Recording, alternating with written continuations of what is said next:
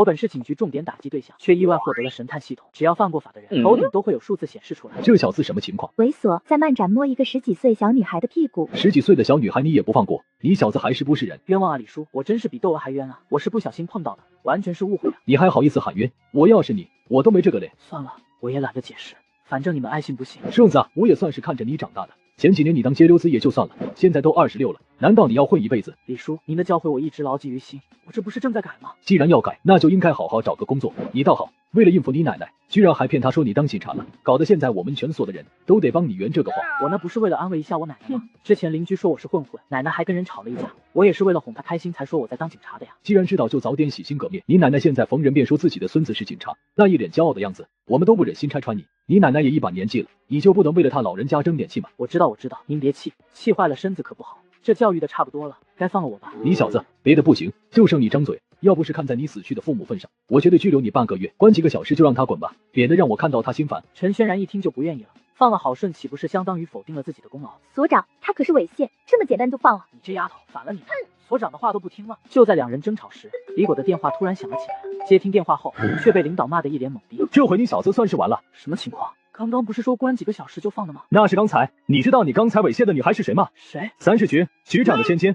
局长的女儿。不是我吓你，你最好打个电话回家告诉你奶奶，就说这几天加班回不去了，自己也做好心理准备吧。陈轩然，先把他靠那凳子上吧，等我忙完了再回来收拾他。别走啊，李叔、李所长、李大爷，你还敢骂所长？给我规矩点！说完，他就把郝顺铐了起来。轻点，轻点，你轻点，你一个小姑娘，做事毛毛躁躁的，以后谁敢娶你？少废话，给我好好待着吧你！真是人在屋檐下，不得不低头啊！这么漂亮的小姑娘，脾气怎么就如此暴躁呢？丙检测到宿主遇到危机，系统正在加速绑定中。哟呵，筒子你可来了！系统绑定成功，已经为您开启鬼才之眼，希望宿主善加利用，早日成为破案之神。这系统厉害呀！我欠多少网贷都清清楚楚，可是我什么时候成皮条客了？我不就一发小广告的吗？当我看完面板上的信息时，一名老警察压着一垂头丧气的家伙走了进来。顺子，今儿又是咋了？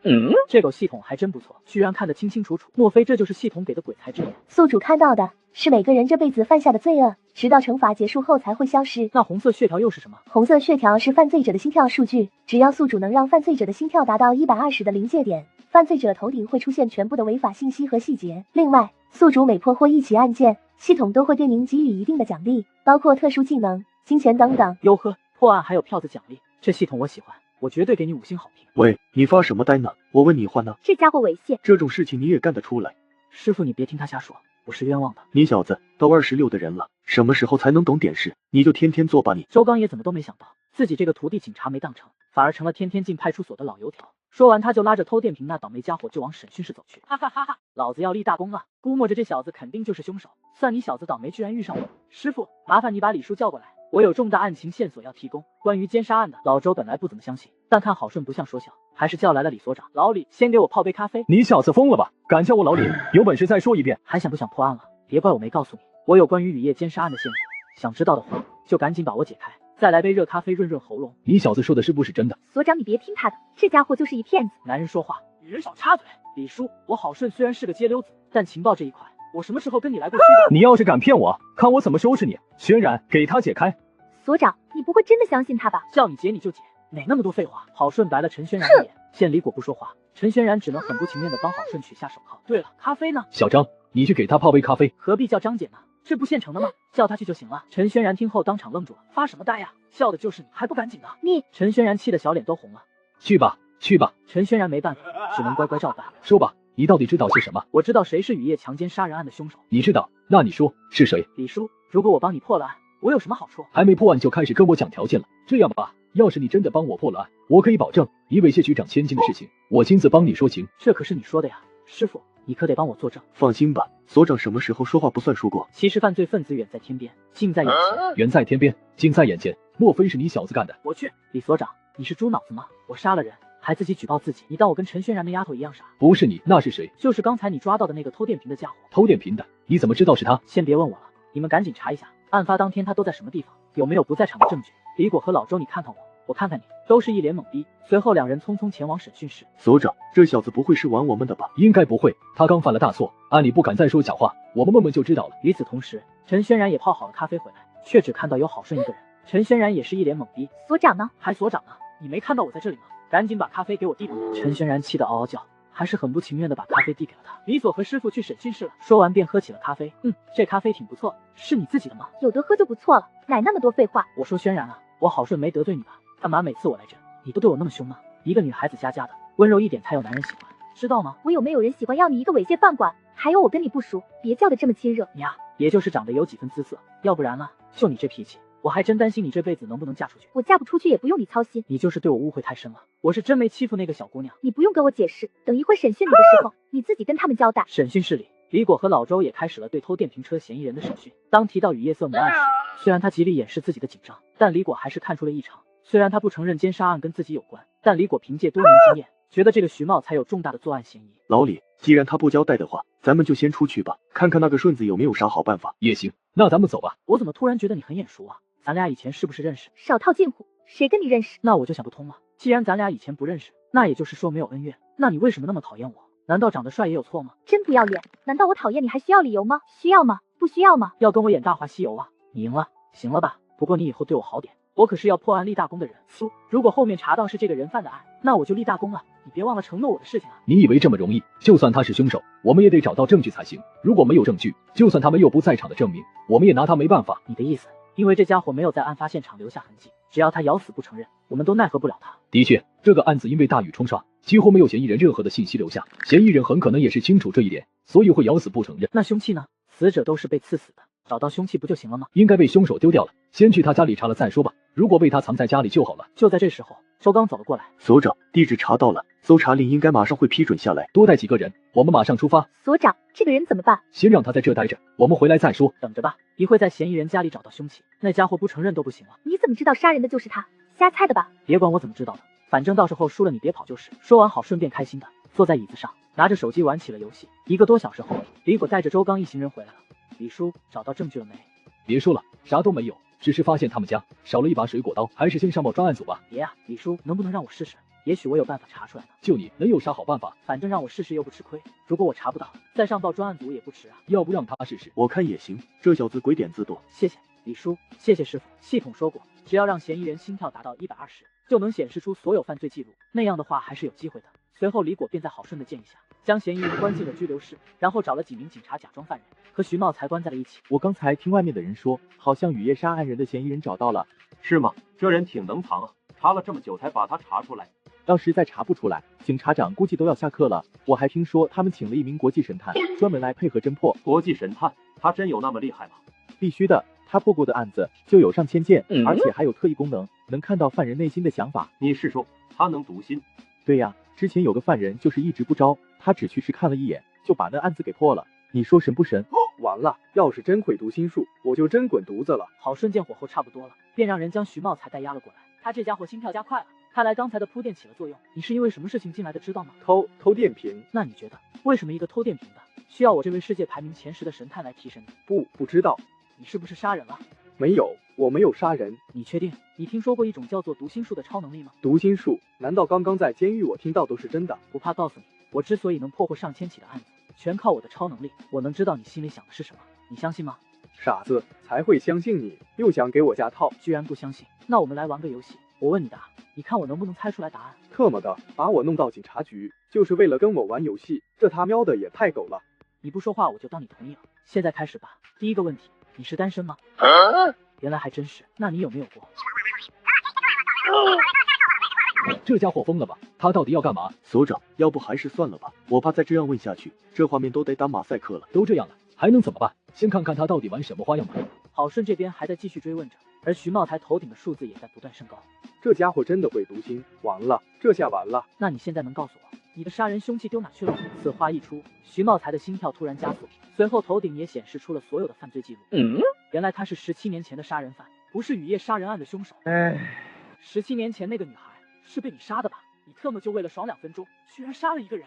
此话一出，徐茂才彻底张大了嘴巴。我交代，我全都交代。算了，具体的事情你告诉他吧，我现在没时间搭理你。看着郝顺垂头丧气的从里面出来，李果则一脸兴奋的拉住了他。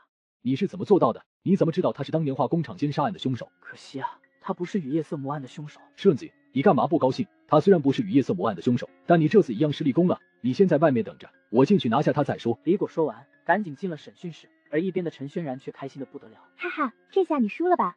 要不轩然妹妹，还是算了吧。算什么算？是谁跟我说君子一言，驷马难追的？现在想反悔没门。陈轩然，算你狠。系统呀，系统老子被你给坑惨了，这当着大家伙的面学狗叫，怎么下得去嘴啊？你还在磨叽什么？还不开始吗？那可是你自己说的，要是一天破不了案就要学狗叫的。哈哈哈，谢谢你，轩然妹妹。你要不说我都忘记了，咱们赌的可是一天呀，到目前为止还有22小时呢。他妹妹的，这话说的太快了，居然说漏嘴了。那好，我就等你22小时，看你到时候怎么办。恭喜宿主破获鞍山化工厂奸杀案，系统奖励已发放，请宿主注意查收。这系统哪都好，就是职业判断上面太失误了。我明明就是做广告传媒的，怎么就成批条客了呢？顺吉，你这次也算是立了件大功。那你能帮我跟局长说说情吗？当然可以啊，我现在就给上面汇报情况。随后李果便将事情的经过详细的跟局长说了一遍，经过10多分的长谈，才挂掉电话。局长怎么说？局长说了，你欺负他女儿的事情可以先放一放，但是你必须加入专案组，帮忙侦破雨夜奸杀案。如果你能帮助破案，他可以考虑既往不咎。既往不咎就既往不咎吧，非要在前面加个考虑。你小子有这个机会就不错了，还好意思唧唧歪歪。我可以加入专案组，可我以什么身份呢？当然以平民身份啊，你还想以警察身份啊？那不行，要是不给我做警察，我可不干。你们还是请别人干吧。你说什么？你要当警察？你小子是不是疯了？怎么不行啊？我爸当年不就是缉毒警察吗？我不就是因为不会读书才没进得了警校的吗？你还好意思说？你那是因为打老师被学校开除。大家好，我叫郝顺，是一名辅警。郝顺，我认得你，你不就是小河沟那边的街溜子吗？什么时候当上警察的？街溜子怎么了？老子刚刚破获了17年前的鞍山化工厂奸杀案，总比网上骂的那些废物强多了吧？此话一出，全场骇然。那个郝顺，你赶紧坐下。一群狗眼看人低的家伙，我就要让你们看看老子是怎么破案的。从现在开始，狄一凡就是我们专案组的组长，一切的事情全部由他安排。会议现在开始。随后便在狄一凡的演讲下，会议居然开了长达3个小时才结束，而我则是呼呼大睡。你可真行啊，这么多人开会，就你一个人睡觉，呼噜还打得震天响。你还认得我吗？我们是一个学校的，我叫何灿灿，是龙山高中毕业的。你也是龙山中学的，咱是校友。对呀，我是3班的，你是2班的。当年你可是我们学校的校草，我们班就好多女孩暗恋你呢。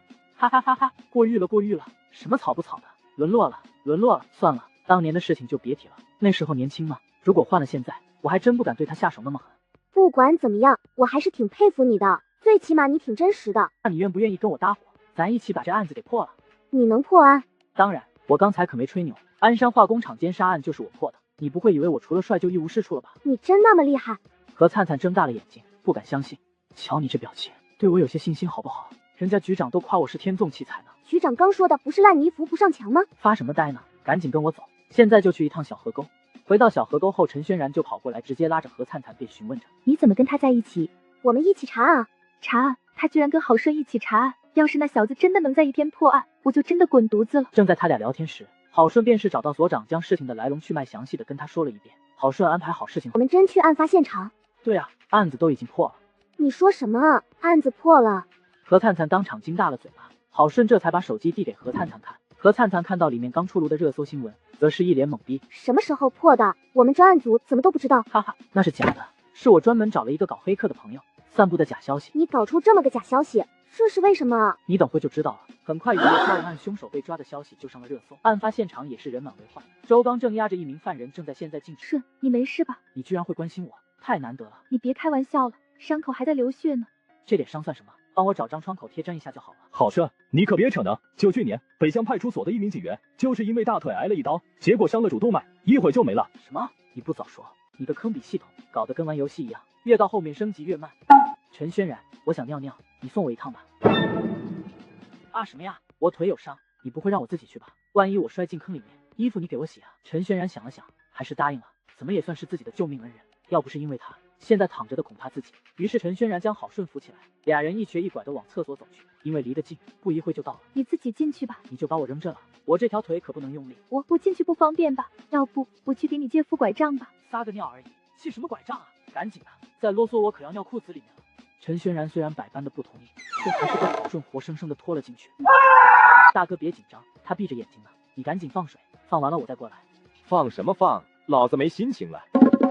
妹妹，你可吓死我了！陈轩然听后也是一脸懵逼，都不敢睁开眼睛，他只能催促着郝顺：“你猴急什么呀？扶好了，别怪我没提醒你，千万不能偷看，吓到了我可不负责。你废话怎么那么多？赶紧的！陈轩然此刻度日如年，巴不得赶紧结束。他怎么都想不明白，居然还要伺候郝顺这街溜子放水。别逼着了，凶器我已经收起来了，扶我出去吧。陈轩然听后很是高兴，随即扶着郝顺往外面走去。不行，我还是得给你找根拐杖。不用，我这伤好得很快，放心，下次尿尿我自己去。这可是你自己说的。而此时的孟局长还不知道郝顺已抓到凶手，还在会议室跟同事们探索着案情，却突然发现郝顺不在，随即询问了起来。局长，之前郝顺拒绝开会，已经被我开除了。开除了？是的，他不但不听从安排，之前还打了我。他连你都敢打，这家伙成事不足败事有余，我就不该让他进专案组。就是啊，这家伙就是一街头小混混，对于我们办案只会增加麻烦。都是因为小河沟的李果说是他破了化工厂奸杀案，我才破格让他当这个伙计。局长，我可听说李果和郝顺的父亲可是战友，会不会是他把功劳强加在郝顺身上，为的就是让他进我们系统？这话让孟局长一愣。还有这事千真万确，小河沟的李果和周刚都是郝顺父亲的战友，要不是他们俩的照顾，这郝顺也不敢在当地为非作歹了。这样看来，我被他俩给骗了。有这个可能，我觉得以郝顺的情况，完全不适合进入我们警察系统。我认为现在就应该取缔他辅警的职务，当然，这也是我个人建议。就在他们讨论怎么处理郝顺时，而医院这边，郝顺却是一脸得意的看着陈轩然。轩然，这次我怎么也算是救了你一命吧？你就没打算谢我？哪有你这样的？人家当英雄都是不求回报，没见过像你这样追着人家要报答的吗？这次你不就见到了吗？我可没那么傻，我郝顺从来不干亏钱的买卖，哪怕我小时候扶老奶奶过马路，都得收他5毛钱。他要是不给，我就把他送回去。我为了你，我大腿上面挨了一刀，医生都说了，离主动脉也就那么1巴掌距离，要是插那上面，我很可能为了你就嗝屁了。你懂我的意思吗？什么意思？这还听不懂？为了救你，我差点命都没了，你就没什么表示的？我可没让你救。我去，这话你也说得出口？这么说我救你还错了？我这不都留下来照顾你了吗？你还要我怎样？总不能让我以身相许吧？哟呵，我觉得这提议不错呀。你想得美！你再说这些有的没的，我可走了呀。这年头当好人难了，社会风气就是被你们这些人给带坏的。哪有你这样上杆子找人报恩的？我也是醉了。你过来帮我看看，我脖子这是不是受伤了？怎么一按就疼啊？陈轩然见他歪着脖子，赶紧俯身上前查看，可没想到却被郝顺狠狠地亲了一口。你干嘛啊？你别忘了我们之前怎么打赌的，现在我赢了，你履行承诺，不应该吗？你……陈轩然气得腮帮子都鼓起来了，却拿郝顺没有办法，毕竟自己打赌输了。我没当着派出所大伙的面亲你，已经是很给你面子了，现在咱俩也算是两清了，这2天好好照顾我，就当报答我救命之恩吧。陈轩然是哑巴吃黄连，有苦说不出，本来想帮姐姐报仇的，现在仇没报，反而还被这家伙给占了便宜，别一副苦瓜脸了。多少人想被我亲还没机会呢。对了，我先睡会，上面你帮我看着点。正当他准备要睡觉时，几个警察却突然走了过来。郝顺，你小子干得不错。孟局长，您怎么来了？我是来看你的。市局听说你抓到了雨夜杀人案的凶手，还听说你受伤了，都很担心你啊。哎呦，这多不好意思，让您亲自前来探望，一点小伤而已，受之有愧啊。你就别谦虚了，我还听说你是为了救一名同事才受伤的，是吧？这不，当事人就在呢。陈轩然听后也是一脸尴尬。局长，他就是因为救我才受伤的。哈哈哈，英雄救美，小姑娘，你可得好好报答他啊。我们都说好了，等我好了，他就当我女朋友。你别乱说，谁要当你女朋友？哈哈哈，你小子救人可以，但不能以此要挟人家。不过这回你抓到凶手，算是立了大功，后面等你好了，我会好好嘉奖你的。哈哈哈，小案一桩，不足挂齿，不足挂齿。你就不用谦虚了，雨夜案破获，我也能睡上一个好觉了。你算是帮我解了悬在脑袋上面的大石头啊。局长言重了，作为一名光荣的人民警察，这都是我应该做的。那关于之前的那件事，就当将功折罪吧。我女儿的事情就当没有发生过，你以后就好好留在小河沟工作。孟局长的话让旁边的人虽然听不懂，却也不敢细问。你刚刚受伤，需要好好休息，我们这就不打扰你了。小顺子，你奶奶我来了。轩然，等会我奶奶来了，不管说什么你只管答应就好。他喵的，有这么坑人的吗？要是他让我当你媳妇，难道我也要答应吗？哈哈哈，你放心，我奶奶不会的，只是她有一点点那个。那个啥，你倒是说呀，就知道天天在背后说我坏话。奶奶你误会了，不是你想的那样。我可没误会。小顺，这姑娘怎么跟我上次见的不一样啊？奶奶，之前那个被他抛弃了，我是他新交的女朋友。小顺子，你不能老话，这丫头比之前那个漂亮多了，这次不换了行不？奶奶，哪有你说的那么夸张？渣男，亏我还在医院照顾了你2天，想不到你居然那么坏。对了，你们什么时候结婚啊？您还是问他吧。奶奶您别急，这不还没求婚吗？那你一天到晚都在干嘛？我在抓坏人啊。奶奶，你忘了，我现在可是警察，一位光荣的人民警察，哪有时间谈儿女私情？哼，就知道找借口。孙媳妇，小顺这孩子虽然有点顽劣，但人品还是不错的。你以后嫁给他，肯定不会让你吃亏。这只手镯是我们家的传家宝，今天我就传给你吧，以后你再传给你的儿媳妇。不行不行，这么重要的东西，我怎么能要呢？你就收下吧，这玩意是我奶奶在地摊上批发的，她都发出去好几10个了。就你小子屁事多，孙媳妇，你要不收下，我不放心啊。好，我收。小顺你自己也努力，给我多添几个子孙。你奶奶我趁着年轻，还可以帮你俩带带。奶奶您今年多大了呀？老了，今年已经60了。哎，好顺，你奶奶今年才60。别听她瞎说，她都82了。我哪里82，我明明28，好不好？好，你28，那咱们回去再说行吗？在这里跟你聊天，我闷得慌。你小子还发什么呆？那赶紧走呀！等好顺把奶奶安顿好后，他又返回了医院，却碰上了高中同学许仙。你小子这些年去哪了？怎么变得这么憔悴？别提了，一直在外地打工，不憔悴才怪。倒是你，看起来还是跟当年一样年轻。没办法，长得帅显嫩。哈哈，对了，你来这干嘛？我媳妇马上就要生了，就在楼上。哎呦，恭喜啊！那咱得去看看。汉文，你怎么才来啊？出事了！素怎么了？产妇没问题，不过孩子有严重的双血综合征，而且还有尿道畸形，应该保不住了。你的意思是我孩子救不活？你别嫌我说话难听，哪怕是救活了，也会是一个怪物，而且后面的手术费和护理费起码还得需要几10万。那医生你建议是？我觉得你们还不如直接放弃，哪怕是救活了，对他的未来也肯定是有非常大的影响，还不如让他安安静静的离开。那你让我再想想好吗？救还是不救？马上给我答案。要想救的话，马上回去准备30万。30万？汉文，咱们家里没那么多钱，医生刚刚也说了，这钱估计的打水漂呀。要不咱们放弃吧？你们要是放弃的话，就在这上面签字按手印吧。我这就签，但是我还能看看我的孩子吗？最好别看，孩子可能有传染病，就算给你看了，也只会给自己增加心理负担。不过你放心，孩子我会找人好好处理的。医生说完，就拿着协议书往产房走去，而我却是看到他头顶显示的数据，则是一脸懵逼。想不到妇产科的大夫居然是人贩子。那个许仙，你快点起来，我觉得那医生有问题，你孩子可能没事。你说什么？你不要问那么多，你只要配合我表演就好，接下来的事情由我来办。好顺，你跑这来干嘛？我都找你好半天了。陈轩然，你想不想立功？什么意思？现在我手里有桩大案，如果你跟我一起破获，我保证你可以拿个3等功。3等功？可是这医院哪有什么案子？你不要问那么多，你等会跟着我就行。半小时后，之前那名医生突然抱着一个孩子急急忙忙的往外面走去。哈哈，终于等到你了，轩然，快，我们跟上去。你抱着孩子赶紧走，不要让人看到了。放心，这里很安全，很少有人来。哈哈哈，我不是来了吗？赶紧把人放下，要不然我一定让你好看。快走，被发现了。还跑得了吗？刚说完，两人便冲了过去。经过一番打斗后，很快就将那医生给控制了起来。轩然，我猜的没错，这孩子根本就没事。你快打电话给李叔，叫他过来抓人。李叔，真不好意思，刚刚一不小心跑了一个。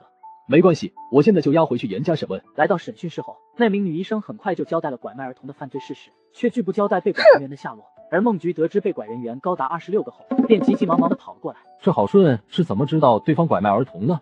他只是说从对方说话当中发现一些不正常的地方，于是就悄悄跟踪了过去，结果被他抓个正着。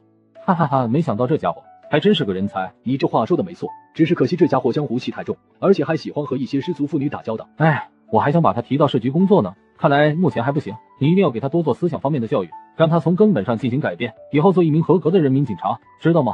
我会注意的，请你放心。郝顺，你是怎么知道那医生拐卖儿童的？你想想，许汉文的孩子之前做过唐氏，当时没发现任何问题，怎么出生后又是双血综合症，又是畸形的？什么是唐氏？就是孕检的一种。假如你以后有了我的孩子，也得做这种，就是提前检查有没有畸形。没有这种假如。还有，你又没当过爸爸，你怎么知道这些？没吃过猪肉，还没看过猪跑吗？去年我一个兄弟进监狱了，就把他刚刚怀孕的媳妇拜托我照顾，检查都是我带他去的。你可真是大好人啊！兄弟的媳妇让你照顾，他能放心吗？当然放心，所以说之前你对我的都是偏见，我是个好人。好人还摸人屁股？妹妹，我要跟你解释多少次，你才相信呢？就算要摸，我也要摸你啊！你试试，你要敢对我动手动脚，我咬死你！我就是打个比方，你看我像那种随便的人吗？到了下午，当李果看到郝顺回来后，随即跑了过去。顺子，那家伙不老实，他拒不交代，我现在真不知道咋办。所长，要不让我试试？你行吗？我手段可多着呢。顺子，你可搞清楚了，你现在是警察，一切得按照规矩来，我们可不能刑讯逼供。那你告诉我，什么属于刑讯逼供？说简单点，就是不能采用肉刑或者精神折磨等残酷方式获取犯罪分子供述。那不就行了吗？我保证不会动他手指头一下。小警官，你看够了没有？差不多了，我只是在思考一个问题。什么问题？我听说你整过容，这整容不奇怪，奇怪的是你为什么没有起诉他们？我为什么要起诉？把你整成这个鬼样子，丑不拉几的。你看看我旁边的这位，这才叫美女。你那整的啥呀？我这么不挑剔的人看了都没胃口。你到底是来审讯的还是来干嘛的？我就是来看看是怎样一个丧尽天良的女人，才能做出拐卖儿童这种灭绝人性的事情。呵，灭绝人性，我可不这么想，你知道吗？我选的可是一些社会底层人员还有农民，而找我买孩子的都是一些有知识、有文化、条件优越的大学教授跟富商，我只是给他们提供一个更好的生活环境而已。能拥有如此扭曲的价值观，还真不愧是领导啊！说的那么高尚，你怎么不把自己的孩子卖给他们？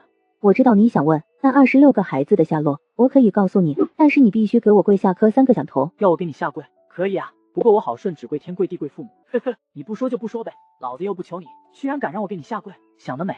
你个王八蛋，我算是看出来了，你根本就不是警察，你想让我交代，想得美！我告诉你，这里可是警察局，你可别太嚣张，我会多注意的。那现在怎么办？家长们都急得像热锅上的蚂蚁，全都守在市区不愿意离开呢。放心，我就不信他没有软肋。走，师妹，我们一起去张素霞的老家看看。来到张素霞老家后，便在他父亲口中得知，张素霞比较怕蛇后，郝顺眼前一亮，赶紧带着陈轩然前往养蛇场。你不会想用蛇吓他吧？为什么不可以呢？这应该不算刑讯逼供吧？严格来说的话，算是刑讯逼供的一种。我才不管，逼供就逼供吧，只要我们能找到孩子的下落，其他的我才顾不了那么多。你可想清楚，这样做很可能导致你丢工作的。你觉得我的工作重要，还是让那些孩子和自己的亲生父母团聚重要？陈轩然竟当场愣住了，他怎么都没想到，这个让人讨厌的二流子，居然能说出这样正能量的话来。来到养殖场后，便在郝顺要求下，养殖户很快就给他弄好了100条无毒蛇，还帮郝顺扛进了警车。你到底要了多少？100条。100条？你这是要干嘛？你听说过蛇浴吗？蛇浴？一会我就用这些蛇好好给他洗个澡。顺子，这里面都是什么玩意？蛇。你弄这么多蛇干什么？我去张素霞老家调查了下，听说他很怕这玩意，所以弄回来给他显澡。郝顺的回答不但让李果惊得目瞪口呆，把事情针对的2个警察也听得张大了嘴巴。你是想用蛇来吓唬他，让他交代那些孩子的下落？怎么，你们没用过这种方法？兄弟，你牛逼，这事也只有你干得出来。不过你得问问你们所长，敢不敢这么弄？经过他这么一提醒，郝顺连忙看向李果。这个怕是不合规矩吧？所长，你不用怕，大不了他告我刑讯逼供，只要他交代了孩子的下落，哪怕是我坐牢，我也愿意。郝顺的话让李果听后很是开心。对于张素霞这种人来说，没给他上烙铁都已经不错了，扔几条蛇吓吓他，算什么大事？那顺子，你有把握吗？估摸着有80%以上。行，那大家开始准备吧。怎么又是你？刚才我律师已经来了，你又打我，已经犯了刑讯逼供和暴力取证罪，你就等着坐牢吧。哟呵，我好怕。现在知道怕了，我告诉你，别在我身上瞎耽误功夫。拐卖儿童我认，死刑也好，无期也罢，爱怎么判怎么判，但是要让我说出孩子的下落，想都别想，我就是要让那些孩子家长跟我一样痛苦一辈子。张素霞的话气得郝顺旁边的2个警员都坐不住了。张素霞，你不要太嚣张，你要是不交代，我保证你100%是死刑。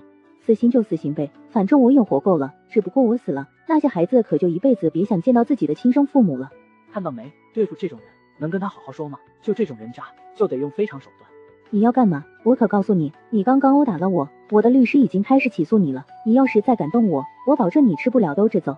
那就兜着走呗，反正我打都打了，不就是坐牢吗？就像你说的，1年2年也是坐，3年5年也是坐，无所谓了。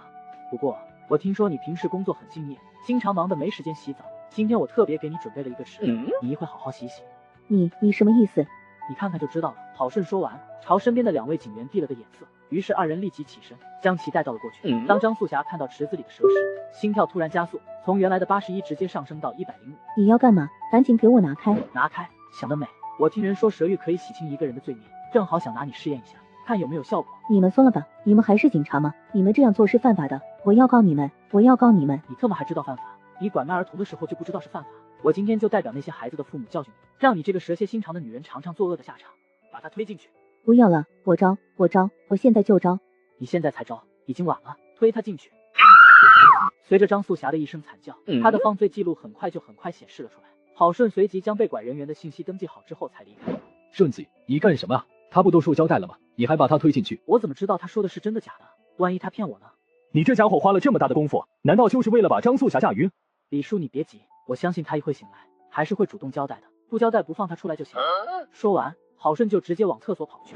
这小子还是太意气用事了，明明刚才让张素霞交代不就完了，干嘛非要把他推进蛇坑？到时候他就算交代了，也绝对会追究郝顺暴力逼供的责任。一旦被起诉，这郝顺可就麻烦了。按照大夏的律法，一旦判定刑讯逼供，不但会被警队开除，最高还可判处3年以下的有期徒刑。放我出去！放我出去！我交代，我全都交代。李果看到监控室这一幕，喜出望外，赶紧让人去开门。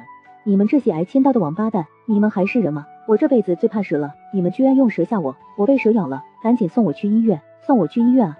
原来你还是怕死啊！放心，里面的蛇都是无毒的，死不了。张素霞一听这话，这才喘了一口大气。我全都说，只要你们不把我关里面去。张素霞因害怕蛇，便很快就交代了所有孩子的项目，还提供了院长出售出生证的有力证据，唯独不交代的就是那个中间人。于是小河沟派出所便直接将此事上报了市局。孟浩南一听也是惊掉了下巴，立刻安排人员对院长进行了抓捕。而另一边郝顺刚从厕所出来，就看到大家伙都在，也是一脸懵逼。什么情况？拉炮时还需要夹道欢迎？郝顺同志，你这回立大功了。低调低调，不就是个人贩子而已，用得着这么大的动静吗？你是不知道，当张素霞全部都交代了，包括那26名孩子的信息，另外他还供出了他们医院院长倒卖出生证明的事情。你小子这回是一石二鸟啊！倒卖出生证明，院长也抓了？是的，我们小河沟默默无闻这么多年，没想到今天因为你一举扬名了，哈哈。郝顺同志，你这次不但抓到了人贩子，还让家长们都能找回自己的孩子，简直就是我们警界之光啊！但是目前张素霞唯一不交代的就是你们抓他的时候跑掉的那个同伙，这要是都交代的话，那这个案子就完美了。这不简单吗？那人叫李文杰，还是医院后勤部的职工。你怎么知道的？张素霞不是没交代吗？其实我早就查出来了，只是一直没说而已。这也太牛逼了吧！神探啊，兄弟！一般，全球第3。哈哈，李所长，你这是捡了一个宝啊！哈哈哈，你们再这样，我都要不好意思了。不是市局的人去抓院长了吗？赶紧通知他们，把那个李文杰一起逮了。对，赶紧打电话。待市刑侦队的人员离开后，附近几个派出所的所长便笑眯眯地走了过来，说是来看望郝顺，其实是来挖墙脚的。郝顺这回虽然立了功，但这被起诉是跑不掉的。不过你不用担心，我有办法可以帮他解决这个事情。那真是太感谢你了，老朱。不过我有个要求，就是能不能把郝顺借给我们所用几天？好你个小猪，原来是想跑我这挖人来的。就是嘛，人家郝顺现在是李所长的宝贝疙瘩，能够轻易送人的吗？要不这样，你不是一直想我把我表妹介绍给你吗？这个忙我帮你，但是你需要的把郝顺借给我。你不是说表妹介绍给我是推入火坑吗？现在为了得到郝顺，表妹都不要了，这叫肥水不流外人田。我表妹嫁给你，咱不就是一家人了吗？何必这么计较呢？只要你把郝顺给我，我保证让你下周入洞房。李所长，你别听他的，你要是把郝顺给我，我把我侄女介绍给你，我侄女可是个黄花大闺女，比她那个什么二手表妹漂亮多了。我可告诉你们，谁都别想打我们家顺子的主意，要郝顺可以拿你们自己的老婆来换。李果很心里清楚，就算顺子被张素霞控告刑讯逼供，但以郝顺目前的立功情况来看，这局长都得出面保他呀。最后几位所长只能悻悻而归。恭喜宿主破获拐卖婴儿案、倒卖出生证明案，系统奖励金钱50万，鬼才之眼等级+1。系统，那鬼才之眼现在都有什么功能？鬼才之眼3级增加了透视能力。郝顺听后很是开心，便扭头看了一眼旁边的陈轩然。正当他看得津津有味时，却被陈轩然来了一巴掌。你看什么看？我没看什么呀。你个臭流氓，还敢说没看？你都流鼻血了。我跟我前女友分手大半个月，这就是上火了。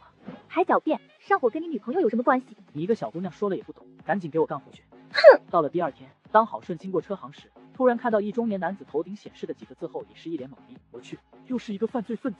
随后郝顺便悄悄地摸了过去，却发现他腰间还有一把枪，吓得一啰嗦，赶紧将情况汇报给了李果。李果听后也是一脸懵逼，赶紧将情况汇报给了局长孟浩南。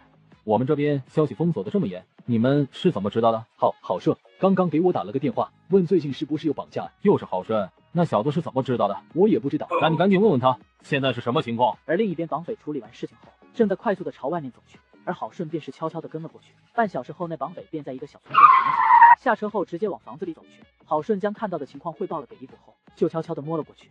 你俩狗日的王八蛋，谁让你们杀他的？大哥，是老三，老三刚才想欺负他，结果这人一反抗就咬了老三，结果老三就……王八蛋，你特么忍1-2天会死吗？是个人你都上。老大，弄错了。外面有个枯井，一会抬出去扔里面，再找点东西封一下，免得后面被拆迁的闻到味道。紧接着，那绑匪又给罗家打了个电话，可是没说2句就慌慌张张地挂掉了电话。我日他妈的，对方已经报警了。我听到旁边有人在打喷嚏，明显就是用手没捂住。姓罗的旁边肯定有警察，那现在怎么办？看来只能撕票了。然后我们仨拿钱各奔东西，几年之内都不要联系。你们先在这等着，我去把那家伙处理了。当劫匪出来后，却被郝顺偷偷的来了一棍子。里面的2兄弟听到动静后，赶紧冲了出来，一看地上躺着的老大，也惊得瞠目结舌。你是谁？你把我们老大怎么了？郝顺二话不说，拿起手枪就哐哐一顿突突。那俩劫匪中了枪，都趴在地上嗷嗷叫。郝顺将人控制住后，便跟李果汇报了下情况。孟局，劫匪都被控制了，不过被绑架的保姆被杀，而那个小孩子现在下落不明，应该是被绑匪关在其他地方了。3个人都是郝顺抓的。对，郝顺也是逼不得已才出手，因为带头的劫匪已经知道罗四海报警，决定撕票，一旦让他离开，后果不堪设想。这些歹徒不是有枪吗？郝顺是怎么赤手空拳拿下他们仨的？只有其中一人有枪，不过也被郝顺夺了，然后另外2人每人挨了郝顺1颗子弹。郝顺人呢？他毫发未伤，好像去后面撒尿了。李果话音刚落，郝顺从拐角出来了，专案组副组长周航赶紧上去，一把握住郝顺的手。郝顺同志，你这回又立大功了。刚说完，周航就感觉手里湿漉漉的。你洗完手都不擦一下的吗？我没洗手啊，这荒郊野外的哪来的水？那你手上？不好意思，刚不小心尿手上了。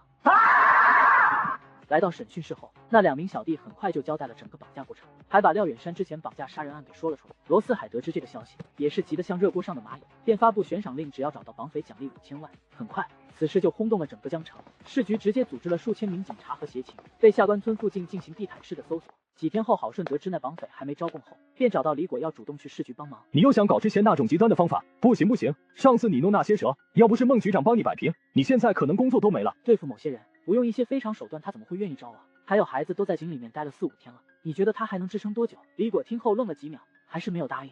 李叔，你想想，这绑匪虽然是咱小河沟抓到的，但孩子要是没了，别人搞不好还会说是我给害死的，我可不想承担这个责任。郝顺的话让李果心头一震，便给孟局打了电话。此时的孟浩南正愁得焦头烂额，一听郝顺主动请缨，当场就同意了。郝顺于是带着自己的经理陈轩然一起开车前往市局。就在2人去市局途中，郝顺却一脸好奇地看向了陈轩然。对了，你跟那个何灿灿怎么认识的？她是我姐的同学。你姐的同学？你姐也是我们学校的？不但我姐，我也是龙山高中的，只不过比你们小几届。我去，原来你也是龙山的，搞了半天你还是学妹啊？这不就是黑猩猩拉大便缘分吗？谁跟你有缘分？那你姐叫什么名字？我不会认的吧？陈好。不认识。你真的不认识她？跟何灿灿一个班的。真不认识。再说我干嘛非要认识别班的女生啊？咱学校一个年级就30多个班，女生1000多，我要都认识那还不得累死我？可我姐跟你表白过。你姐暗恋过我？算是吧。那你还真不能怪我记忆力不好。你知道吗？高中我虽然只读了2年半，但是我情书就收了648分。你吹牛吧你，600多封情书，你难道还数过？当然，都还在我家里收藏着呢。哪天你有时间去我那，我翻出来给你看，搞不好还真能找出你姐姐的。看来我真是误会他了，要是他俩之前真是情侣的话，怎么会连名字都不记得呢？我明白了，原来你一直对我有成见，就是因为你姐姐的关系啊？哪有，我就是看你不顺眼。那麻烦了，你姐要是喜欢过我，那现在肯定是对我是恨之入骨。以后我俩要是在一起，她会同意吗？谁要跟你在一起了，你就别在这自作多情了。哼！2人来到市局后，孟局就将刑侦队收集的情报详细的跟郝顺说了一遍。来到审讯室后，廖远山却一直死死的盯着陈轩然，而他头顶显示的数字瞬间就从86提升到了98。大哥，别看了，看也白看。你们不用浪费时间了，我是不会说的。从你打晕我的那一刻开始，那人就已经死了。王八蛋，敢打我！我告诉你，你就等着给孩子收尸吧。郝顺也懒得在这浪费时间，于是拉着陈轩然就离开了审讯室。这家伙咬死不开口，这事还真是麻烦了。孟局长，我大概知道怎么让他开口了，只不过我的方法可能需要您特殊申请。那你说说看。随后郝顺就将事情经过详细的说了一遍。孟浩南听后当场就惊掉了下巴。这绝对不行！我就跟您实话实说吧，其实我真的会读心术，但有个前提，就是必须对方的心跳频率到达120，我才能听到。你的意思，之前你用蛇就是为了让张素霞心跳变快？不然呢？要不然为什么他没交代那个李文杰？我却知道。孟浩南虽然觉得不可思议，却也不得不相信，毕竟郝顺没有超能力，最近的几起案子都没法解释。那你有几成把握？10成。孟浩南虽然不愿意，但是想了想，毕竟孩子现在危在旦夕，每多1分钟就是多1分钟危险。好吧，我答应你，我现在就联系罗四海。见孟局长当场答应，郝顺顿时喜出望外。然而旁边的陈轩然却是一脸懵逼，他不敢相信局长咋就答应了呢？你这算不算以权谋私？这怎么能叫以权谋私呢？这叫救人一命胜造7级浮屠。我找他们来是救命的。我真搞不懂，局长居然都愿意跟你一起胡搞，哪有这样对犯罪嫌疑人的？我现在不方便告诉你，等我破了案你就知道了。又是你，你这回又要打什么主意？大哥，你就偷着乐吧，你先准备准备，一会的表演，我怕你小心脏支撑不住。他头顶的数据突然显示了出来，原来他被藏在离下关村20多公里外的一座废弃煤窑。郝顺出来后就将被关的地址跟孟局说了一遍，很快警察就在废弃的小煤窑找到了罗四海的儿子。罗家听说孩子是郝顺找到的，决定按照悬赏将5000万作为奖励送给郝顺，却被市局婉言谢绝了。于是罗四海就亲自定做了一面锦旗，送到了小河沟派出所。为了感谢郝顺的救命之恩，罗四海并邀请他参加晚宴，结果几杯下肚后一躺就是3天，而同事们也开始议论纷纷。郝顺这小子看起来不是挺健壮的吗？怎么身体一下就倒了？这都3天没来上班了，应该是最近破案太多累着了吧？可明天就是季度表彰大会了，这小子不会不去吧？应该会去吧。对了，欣然你不是郝顺的搭档吗？你都没去了解下情况。我去干嘛？他来不来上班跟我有关系吗？可是你们是搭档了，人家3天都没来上班了，你不去关心下，还在这里说风凉话，你好意思吗？我去不去看人家跟你有什么关系？再说了，我们只是搭档，并不是情侣，要去你自己去，干嘛非要带上我呢？陈轩然虽然嘴上那么说，可心里却慌得很，于是趁着两人不注意时，却偷偷的跑了过去。当他来到郝顺家后，一个老奶奶却笑眯眯的走了过来。小姑娘，上次你还没回答我，你们什么时候结婚呢？奶奶，这个事情你还是问郝顺吧，这个家伙把我害苦了，上次就不应该答应他，害得他奶奶天天给我催婚。你别怪奶奶催呀，我也是担心我这身子，怕再晚就抱不动小孙子惹。奶奶，我看您身体不是挺好的吗？其实我有老年痴呆，这病说犯就犯，我都害怕自己哪一天起来就不认识你们了。不会的，不会的，现在科技这么发达，我听说国外都已经有专门的特效药了。如果真有那就好了。小顺也不容易，从小就没了父母，我又不知道该怎么教育他，才导致他现在这个样子。郝顺是锅，你还不知道啊？郝顺的父母都是警察，他父亲是缉毒中队的队长，因为得罪了毒贩，父母被人制造车祸杀害了。那年郝顺才8岁，小顺父母走后，他就变得越来越叛逆，我也不知道怎么管他。不过虽然叛逆，但我保证他人品绝对没问题。这个我知道，知道就好。我现在只希望他能找个好点的工作，不要总是在外面乱跑。难道郝顺现在的工作你不满意？你们就不用骗我了，我知道郝顺根本就不是什么警察，他一直都在骗我，只是我没有拆穿他而已。你知道，你们以为我真的傻啊？其实我偷偷跟过他几次，才知道他根本就不是什么警察，他在外面主要是帮人发一些小卡片。原来他之前不是做广告传媒的。孩子，你既然是郝顺的女朋友，我相信你也不希望他发一辈子小卡片吧？你能不能帮帮我，劝劝郝顺，让他找个靠谱一点的工作，哪怕是去送外卖也行啊？陈轩然听后当场答应，毕竟郝顺现在已经是正式警察了。正当陈轩然决定给郝奶奶一个惊喜时，郝顺突然走了进来，看到奶奶和陈轩然坐一起，他也有些意外。哎呦喂，稀客呀，你怎么来了？想我了？我去，你倒是想得美，你这腰是怎么弄的？之前还不是好端端吗？说来话长，改天再给你详细说说。奶奶，你还记得他是谁吗？你以为我真傻呀？他不就是你新交的女朋友，叫什么来着？奶奶，我叫陈轩然。对，陈轩然，那我得赶紧记一下，要不下次又得忘记。说完便从身上拿出一个小本，开始记录着。而这一切正好被陈轩然看得清清楚楚。看来我这3个字也摆脱不了被打岔的命运了。郝顺，原来你前女友不少啊。都是过客，都是过客。你不要跟我解释那么多，这一切都与我无关。还有时间差不多了，我要去上班了。郝顺听后很是无语，便很不情愿地将人送到楼下。然而陈轩然却是开心了起来。郝顺，这回我终于知道你以前是干什么工作的了。我以前不就是做广告传媒的吗？还广告传媒？你就别装了，我知道你是干嘛的，发小卡片的是不是？你哪听的这些八卦？我怎么可能是发小卡片的？谁会干那种破事？话音刚落，旁边就响起一个熟悉的声音。小顺，我总算是找到你了，你这段时间都去哪了？电话也不接，我们没你帮忙发广告，现在生意都没了。郝顺回头一看，说话的正是潘美莲。美莲姐，我现在有点事，能不能一会再说？潘美莲一看郝顺旁边穿着警服的陈轩然，这才反应过来。不好意思，你们先忙。说完他就赶紧开溜，而陈轩然却是死死的盯着郝顺。郝顺，这个女的是你的老板吧？算了，你既然都猜到了，我也没什么好隐瞒的。不错，我就是发小卡片的。我骄傲了吗？我自豪了吗？发小卡片就不是工作了，劳动不分贵贱，知道吗？我可没歧视你呀，只是有点惊讶。算了，能不能不聊这事？你赶紧回去吧，一会都迟到了。等陈轩然走后，郝顺刚走进小区，潘美莲又不知道从哪冒了出来。小顺，你挺厉害吗？警察都被你泡了。哪有？美莲姐，我之前一直忘了告诉你，我准备不干发传单的工作。这么有前途的工作，你居然说放弃就放弃了？要不你再考虑。这还是算了吧，我现在找到新工作了。小顺，你是不是觉得我们给你的提成少了？这样吧，我回去跟他们说说，给你涨价。不用了。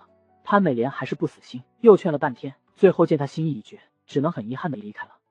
小顺，月底记得过来拿钱，我把这个月的钱都给你结清。钱不钱的无所谓了。所长，这次我听说市局订购了一批福特 SUV， 我们小河沟破了这么多的案子，怎么也得争取一辆下来吧？对呀，上次就没轮上咱，这回总没有不给的理由了吧？是呀，人家隔壁的花溪派出所现在开的都是新款红旗了，上次在路上遇到，看人家那叫一个嘚瑟。李果听到大家的话，也觉得很是在理，便决定争取一下，也算是自己离开前给小河沟做的最后一件事情。那个陈轩然咋回事嘛？表彰大会马上就要开始了，还没过来。李叔，刚刚他给我打过电话了，他说有事情需要处理，晚点再过来。那家伙就是屁事多，咱们走吧，不管他了，等会让他自己开车过去。然而他们不知道的是，陈轩然并不是开小差，而是去接郝顺的奶奶去了。正当郝顺在台上领奖时，郝奶奶在台下开心的差点哭了起来。轩然，谢谢你带我过来，让我知道了真相。不过嘛，我还是想早点抱孙子。唉，奶奶，这个事情你等会还是问郝顺吧。在表彰大会结束后，李果便是第一时间跟孟浩南询问了新车的事情。哈哈哈，车早就帮你准备好了，现在就停在楼下的露天停车场，你到时候自己去取就行了。李果听后喜出望外，连声感谢。对了，你的升迁文件已经下来了，下个月你就调到九龙区分局任副局长。这么快？哈哈哈，原来你早就有心理准备了，难怪专门过来找我要车，是临走前想给小河沟最后争取一回利益是吧？我也没想到这么快，警车这事，所里的同志们都期盼很久了。其实这次你能得到上面的肯定，跟郝顺连破几个大案还真有些关系。那小子是你的福星啊，有没有想过把他带走？还是让他在小河沟慢慢历练一下吧。这孩子就算是块美玉，也需要好好打磨才行啊。哎，我还真没想到你居然舍得把他留给别人。你是不知道，刑侦队的万强找我几次了，就想把郝顺调到他那。郝顺现在进刑侦队，我觉得太早了些。俗话说拔苗助长，适得其反，还是让他一步一步来最好。其实李果之所以没带走郝顺，是因为周刚，他很清楚自己升迁后，周刚极可能直接成为小河沟的所长，郝顺留给他，对自己的这位老战友来说非常重要。孟浩南见他这样说，也颔首赞同。李果离开没几分钟后，孟浩南的办公室又迎来了一位访客，是他的大女儿孟长君。爸爸，让我去小河沟吧。为什么你想去呢？小河沟只是郊区的一个小派出所，上上下下加起来才30来号人，你完全有机会选择更好的地方。不，我就要去那，我倒是想看看欺负我妹妹的那个家伙能有什么能耐。我说了，郝顺欺负你妹妹，那极可能是误会，你没必要为了他选择那么一个鸟不拉屎的地方吧？不光是为了妹妹，我就是对他这个人很有些兴趣。局长说了，已经给我们所安排了2辆车，现在就停在楼下的停车场。大家一听都很兴奋，一起朝着露天停车场的方向走。就快要到停车场时，李果却遇到了几个熟人。哎呦，李所长，你们小河沟这次可是风光无限啊！怎么，你们申请的车也下来了？说话的是鱼洞派出所的所长杜康，他们派出所的辖区属于市中心，人员比小河沟更是多了好几倍，光是警车就10来辆。难道你们又申请到了？我们地段特殊嘛，不像你们那个地方就几条破街，走走路就可以了。这家伙还是跟当年一样喜欢争强好胜。郭子，你后面这小子能不能借我10几天？你借他能干嘛？不干嘛，就放所里蹭蹭喜庆嘛。你看这次你们所拿这么多奖，还成了季度最佳，我呢屁都没搞到一个。郝顺一听要离开就不乐意了，所长，我可哪都不去啊！哈哈哈，小嘟嘟，你看这可是人家不愿意，你可不能怪我罗。小伙子，我是想让你去给我们所那些辅警们上课打打气，没要你干嘛。不好意思领导，我还真没那个时间，我还准备这段时间回去我们单位，把那些发生在小河沟辖区的陈年旧案翻出来一个个全都研究研究呢。你小子，我可记住你了，果子，你可不能光顾着破案拿赏啊，这下面基层员工的素质教育可缺不得，要是都跟这小子一样，还怎么管理？哈哈，小嘟嘟，我知道了，咱们还是先是看车吧。很快大家就到了露天停车场，这里停了30几辆全新的警车，而且每辆警车的引擎盖上面都用4纸贴着派出所的名字。可郝顺找了一圈都没看到引擎盖上面有小河沟3个字，李叔怎么没有啊？不可能啊，局长明明说有2辆是专门给我们准备的。话音刚落，刚拿到新车的杜康却走过来了。怎么了？你们车呢？不知道怎么回事，郝顺找了半天都没看到我们派出所的名字。局长不会是在逗你们玩吧？哈哈哈，不过没关系，你们辖区小，平时出警的机会也不多，那2辆众泰也还能支撑几年，实在不够，来我们所，我借给你。杜康话音刚落，就听到一阵浓浓的发动机轰。这什么情况？我们大夏国什么时候有这种警车的？不可能啊，哪有几百万的豪车当警车的？不过要是开这种车抓犯人，那简直太拉风了吧！当2辆车缓慢地驶入了停车场时，大家一股脑全都围了过去。兄弟，这车哪来的？是咱市局的车吗？然后那俩警察并没有回答他，而是大声喊着小河沟的名字。李果听后也是一脸懵逼，随即快步上前。同志你好，我是小河沟派出所的所长，你刚才是在叫我吗？都叫你2次了，也不知道回答一下，你车是不想要了？要啊，可是我们在这里找了好半天都没找到啊。当然找不到了，这不刚帮你们从车库开出来吗？你看这不就是吗？你说什么？这车是我们小河沟的。对了，还有旁边那辆法拉利 SUV 都是你们派出所的，钥匙给你们放车里了，等会自己开回去吧。你等等，这车真是孟局长分给我们小河沟派出所的？孟局长哪有那么大方？这是四海集团罗四海赞助的，因为之前郝顺救了他儿子，这是他专门为你们准备的。李果听后很是开心，便转头看向一旁还在发呆的老杜。小嘟嘟，你说咱小河沟要是开这么牛气哄哄的警车，是不是太高调了？的确有点，要不我帮你开几天玩玩？哈哈哈，还是算了吧，咱们人多自己还不够用了。杜康听后也是一脸的尴尬，只能眼睁睁地看着他们沿长而去。回到小河沟派出所后，李果便单独把周刚叫到了一边，并把他升迁的事情详细的说了一遍。周刚听后很是开心，但是谁也没有想到，3天后居然空降了一位所长。郝顺知道到后很是不爽，便连续旷工几天不去上班，谁劝都不好使。最后孟少君实在没办法，只能求周刚帮忙。周刚虽然心里不爽，但碍于面子，还是给郝顺打了电话。看着师傅的面子上，郝顺才重新回来上班。你小子脾气倒是不小，看来还需要磨练磨练。从今天开始，你就跟陈轩然去推广宣传反诈 APP， 而且每天必须推广20个，要不准下班。郝顺听后很是无语，只能带着经理陈轩然一起去川街走向推广反诈 APP。结果俩人还没走出2条街，郝顺就遇到一牌友。哎呦，顺子，你身边这美女我好像没见过吧？什么时候换的女朋友呀？换什么换了？之前那个早分了，现在我单身，这是我朋友。朋友，哈哈，明白了，还是你小子套路多。有事没？没事跟我去楼上搓2把，好久没跟你打牌了。不去，万一被抓了可不好。抓个屁啊！300-500算赌博吗？上面输赢几万的都不怕，你怕什么？输赢好几万，那不就是赌博吗？等我查明了真相再通知师傅，那可是大功一件呀！哈哈，那行，咱们看看去。小白见郝顺答应，又看了看陈轩然。对了，美女，要不要一起？郝顺，你不会真想去吧？我们可还在上班呢。骗鬼啊！这家伙上什么班？找借口能不能找个靠谱的？走，赶紧的。要不轩然你先去，我一会再来找你。陈轩然还没回话，郝顺就被小白拉进了楼梯口。这什么情况？上班呢，你居然丢下我一个人打牌去了。我上班最多摸摸鱼，你倒好，直接摸牌去了。陈轩然没办法，只能独自一人去推广 APP。我来前大概走访了一下，我们小河沟社区大问题没有，但黄河赌却很是猖獗。这都是老问题了，现在老百姓干这些事都很隐秘，非常难抓现行。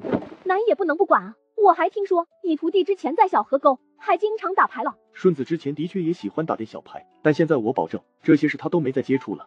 没有就好。昨天我去街上走访，发现新开了一家麻将馆，那里面居然有暗房，我估计里面有人赌博。今天反正没事，我们去这家店突击检查。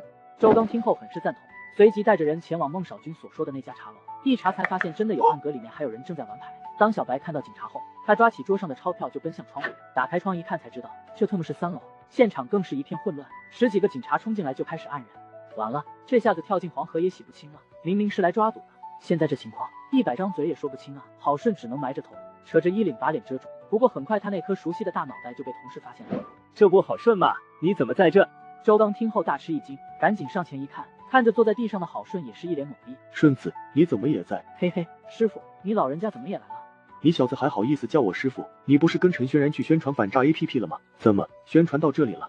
我也懒得解释了，说了你们估计也不会相信。你啊，我都不知道该怎么说。来人，把他们给我带回去。周叔，郝顺上班时间打牌，虽然金额够不上赌博，但影响的确不好。您看这事怎么处理吧？所长，你是不知道，郝顺刚来我们所不久，这届溜子的毛病还在，的确需要点时间来适应这个新的身份。要不这样，我看在您的面子上，罚款5000，记过一次，您也告诉他好好反省，下不为例。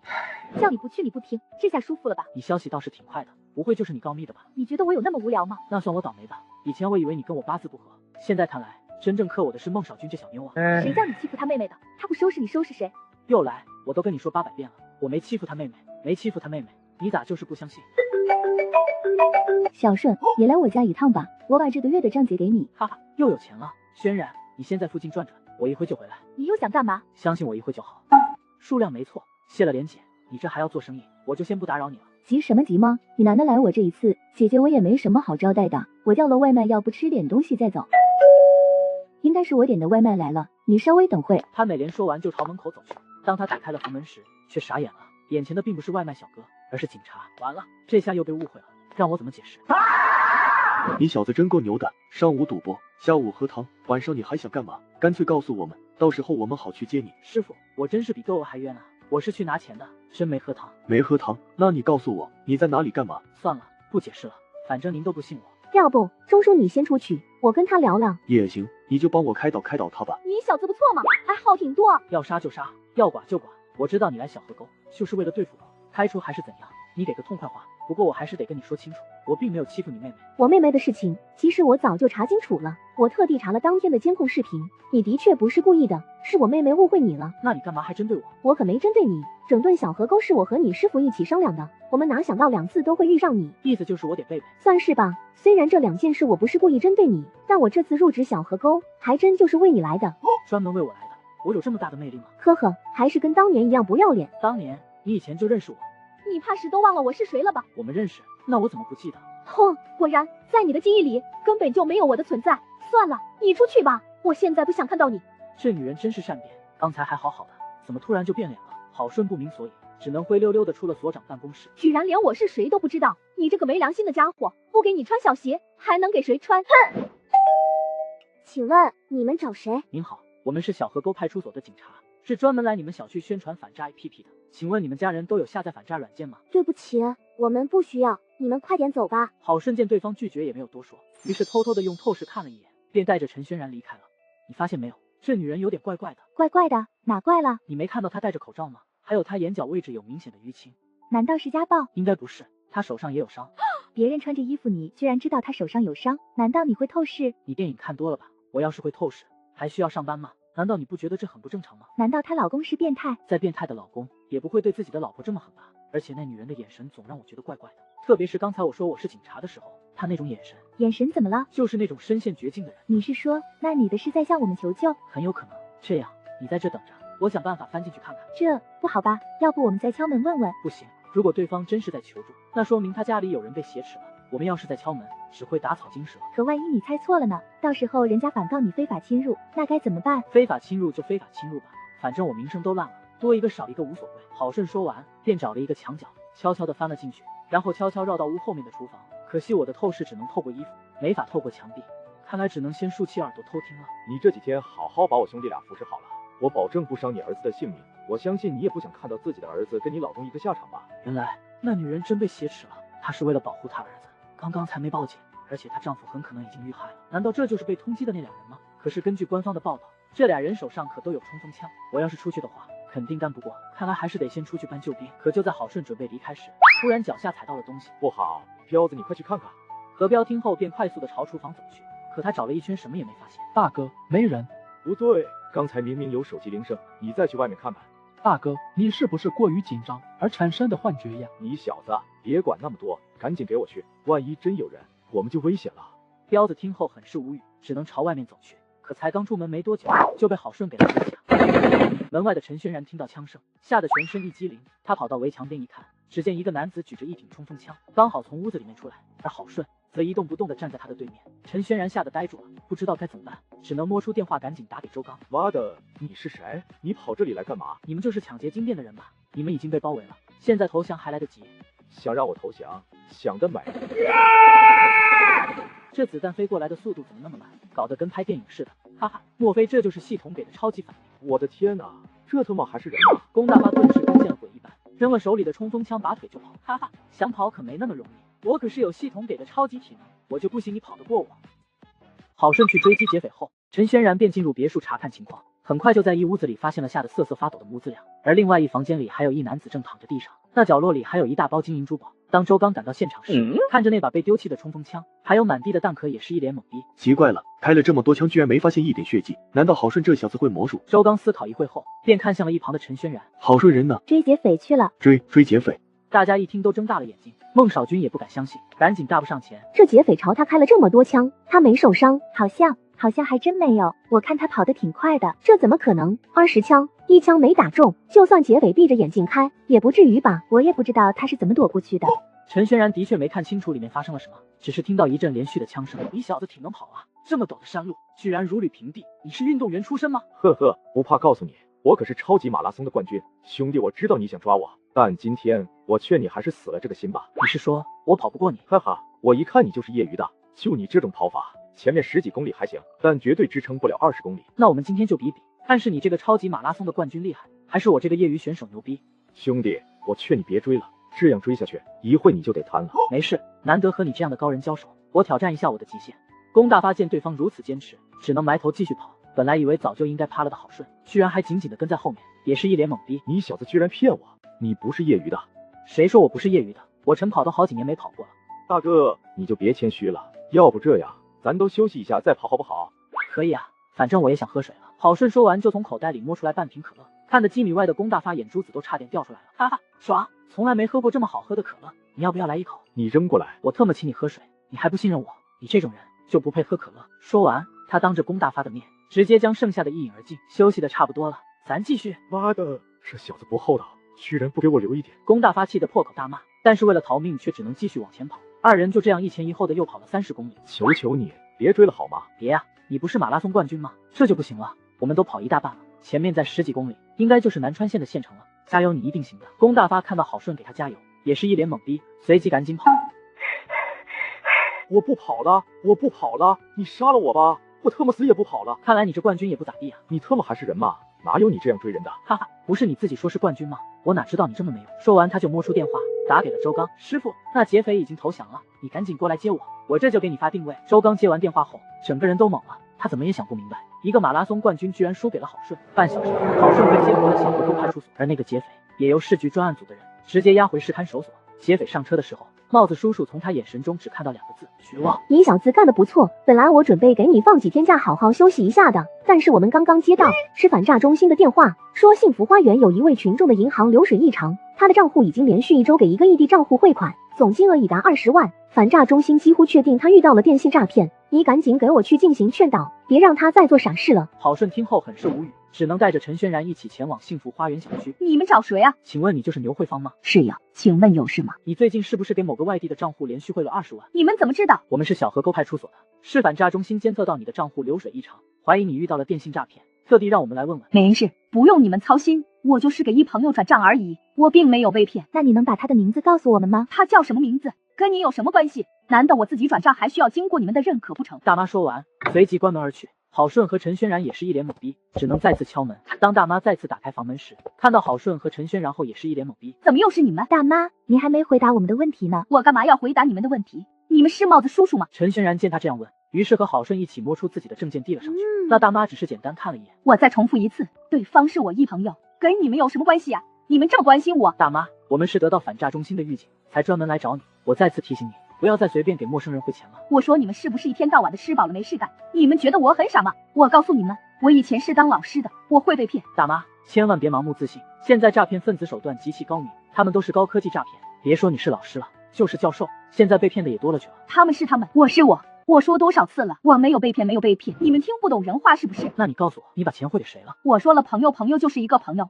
再说了，就算我被骗，关你什么事情？我自己愿意行不行？陈轩然一听也开始急了。大妈，既然反诈中心让我们来，那说明你90%都是遇到电信诈骗了，千万别再汇款，我们都是为你好啊！我不要你们在这猫哭耗子假慈悲，大街上那么多骗子，你们不去抓，跑来我这捣什么乱？我有没有遇到骗子，我会不知道？你们赶紧给我滚！算了，我们该做的已经做了，你非要汇款那是你自己的事情，你这种人就活该被骗。你这家伙怎么说话的呢？话刚说完，大妈就大步上前，伸手向郝顺打去，可没想到却被郝顺来了一下，气得大妈坐在地上嚎嚎大哭，把旁边的陈轩然都看呆了。郝顺，你怎么打人啊？你不看到了吗？是他先动手的，这难道不属于袭击？你小子打了人，居然还如此嚣张！我现在就报警，到时候让你好看。话音刚落，那大妈就拿起了电话，随即报了警。很快，帽子叔叔便赶了过来，见是郝顺打了人，也是惊了一跳。就当帽子叔叔要带他俩回去调查时，可大妈却死活不愿意。最终在小河沟民警的劝说下，那大妈居然选择了和解，这倒是让人有些意外。孟少军得知他们没能完成任务，当场就破口大骂：“我说所长大人，那老家伙死活不听劝了，我能有什么办法？那你还打人？你知道这年头帽子叔叔关系本来就敏感，他要是告你怎么办？告就告呗，我无所谓。你到底是帽子叔叔还是地痞流氓？别以为自己破了几个案，拿了几个功劳就得了。我告诉你，你要是再犯错，再多功劳都救不了你。”孟少军说完，转身就回了办公室。他一走，旁边的几位同事赶紧上前安慰：“顺子，别跟所长计较，他也是为你好。”哥呀，你打人这事的确有些说不过理，还好人家没投诉你。你虽然刚立了功，可别忘了身上还有2个大官呢。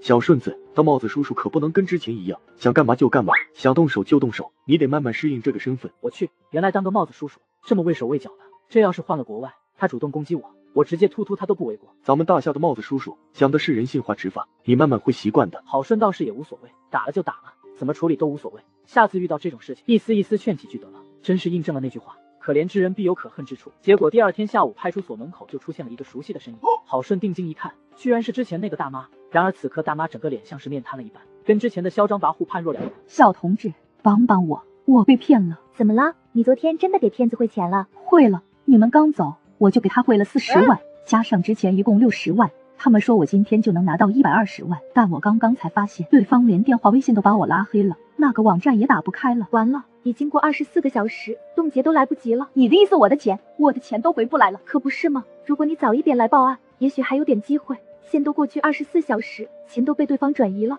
几乎不可能追得回来。大妈一听，顿时哀嚎起来。我的钱啊，这可是我家老头子卖命的钱啊！她说完，突然搭不上前，直接拉着郝顺的手。都怪你，这件事都怪你！你明明知道我被骗了，为什么不阻止我？你说什么？我不阻止你？就是啊，你们不是帽子叔叔吗？要是你们阻止我，哪怕是把我关起来，我也不会被骗啊！这就是你们失职，我要告你们！郝顺都以为自己听错了，见过不要脸的，还真没见过这么不要脸的。当时可是你自己说自己被骗也是自愿的，现在居然怪起我来了。再说了，我那么拼命的劝你，可是你就是不听啊，我能有什么办法？我不听，你们就不能一直劝到我听为止啊？你们可是人民心中的帽子叔叔呀，怎么就简单劝我几句就完事了？难道你们不是应该跟我说清楚，直到让我理解为止吗？我们老百姓花这么多钱养你们，就是让你们这样工作的。我终于相信你以前是老师了，真没见过你这种厚颜无耻的。你敢骂我？有本事再打我啊！我告诉你，昨天的事情没完，我要告你，我现在就要告你！旁边的几位同事见大妈情绪激动，赶紧上前将其拉开。陈轩然也赶紧上前把郝顺拉进他俩的独立办公室。别跟他一般见识，人家刚刚损失了这么多钱，心情肯定不好。没事，我跟他生什么气？对了，轩然你帮我看着点，我玩2把游戏。你又摸鱼，要是被所长看到，又得骂你了。所以才让你帮我看着吗？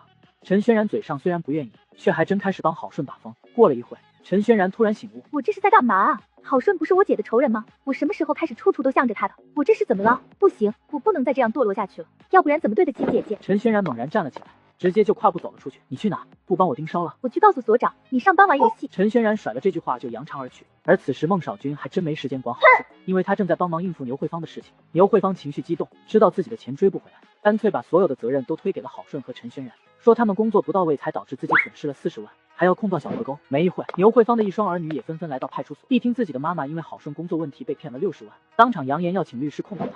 很快，牛慧芳的代理律师就以郝顺和陈轩然工作不到位为理由，对小河沟进行了起诉，要求小河沟赔偿牛慧芳被骗的40万。另外还向市局举报郝顺殴打人民教师。牛皮为了获得舆论的支持，便找了大批网络水军，对事情进行了大范围的报道。很快，网络就开始发酵，变上了热搜，网友的留言也是五花八门。迫于舆论的压力，孟浩南只能对郝顺停职查办。这世界上真是什么人都有，明明自己非要给人家汇钱，怎么劝都劝不住，现在居然怪我们。轩然，看到新闻了吗？你们单位的那个郝顺是不是被停职了？你消息怎么那么快？还快！现在网格上消息满天飞，你最好离他远一点，可别被他给连累了。而且他也不是什么好人。他不是好人？那你以前还那么喜欢他？你说什么？我那时候不是年纪小不懂事吗？可是现在都过去那么多年了，你干嘛还耿耿于怀？我什么时候耿耿于怀了？那我问你，当初你说他是负心汉，你们真的好过？那是当然，他还夸我漂亮呢。可人家连你是谁都不知道。陈轩然，你怎么回事？什么时候开始胳膊肘往外拐，帮他说话了？我只是实事求是而已。对了，我现在还有事，先不跟你说了，请你不要来打扰我好吗？好小子，当初我拼命的给你表白你不答应，现在居然还想当我妹夫，没门！大妈，你一定要好好的管管妹妹，我估摸着她正在跟郝顺交往。郝顺？谁是郝顺？就是舅舅那个战友的儿子。妈，我看那小子好像在打妹妹的主意，你可千万不能同意啊！怎么了？警察不是挺好的吗？大家都是同事，还可以互相帮助。好什么好啊？那家伙就是一街溜子出身，靠着舅舅才当上的警察，他根本就不是什么好人。轩然要是嫁给他，那这辈子就完了。原来如此，不过你放心，我绝对不会答应的。就一个街溜子，居然想当我陈家的女婿，没门！既然你非要往枪口上撞，那也怪不得我了。系统赶紧给我查下牛慧芳，我要知道她的详细资料。诉主要是需要查询犯罪嫌疑人的详细资料，是需要用金钱来兑换的。妈了个巴子，你这系统真的有点坑呀！哈哈，没办法，系统也是需要吃饭的。你少跟我啰嗦，赶紧给我查，以后钱从我奖励里面扣。恭喜宿主利息加倍，系统正在查询中，请宿主耐心等待。牛慧芳因沉迷炒股，亏了不少钱，为了填补资金缺口而故意将自己老伴推下楼而制造意外，便在保险公司领取了一笔保费。原来如此，那需要我怎么做才能让他承认自己杀过人啊？宿主可以从风水方面下手，既然他杀过人，肯定会做贼心虚。哈哈，有了，牛慧芳，你给我等着。很快，郝顺便找到一个著名主播，并在他的强烈要求下，将自己化妆成一位仙风道骨的算命先生。哈哈，感觉还不错，但是还得先找人试试。老先生，请问你有什么事情吗？没事，我只是路过这，有些口渴，过来讨杯水喝。这样啊，我现在就给您倒水去。哈哈，他居然认不出我，看来想骗过牛慧芳是肯定没问题。很快，陈轩然就端了一杯水走过来，郝顺就像模像样的喝了一大口，接着看了看陈轩然，谢谢小姑娘，我姓贾，是算命的，大家都叫我贾半仙。我这人向来不喜欢欠人情，姑娘送我水喝，我无以为报，就给你算个命吧。啊，你是算命的？姑娘不用怀疑，我贾半仙没什么其他的本事，但识人断命还算略懂一二，准不准？你一试便知。陈轩然扭头看了看四周，见没人注意这边，才开始询问。那你猜猜，我现在是单身还是有男朋友？哈哈，不用猜，姑娘皮肤娇嫩，面色红润，别说男朋友了，你应该还是个黄花大闺女吧？这你都看得出来？是的，不过姑娘眼泛桃花，姻缘已至，你的天命之子早就出现，只是你一直没发现而已。你注定是他的人，未来你们还将会有3个孩子。我的天命之子，那他在哪？远在天边，近在眼前，月老牵线，宿命难违。姑娘还是好好珍惜身边人吧。远在天边，近在眼前，什么意思？这老头话怎么只说一半？按照老头的说法，我的天命之子是身边人，难道他说的是郝顺？他真是够不要脸的，自己被骗了，居然还怪人家警察，还不是因为警察打人了吗？你想想牛慧芳是什么人，他吃得下这个亏？是呀，一下子被骗了60万，换了谁不心疼？这段时间牛慧芳脾气肯定不好，咱千万别惹她。正当几人聊得开心时，牛慧芳却突然走过来，吓得几人也是一惊。你们是不是没事干？一天到晚就知道八卦，下次要是再让我看到，小心我收拾你们。道友，脾气太大可不是什么好事情，要不老夫给你瞧瞧。瞧什么瞧，赶紧给我离开！老娘现在心情很不好。这位道友，我姓贾，人称贾半仙，别的本事没有，观人面相、五行八卦倒是略懂一二。我要没猜错的话，你应该是为最近破财而发愁吧？这还用得着你说？整个小区谁不知道？那他们知道你为什么破财吗？你的意思，你知道？对啊，我不但知道，还知道你为什么最近事事不顺，还知道此事的因果。那你说说看。算命可以，不过我的价格可不低。那多少钱？500。不过我的规矩是先算后给，我算得准，你给钱；算得不准，你可以转身走人，我绝不拉你。那行，你就先给我瞧瞧。鱼儿终于上钩了，哈哈！道友，请你把手伸过来。牛慧芳听后很是高兴，随即将手伸了过去。然而郝顺却是假模假式的看了看他的手相，并没说话，却一直连连摇头。大师，怎么了？命恨姻缘不到头，此生应有断弦忧。若能高山遇流水，好景佳人共白头。什么意思？命里显示，你的婚姻应该很不幸福。老伴英年早逝，但生前他和你纠葛不清，所以冤魂不散的跟着你，这才导致你诸事不顺。若此冤魂不除，要想高山流水，好景佳人，可就难了。先生的意思是我最近倒霉，都是我那老伴阴魂不散想害我。你莫不信，还正是如此。你知道你为什么脖子一直酸痛吗？因为有个人一直骑在你的身上。你别看，看不到的钱你就不用给我了。你冤魂缠身，本就不幸，如此下去必有血光之灾。我还有事就先走了。大师，你救救我！你相信我说的话？相信，我当然相信。我脖子疼了好久了，一直不知道什么原因。大师，我相信你，你能帮帮我吗？要多少钱？你说。钱都是小事，给个700-800的就行。这样吧，晚上9点，你一个人到花生街168号来找我帮你做场法事。谢谢大师，谢谢大师。应该是这里了。当牛慧芳推门进去后，便看到那位大师正坐在一张古旧的案桌旁边。大师，你怎么在这地方算命啊？我向来喜欢清静，这里正好。那大师，我们什么时候开始？不急，你先过来把这个喝了。当牛慧芳醒来时，却发现自己躺在地上，四周灯光阴暗，眼前竟出现一个巨大的电字，而那个电字下面是一个黑色的相框。让他惊恐不已的是，相框里面的人竟是自己死去的老伴。牛慧芳，你为什么要害死我？鬼啊！不要过来，不要过来！说，你为什么要把我推下楼梯？老头子，你不能怪我啊，我也是没办法，我炒股输光了家里的积蓄，还找高利贷借了20多万，我是被逼的。你杀我就是为了骗保险。老头子，我是一时糊涂啊，请你原谅我好吗？求求你饶了我吧，以后我天天给你烧纸，求求你饶了我吧。牛老师，你看看我是谁？当灯光打开那一刻，牛慧芳突然就傻眼了，眼前的并不是自己的老伴，而是郝顺，而旁边还出现了几个身穿制服的警察。你小子，你居然敢阴我！我阴你怎么了？就你这种连自己老公都杀的人，我跟你讲什么武德？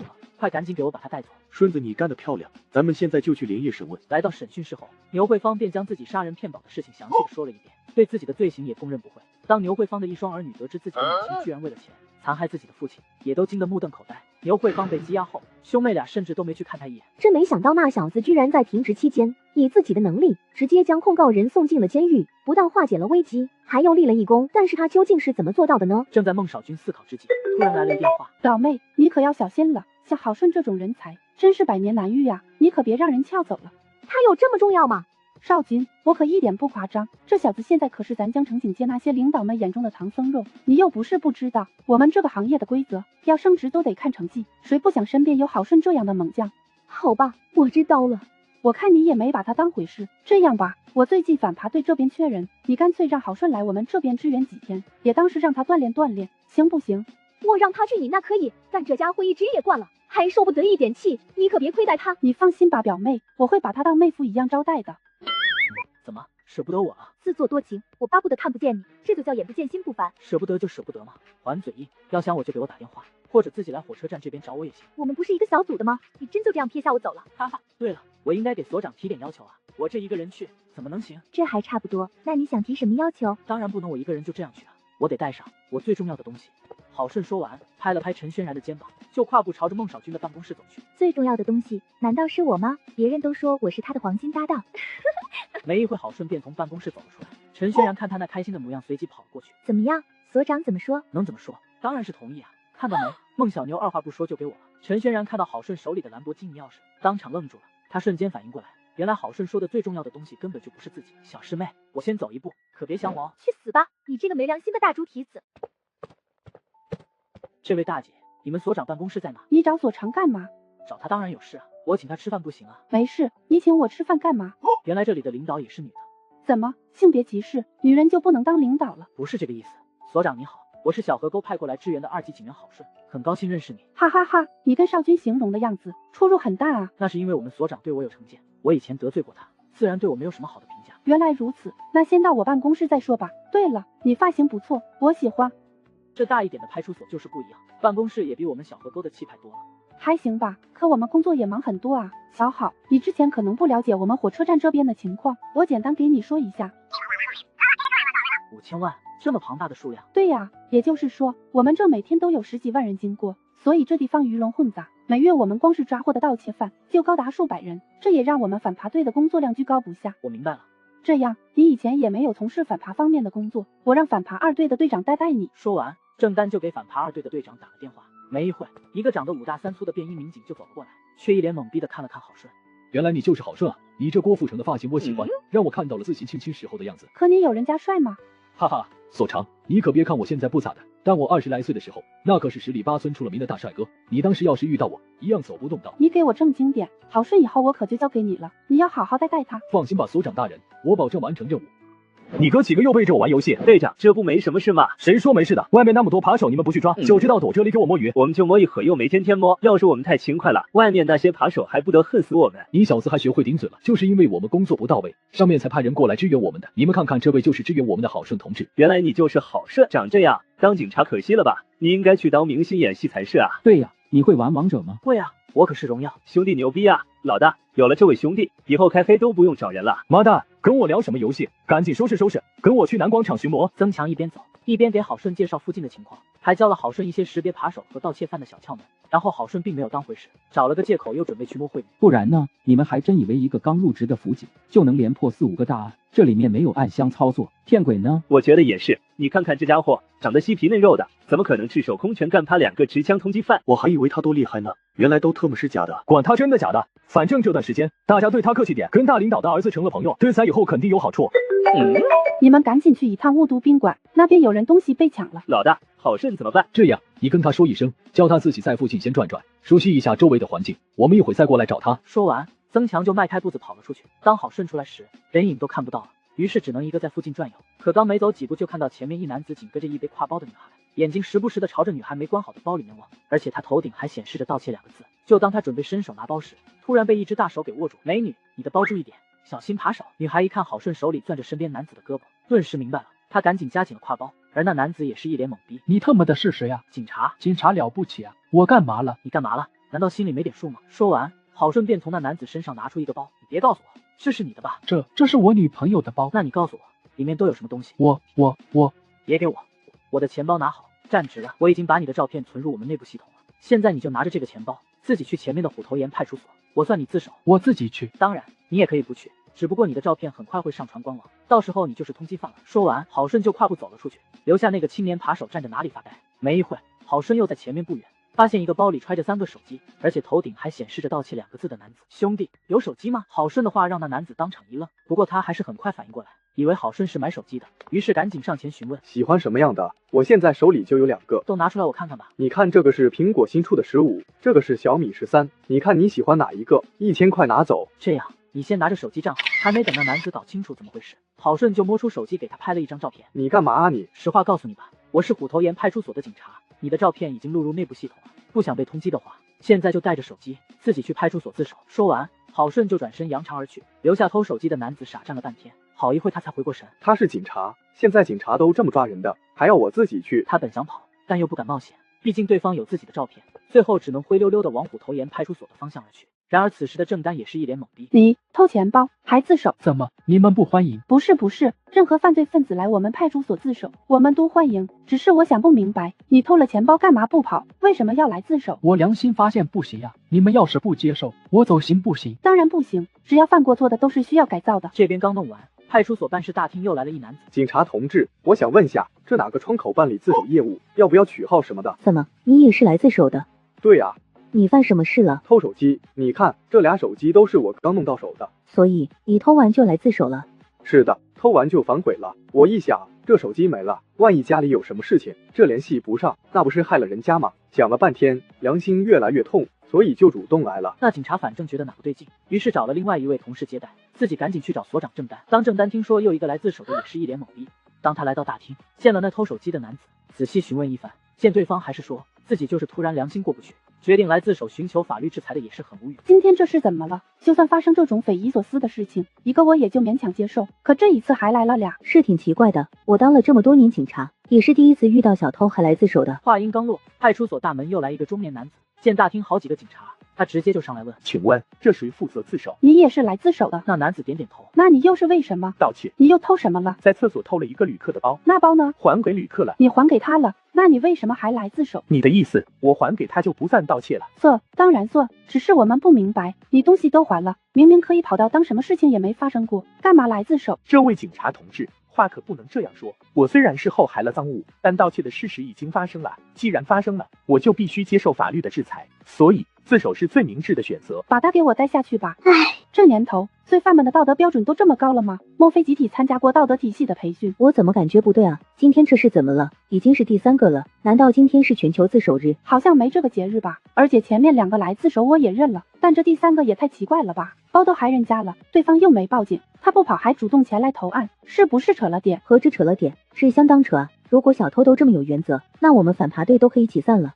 前来自首的同志，请先取号排队，然后坐前面的长椅等待，不要影响其他群众。今天什么日子啊？怎么会出现这种事情？难道是中了什么病毒？就是那种能让坏人良心发现的病毒？你们赶紧网上查一下，看最近有这种病毒吗？看看其他地方有没有这种事情发生。于是大家都拿起手机百度，但怎么查都没有看到什么类似的新闻报道。别说我们大夏国没有了，世界上也没有这种先例啊！要真有这些东西，那岂不是全球大和谐了？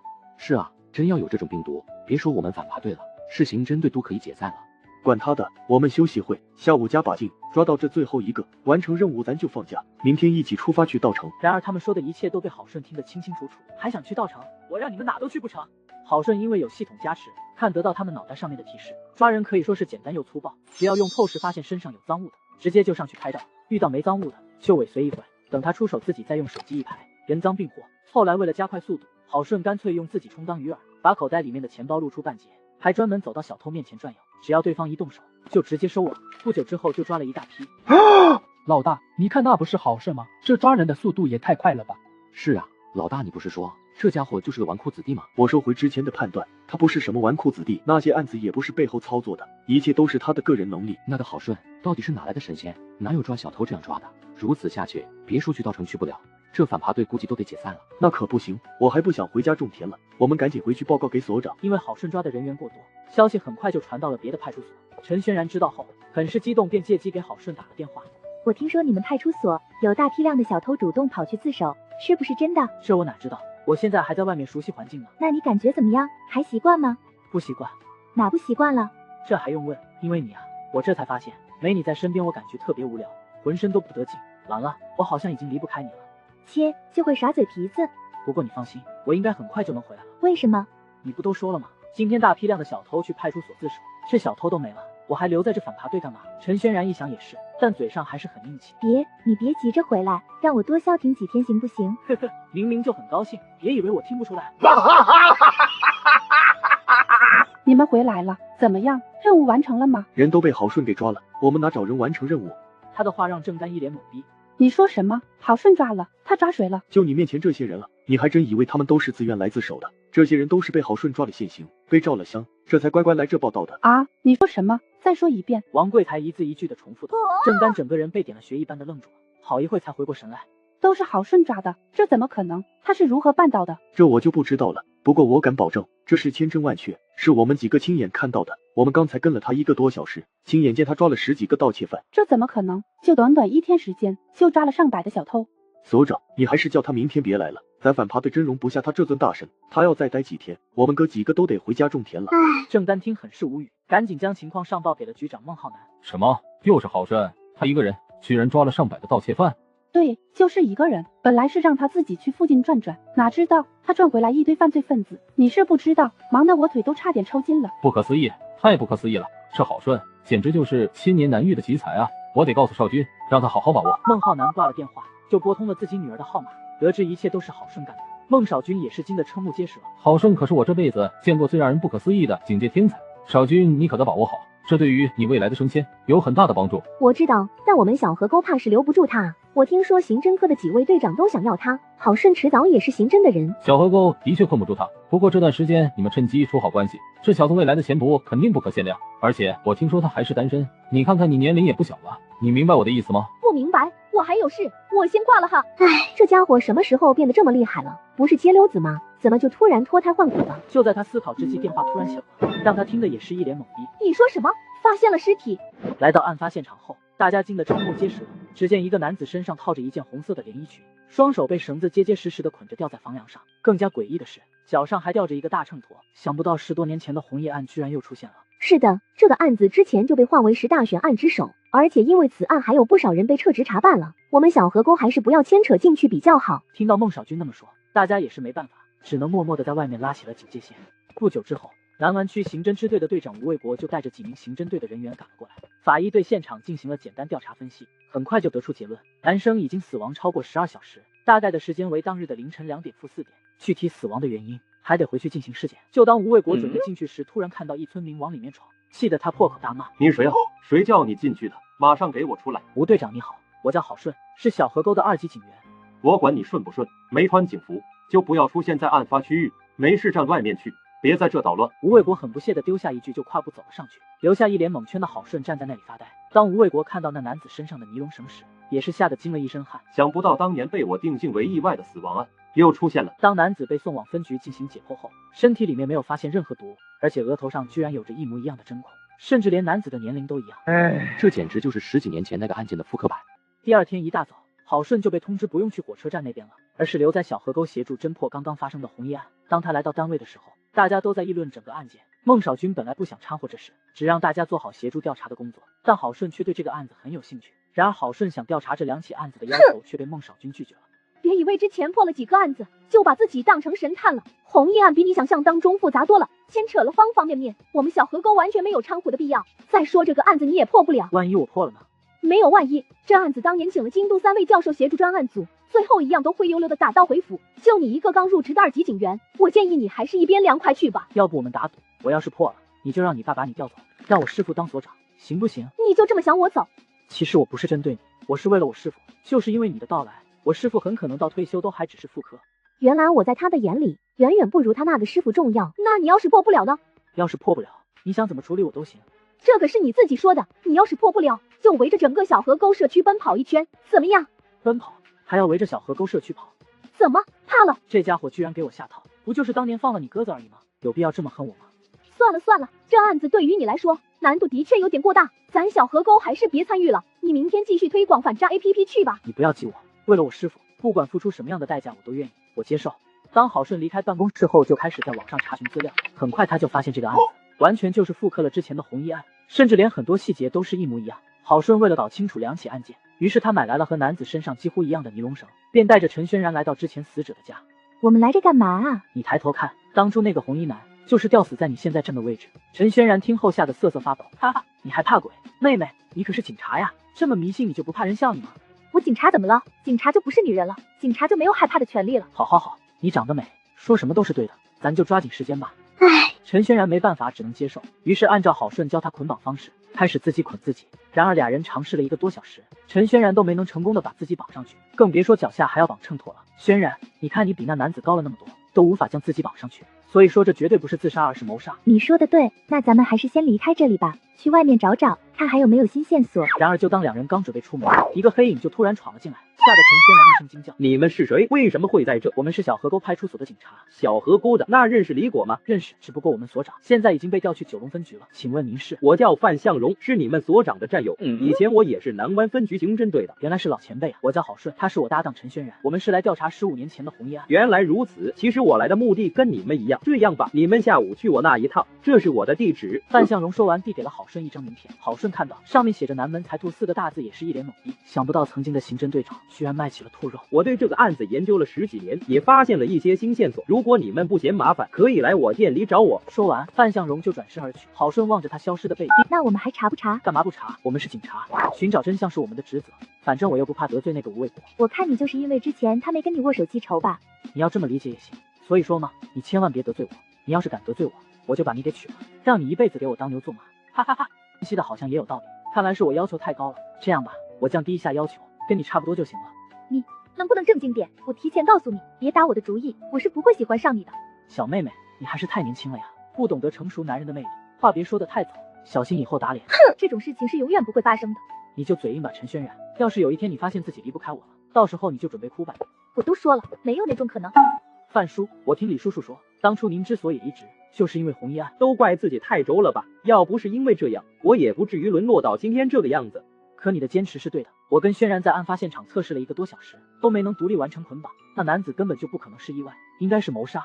可很多时候，真相似乎并不是那么重要。当年我要是采用魏国的建议，大家皆大欢喜，可我怎么都说服不了自己，因为疑点太多。为此，我还特意咨询过一位道家高人，他说凶手是想将男子的至阴之魂从身体里面逼迫出来，而锁魂陀的目的就是让男子的在取魂过程中魂不外泄，所以凶手的目的只有一个，就是取魂。您的意思，凶手很可能是会法术的道士？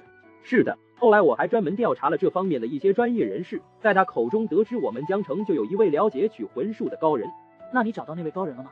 没有，虽然朱玄阳只是个风水大师，但是他收费高昂，而且只服务那些达官贵人，所以他从来不出摊。如果你们能找到他，也许能得到更多关于这方面的线索。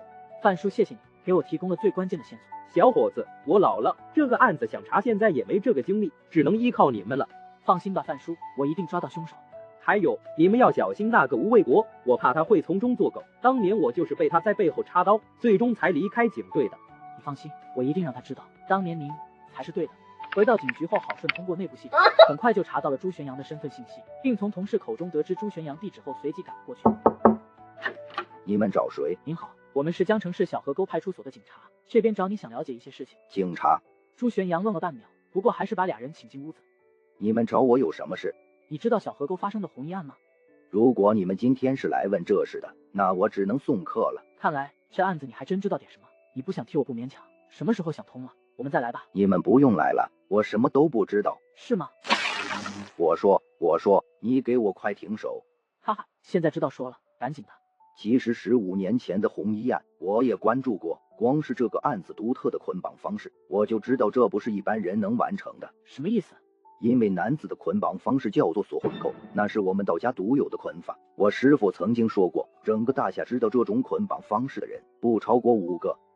你的意思是，这5个人之中就有一个是红衣案凶手？这就是你们警察的事情了。但是15年前的案子，你们不觉得有一个地方很奇怪吗？什么地方？凶手作案的时间是丑时，也就是半夜2点。他明明有足够的时间能将死者身上的坠魂陀带走，却不知道是什么原因，让他连最重要的东西都不要了。我也百思不得其解。难道这个人只是个半碗水？看起来不太像。那就只有一个可能，不是他忘了做这件事，而是凶手在取魂的过程中出了意外，或者说发生了什么恐怖的事情，然后吓得落荒而逃了。很有可能就是你说的那样。我看过网上的调查报告，一直没想通，为什么男子脚下的凳子会离他上吊的地方隔开1米远？原来是凶手是在慌乱中踢开的，当时一定是发生了什么恐怖的事情，让一个道家高手都乱了手脚，甚至连坠魂陀都不要就跑了。那大师，您的意思是凶手取魂失败了？很有可能。那失败会怎样？如果取魂过程中魂魄外泄，没能被法器困住，就会发生大家常说的魂飞魄散。你不会是要告诉我那人变成厉鬼了吧？我可没这样说，现在都科技时代了，你们怎么还能这么迷信呢？鬼这玩意，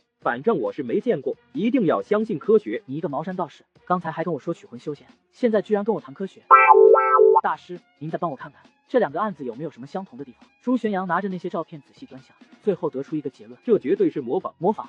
你怎么看出来的？因为他额头上有2个针孔，肯定是凶手第一次扎针扎错了，于是又重新扎了一次。而且他用的不是尸油针，尸油针不会流这么多血。还有他脚下的秤砣明显不对，这秤砣重量不够，这也有讲究吗？当然，坠魂砣重8斤8两8钱，差一点都不行。所以第一桩红衣案的坠魂砣是自制的，而这个坠魂砣一看就是农家平时用的那种秤砣。果然什么事情都得找专业人士长眼啊。也就是说，这案子只是一种很拙劣的模仿。是的，他骗门外汉可以，想骗我还没那么容易。大师，那我们江城除了你，还有谁会这种法术？我师兄，当年我拜入正一派名下时，我师兄就已经在道观学习法术多年。也就是说，他对取魂术可能比你更了解。是的，不过我这个师兄性格怪异，睚眦必报，难怪你之前拒绝我们，是怕他报复。我师兄道法极深，我还真不怕你们笑话。我遇到他，真只有被碾压的份。哈哈哈，大师你太谦虚了。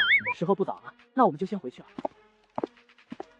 奇怪了，这家伙今天怎么就那么聪明了？你想这么色眯眯的看我到什么时候？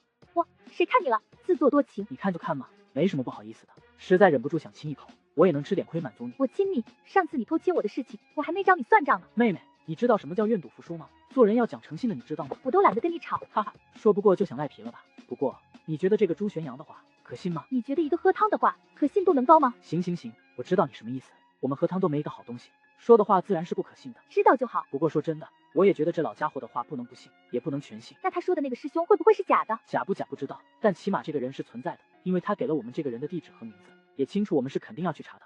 如果他是凶手，自然会讲一些故事迷惑我们，所以他话中的真假只能我们自己判断。但我总觉得刚才我们和朱玄阳的谈话当中好像忽略了什么。应该没有吧？我把我们的谈话过程都偷偷录下来了，回去后你可以再仔细听听。想不到你还挺聪明的嘛，我还以为你就是花瓶呢。你才是花瓶，我可是正宗警校毕业的，我高中的时候成绩可是全校前50名呢。你这么厉害，你考多少？我说出来怕吓到你，你还回去问你姐姐吧。干嘛自己不敢说？我看你就是怕说出来丢人。你长得美，说什么都是对的，行了吧？不过说真的，我总觉得那老头好像有什么事情没告诉我们。既然觉得不对呢，咱们现在就按照他说地址去找下他师兄呗。好，咱们现在就去。当他们来到蒲家镇后，两人很快就在村民的带领下找到了杨云宗。然而让郝顺没想到的是，他们见到的是一个杂草丛生的坟墓。后来他们又找到杨玄宗的家，才从他老伴的口中得知，杨云宗已经去世18年了。也就是说，在红衣案发生的3年前，他就已经死了。大娘，你是一个人住着吗？是的，因为城里住不习惯，空气也没这里好，所以我就一个人搬回来了。那你一个人住着，你的儿子能放心吗？放心，他就住江城，离这里也不远，有时候还会回来看看。你儿子还是挺孝顺的嘛。那你知道他是做什么工作的吗？以前是老师，现在好像在搞什么房地产，具体做什么我也搞不懂。你儿子当过老师，在哪当？好像是叫什么小河沟镇，后来不知道为什么突然就辞职了。具体是哪一年辞职的您还知道吗？应该是09年。那您儿子叫什么名字？杨大海。听说是杨大海后，两人也是一脸懵圈。轩然，你先等会，我先找我朋友查下这个杨大海。很快，郝顺便在朋友口中得知，杨大海是当年红衣案死者邝志军的班主任，而他女儿还是死者的同座，更是惊掉了下来。这背后果然有联系，看来这个杨大海的嫌疑越来越大了。据说这一切都是杨大海干的。可惜啊，就算是杨大海干的，这要找到证据可就难了，因为案发现场并没有留下任何痕迹。那我们接下来怎么办？首先，我们得找出邝志军的发小廖文斌，才能搞清楚死者和杨大海女儿之间的关系。为了能找出廖文斌，两人便四处打听，终于在一村民口中得知廖文斌正在梦幻峡谷上班后，两人随即赶了过去。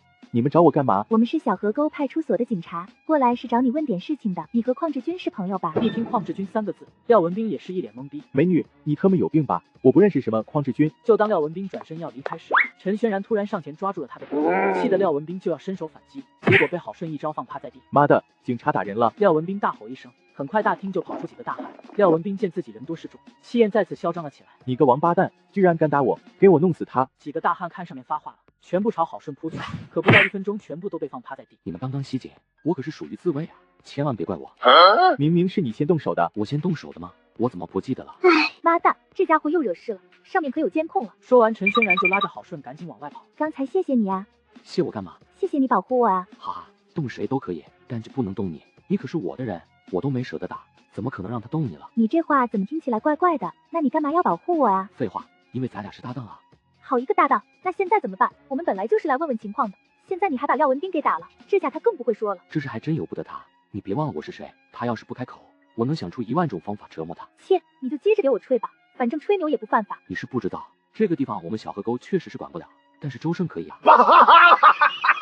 当周胜听说郝顺想以派出所的身份开展一次整顿工作时，周胜却犹豫了。小孙子，你这是为难我。你别看这梦幻峡谷是我的管辖范围，但那只是表面，其实那里我真管不了。果然跟我想的一样，难怪不把我们放在眼里。你是不知道，上面有人打过招呼，我想管也不敢。看来他们早就买通了上面的人，难怪如此的肆无忌惮。这么说，我们突击检查还是去不了？谁说的整治不了？你可别忘了，咱小河沟一把手是谁的女儿？很快，郝顺就给孟少君汇报了下情况。让他想不到的是，孟少君居然很爽快的就答应了。10分钟后，周胜就接到了孟局长的电话，让他配合郝顺开展一次专项突击检查。我堂哥有你这个徒弟，真是有福了。不过周叔，这次整顿可能不会有什么收获。我的目的其实就是吓吓他们，你随便找几个辅警协勤配合一下就行了，自己都不用去。周胜也不傻，大概知道郝顺是要干嘛，于是就同意了。接着他就打电话帮郝顺安排了7、8个辅警，直接跟郝顺在梦幻峡谷的大门集合。当郝顺再次进入梦幻峡谷大厅时，廖文斌也是一脸懵逼。同志你好，我是江城市小河沟派出所的警察郝顺。刚刚我们得到市局局长孟浩南的指示，对你们梦幻峡谷开展一次全面大检查，希望你们配合。廖文斌一听，立马就念了：大哥，我错了，你说吧，到底想问我什么？我一定知无不言，言无不尽，把我昨天拉的什么颜色的屎都告诉你们。贤弟快快请起，这还没过年呢，给我拜什么年啊？轩然，有红包没？赶紧给个红包呀！不用，郝警官，刚才是我有眼不识泰山，还有这位美女警官，我错了，不该对您动手，还希望您大人大量。陈轩然只能朝他挤出一丝微笑，郝顺则上前一把拦过他的肩膀，说开了就好，以后都是兄弟，走，咱过去那边坐着聊。很快3人一起来到旁边的沙发坐下，廖文斌才开始回忆起了15年前的学生时光。那杨文文呢？你们怎么知道他？我们是警察，在调查邝志军的死因，他身边的人我们都有些了解。原来如此，其实杨文文是我们班主任的女儿，人也长得漂亮，而且和邝志军是同桌。那他们有没有过矛盾什么的？比如被邝志军欺负？当然不会，就志军的性格，怎么可能欺负别人？那杨文文有没有欺负他呢？没有，他们不但没有矛盾，甚至关系还很好。那邝志军的死你怎么看？志军肯定是他杀，我跟他从小认识，知道他根本没有女装癖。你之所以这么笃定，是因为他跟杨文文是恋人关系。你猜的没错，只是这事除了我，没人知道。那就是说，邝志军是不可能把杨文文推进池塘的。不会，杨文文死的那天晚上，志军就睡我上铺，他根本就没下来过。既然杨文文的死和邝志军没关系，那杨大海杀了邝志军为女儿报仇的事情就完全不成立了。也就是说，杨大海根本没有杀人动机。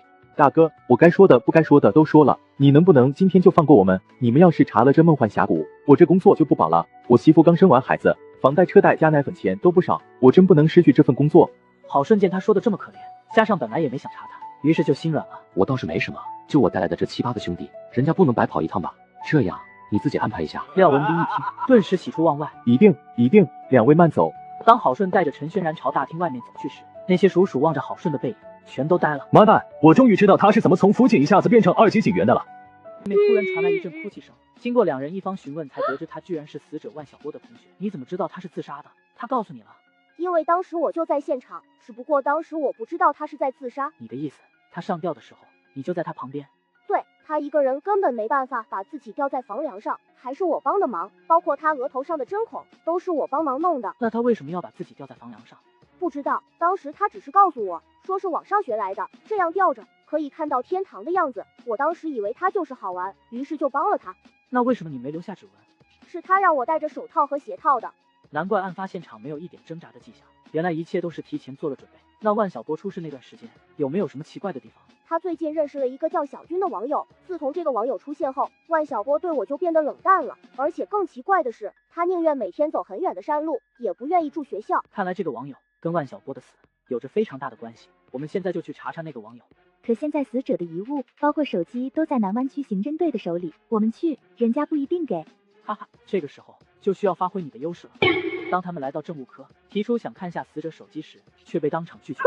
大哥帮忙嘛，我们不也在帮忙一起查吗？我们就想看看男子社交软件里面都跟哪些人联系过。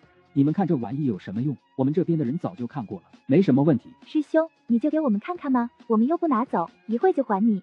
陈轩然娇滴滴的声音很快就把那大哥给征服了。好吧，就给你们看半小时。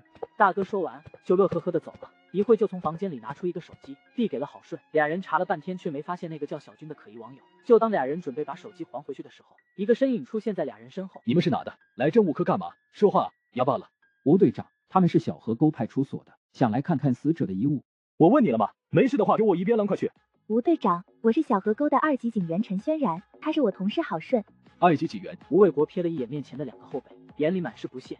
你就是郝顺，我听过你的名字，知道最近你很红。怎么，你们小河沟还想插手这件红衣案？我们是准备跟着一起调查，难道不可以？你们一个芝麻大的派出所，还想调查红衣案？我们所小怎么了？案子发生在我们的地界，凭什么我们就不能查？凭什么？凭你们什么都不懂？凭我是专案组的组长，你们两个菜鸟，才进警局几天就想查这种大案，疯了吧你们！说完，吴卫国就看了一眼政务科那大哥。小朱，你要是再把政务给一些无关的人员，信不信我明天就调你去当骗警？说完，吴卫国扬长而去。你们赶紧走吧，我都差点被你们给害死了，以后别过来了。妈的，这姓吴的什么几把玩意，官威这么大的妖，难怪范叔叫我小心他。当年范叔离职，肯定是这家伙在背后使坏。陈轩然见郝顺生气，赶紧拉他走人。政务科那大哥都听懵了，当着我的面这么骂我领导，我去，干得漂亮。接下来我们去哪？要不我们去看看第一桩红衣案的2个死者。你是说邝志军和杨大海的女儿？是的，我总觉得他们的死有着某种联系。就当他们来到杨大海女儿坟头时，却发现旁边的一块土被人动了。于是郝顺赶紧上前查看，伸手扒开一看，一个硕大的黑色秤砣出现在眼前。想不到凶手日日夜夜寻找的坠魂陀居然会在这。就在他思考之际，郝顺的电话突然响起，是小河沟一名同事打来的。你们是不是之前去找过范向荣？是啊，怎么了？范向荣死了。郝顺听后也是一脸懵逼，因为他是最后一个见过范向荣的人。郝顺正在现场调查情况，却被吴卫国以嫌疑人身份给逮捕了。说吧，去找范老头干嘛？范老头，我可听说当年你那个副队长可是范叔亲自提拔的，怎么现在都叫范老头了？你他妈算神马东西！一个小小的2级警员，用得着你来教育老子？那也是有些人欠教育。你还真是个街溜子出身啊！我真搞不懂，咱江城警界是没人了吗？居然能让你这种人当警察？你到底是来问话的，还是讨论我该不该当警察的？好啊，说吧，你去找范老头干嘛？当然是查案了。我认为新红衣案和旧红衣案肯定有联系。你还在纠结什么旧红衣案？那案子当年已经被我接了。至于新案子嘛，也是由我们刑侦队负责。你一个骗警查什么查？你吃饱了撑的吗？你们刑侦队那么厉害，查出来了吗？是不是查不出来，就继续跟当年的案子一样，还是以意外死亡结案？你给我说话小心点，也不看看这是什么地方。我严重怀疑范老头就是你杀的。今天你要不把事情交代清楚，就别想走。不走就不走，我还不想走了呢。给我突击审讯24小时，不说就不给吃饭上厕所，直到他交代为止。就这样，郝顺和陈轩然就莫名其妙的被关了24小时。我刚刚收到市局通知，新红衣案凶手已被抓获，你以后就不要管了，专心去给我推广反诈 RTP。那不是自杀吗？怎么就跑出来个凶手？不管怎么样，那也是刑侦队的事，与我们无关。以后你给我老实点，可别给我添乱。老大，这怎么叫添乱了？我只是想找出真相而已。唉，别跟我真不真相的，人家中午11点都要召开新闻发布会了，你还在磨叽个啥？郝顺听后也是一脸懵逼，他知道这一切都是吴卫国为了向上面交代搞的骚操作，但是为了找出真相，他便以坠魂陀为诱饵，将杨大海骗了出来。说吧，你想要多少钱？看来杨老板之前也被人拿着秤砣找你拿了钱吧？杨大海没有说话，只是静静的看着郝顺。如果我没猜错的话，他就是被你给杀害的。警官，没有证据的话，可不能胡说，要不然我的律师是会告你的。那你给我解释一下，你脑袋上面的伤怎么回事？这有什么好解释的？这是我不小心摔的。摔的？我看是被什么东西给砸的吧？哈哈，还是那句话，说话的讲证据，而不是瞎猜。要不我给你讲个故事，一个关于小男孩和小女孩的故事。你到底要说什么？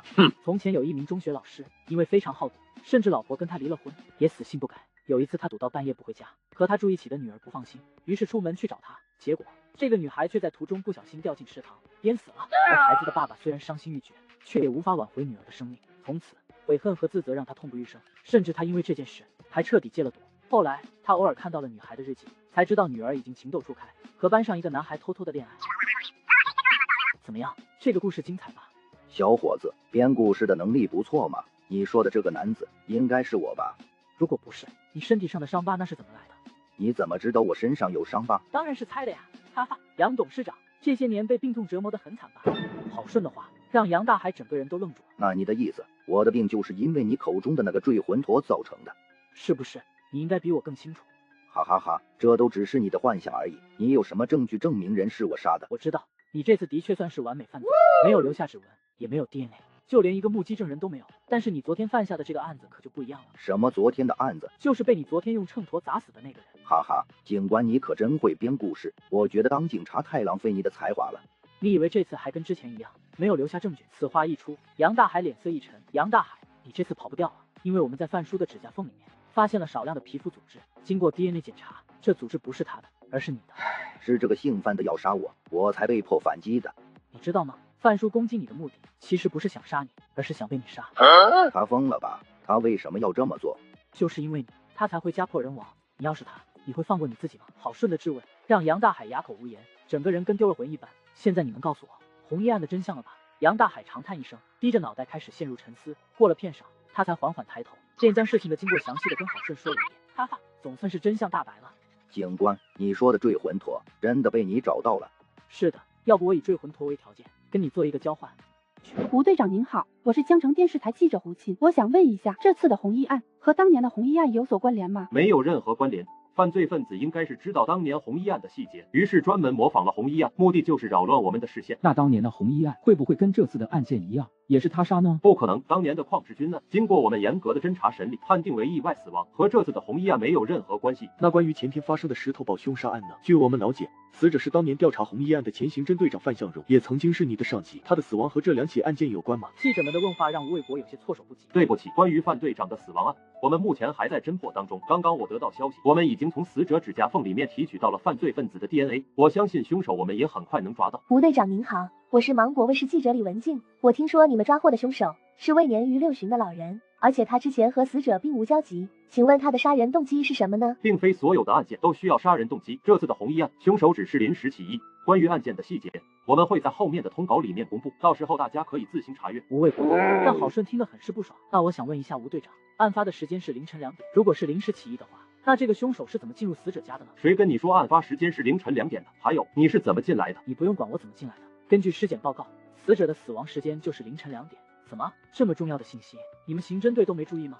郝顺，我命令你马上给我离开发布会现场，这不是你应该来的地方。怎么，怕了？不知道怎么回答了。据我调查，江朝娣的右手因车祸受伤，根本就使不上力。我想问一下，一个60岁、身高只有1.58米，还身有残疾的老人，是如何凭借一只手把一个身高170公分、体重128斤的男子吊在2米多高的房梁上的？郝顺，你刚才的话已经很充分地显示出你的业余和幼稚。江朝娣是说过他的右手因为车祸抬不起来，但是根据我们的调查，这一切只是他为逃避罪责编造的谎言，他的手根本没有问题。另外，关于你说死者是凌晨死亡的说法，既然你想听，我也给你解释解释。当初尸检报告上面的确写的是凌晨2点，但后来经过我们的仔细勘查，发现男子是在横梁上面吊了2个小时才身亡的，也就是说，男子的遇害时间是晚上12点。你不会告诉我，你连死亡时间和案发时间都分不清楚吧？就凭你这样还想进刑侦队，恐怕还要走很远的路。看来你对我成见很深啊，要不我先给你看一个东西，你看完再重新评价我一次好不好？郝顺刚说完，现场屏幕上就出现一段对话，让人看的是瞠目结舌。郝顺，这都是你伪造的吧？这根本不是真的，死者怎么可能是自杀？哈哈，现在你觉得死者不是自杀了？那15年前的红衣案，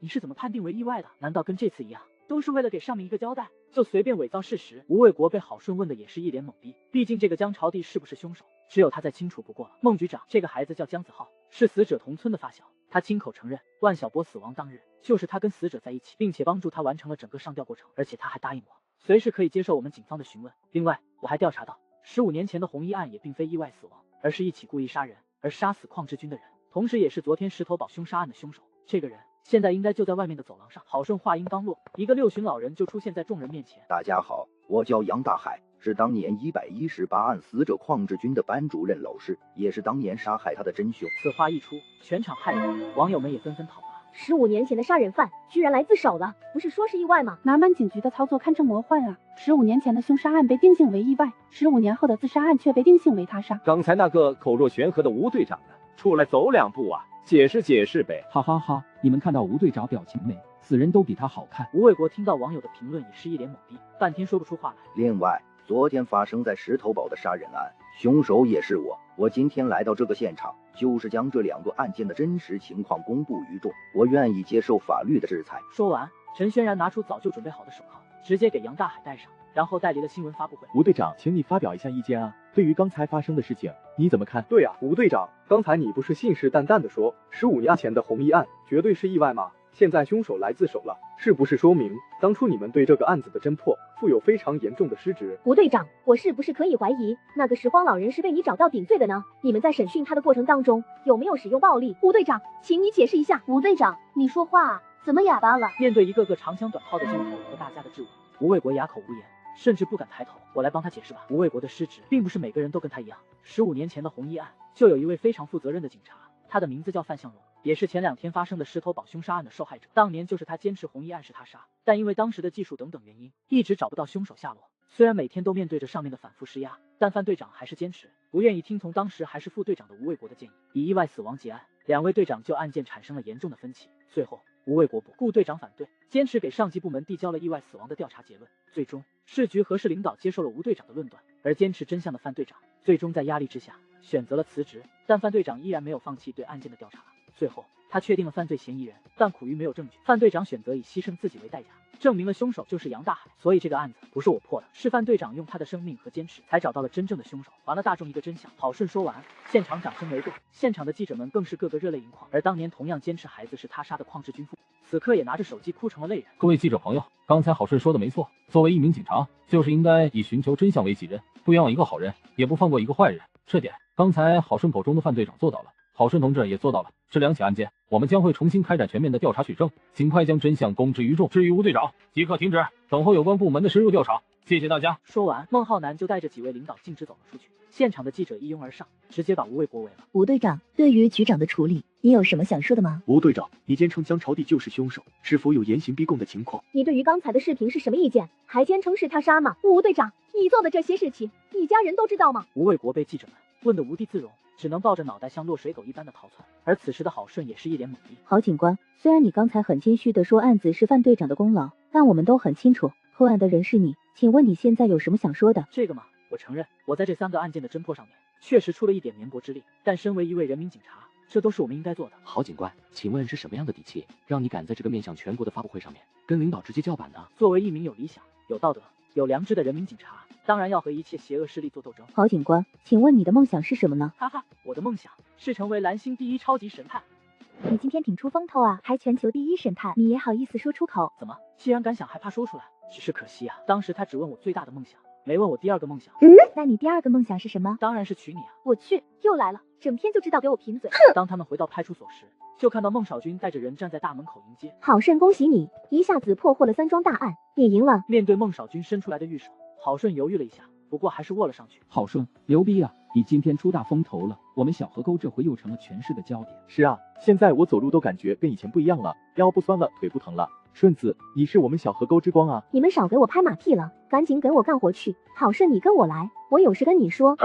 所长，什么事情呀？搞得神神秘秘。我已经跟上面申请了，我爸也同意了，明天我就要去解放路派出所上班了。解放路那可是市中心，你这是输了还是赢了？孟少军笑着上前，直接在郝顺胳膊上狠狠揪了一把，弄得郝顺龇牙咧嘴。你都升职了，还掐我？你个没良心的家伙！你以为我来这个鸟不拉屎的小地方是为了谁？我知道你是因为我，但是你妹妹的事情不是都搞清楚了吗？你可真是够没良心的！如果不是因为你，我怎么可能来这个地方？所长，你别这样说，搞得我好像陈世美一样。那你说说，当年在龙山中学，你为什么要放我鸽子？都这么多年了，你还记得？当然记得，我一辈子都记得。孟少军死死地盯着郝顺，一想起当年自己在雨中哭泣的画面，还历历在目。对不起，当时我觉得你很漂亮，就想约你来着，但就在那天晚上，我奶奶生病了，我一着急就把约你看电影的事情给忘了。是吗？那你后面怎么没跟我解释？我不是第2天就去找你了吗？可是你二话不说，直接就给我胯下一脚，差点就把我给废了，我可疼了好几天。那还不是你活该，谁叫你放我鸽子？还好你当初那一脚没影响我功能，要是我现在当不了爸爸，我绝对找你扯皮。扯皮就扯皮呗，这有什么大不了的？唉，郝顺，我能抱抱你吗？郝顺听后也是一愣，不过一想人家马上就要离开，便很爽快的就答应了。可就在孟少军紧紧抱着他时，陈轩然却走了过来，被眼前的画面惊呆了。他怎么都想不到，郝顺居然和所长抱一起。对不起，对不起，打扰了，你们继续。陈轩然说完，赶紧跑了出去。不好意思，让你搭档看到了，这下我可不负责，你自己去解释吧。解释个啥呀？我们又不是在谈恋爱。你不是一直都喜欢他吗？也许吧。也许？你们男人怎么都这样？喜欢就喜欢，不喜欢就不喜欢。什么叫也许？我也说不清楚。其实我对他确实有好感，只是因为他特别像我小时候认识的一个小女孩。你是说那个小女孩和陈轩然长得很像？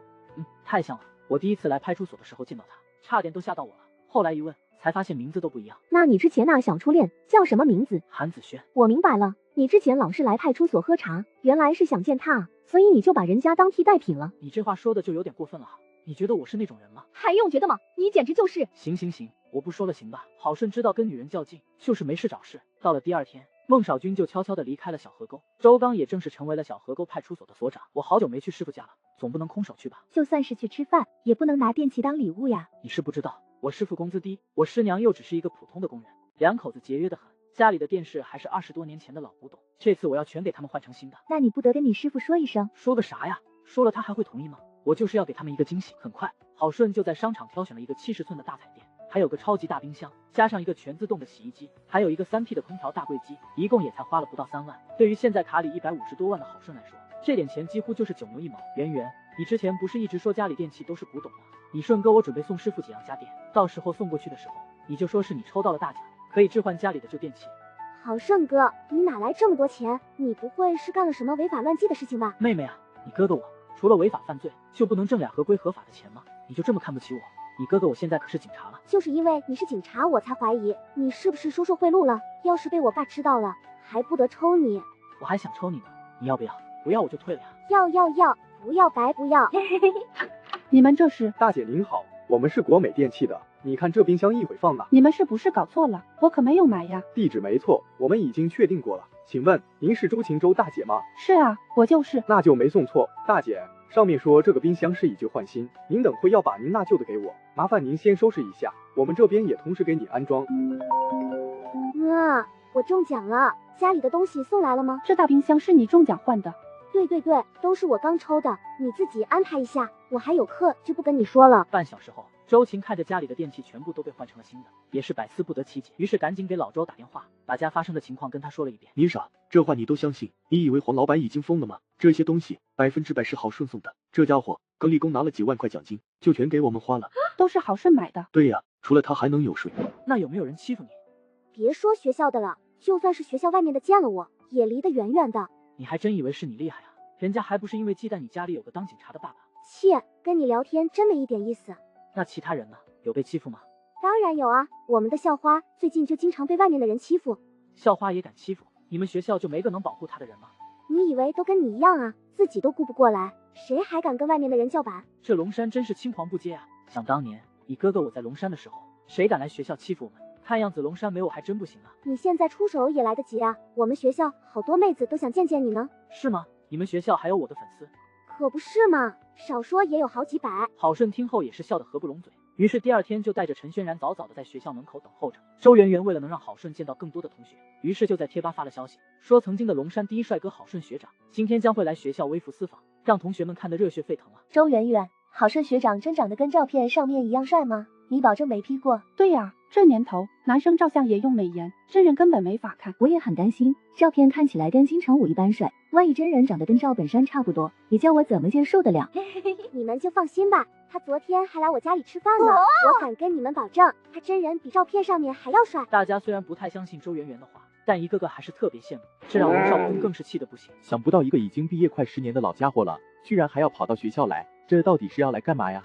这还用说吗？肯定是过来保护咱们的校花阮云婷呗。最近外面突然来了一群街流子，天天来学校门口堵人，我们的大校花都被欺负了好几回。是呀，想当年郝学长在龙山的时候，外面的小混混连我们学校附近5公里之内都不敢跨入。只是可惜啊，我们龙山现在群龙无首，就缺郝学长这样的英雄嘛。谁说龙山群龙无首的？我不就是吗？龙少，人家可有好几个人呢，你可千万别逞强。笑话，难道你们觉得我龙少坤在跆拳道俱乐部苦练铁砂掌这么久，那些汗都是白流的吗？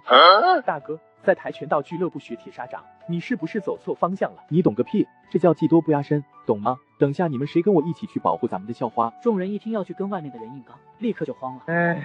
一个个都是胆小鼠辈，看来必须使用我的超能力才行了。说完，龙少坤摸出一沓钞票，啪一下子摔在桌子上。今天谁跟我一起，我一人奖励300，如果受伤，奖励翻倍，谁愿意？钱自己拿。众人见到有钱人，也是笑得合不拢嘴。放学后，龙少坤刚出门没多久，就看到校花被人缠着，于是赶紧上前阻止。你们跑学校门口欺负我的同学，有没有问过我的意见？哎呦，没想到啊，这龙山的孬种们什么时候开始有脾气了？真是少见啊！我们龙山什么时候出过孬种？你他妈才是孬种！你敢说我们是孬种？你有本事再说一遍！你别以为我怕你，龙山中学是我龙少坤罩着的，你们最好以后离着远点。哈哈哈，你罩的，那我倒要看看你拿什么来罩！哈哈，就你这熊样也好意思出来英雄救美？就在他不知道怎么办的时候，一个高大的身影却站在了他的面前。就你这熊样，还想这么漂亮的美女陪你吃饭？你特么谁啊？这哪有你说话的份？郝顺冷笑一声，一只手伸过去，直接掐住了皮夹克的脖子。旁边几人看到老大被欺负，一起朝郝顺扑了过来。可不到1分钟，几个人就全部躺在了地上。龙少坤被郝顺一人单手 KO 几人的画面惊呆了。你能收我当徒弟吗？我想跟你学功夫。徒弟？就在郝顺思考之际，龙少坤却跪了下来。师傅在上，请收徒儿一拜。不行不行，我哪有功夫收徒弟？龙少坤见这招不行，赶紧起身，摸出手机，翻出照片递到郝顺面前。这是我姐，现在是京都电影学院的，我觉得你俩很配。姐夫，你觉得呢？当郝顺看到照片里面的人，也是惊叹不已。让他想不到的是，居然一点都不比陈轩然差。哈哈，你小子挺机灵的嘛！既然你如此执着，我就勉为其难，收了你吧。以后你就是我的代言人，好好帮为师守护龙山。郝顺话音刚落，眼前却出现了一个熟悉的身影。想不到10年了，这家伙居然没什么变化，而且头顶显示的犯罪记录也越来越多了。看来这10年前的旧账是到了该了结的时候了。哟哈，这不是当年我们学校的二混子吗？你怎么在这？哎呦，这不是当年被我揍进医院躺了半个月那倒霉蛋吗？你怎么也来了？郝顺，我告诉你，这里是我们学校范围，你一个街溜子最好给我离远点，要不然我可报警了。哈哈，那还真是巧了，我就是警察。警察怎么了？你只是一个小小的骗姐而已，有什么好嘚瑟的？嘚瑟？看我怎么让你瑟瑟发抖的！说完，郝顺就给他来了一下，疼得他一路狂奔。随着心跳的加速，他头顶的犯罪记录很快就显示了出来。想不到他的犯罪记录还是挺多的，但是如今遇到我也算是他倒霉了。郝顺，你身为警务人员，居然知法犯法，我要告你，我一定告你。想告我，恐怕你以后没这个机会了，因为我已经掌握了你的杀人证据。空口无凭，证据了，你到处拿出来呀！要是拿不出来，你就等着撤职查办吧，我一定要告到你倾家荡产为止。然而郝顺并没有回答他，直接摸出手铐将他给铐了起来。真是不见棺材不掉泪，等会你就知道了，什么叫做铁证如山。半小时后，刑侦队根据郝顺提供的线索，很快就找到了被害人员的尸体。法医还在尸体身上发现了乔万岁的毛发跟 DNA。听说乔万岁被抓后，曾经被欺负过的同学也纷纷站出来指证。很快，乔万岁就被以强罪、杀人罪、欺负他人罪、贪污罪、受贿罪等5大罪名联合起诉，最终等待他的将是法律的制裁。小顺子，你干得漂亮！想不到1个月之内，你居然侦破了10件大案。我们现在以6555的积分进入了前18名。18对于我来说只是个数字而已，我要的是第一。你小子可不要太狂，现在第1名的积分可是我们小河沟的4倍，而且我们剩下的时间也不多，你觉得可能吗？然而旁边的同事听到他俩对话，也纷纷摇头。只有20来天，4倍差距，这怎么可能追得上？顺子就算给你每天抓一个犯人，这加起来也不够啊。对呀，我们小河沟哪有那么多杀人犯让你抓？要不我们还是算了，我们上半年破案太少，全靠你这个月的努力才拿到6000多的积分，已经很难得了。要想打败江城700多家派出所，对于我们小河沟来说，简直就是不可能完成的任务嘛。郝顺看到大家都在打退堂鼓，反而激发了他的斗志。恭喜宿主成功侦破校园杀人案，奖励金钱10万，超级力量，鬼才之眼等级+1。童子，鬼才之眼6级都有什么功能？以后犯罪嫌疑人不需要心跳达到120，他的犯罪记录也会直接显示出来。哈哈，既然心跳不需要达到120，那还不是一抓一个准？半小时后，郝顺再次找到周刚，并提出要对小河沟社区进行大整顿，还要求买一辆56座的大巴车装罪犯，让周刚也是听得一脸懵逼。大巴车装罪犯？你小子是不是发烧了？怎么净说胡话？你见过全国哪家派出所用大巴车当警车的吗？师傅，我没发烧，就我们派出所那几辆车，能装几个人？我要是出去转一圈，一不小心捣毁一家国际犯罪集团什么的，我拿什么车拉回来？我不但要大巴，我还要2辆。2辆？顺子，你是不是哪磕着了？要不我带你去医院看看。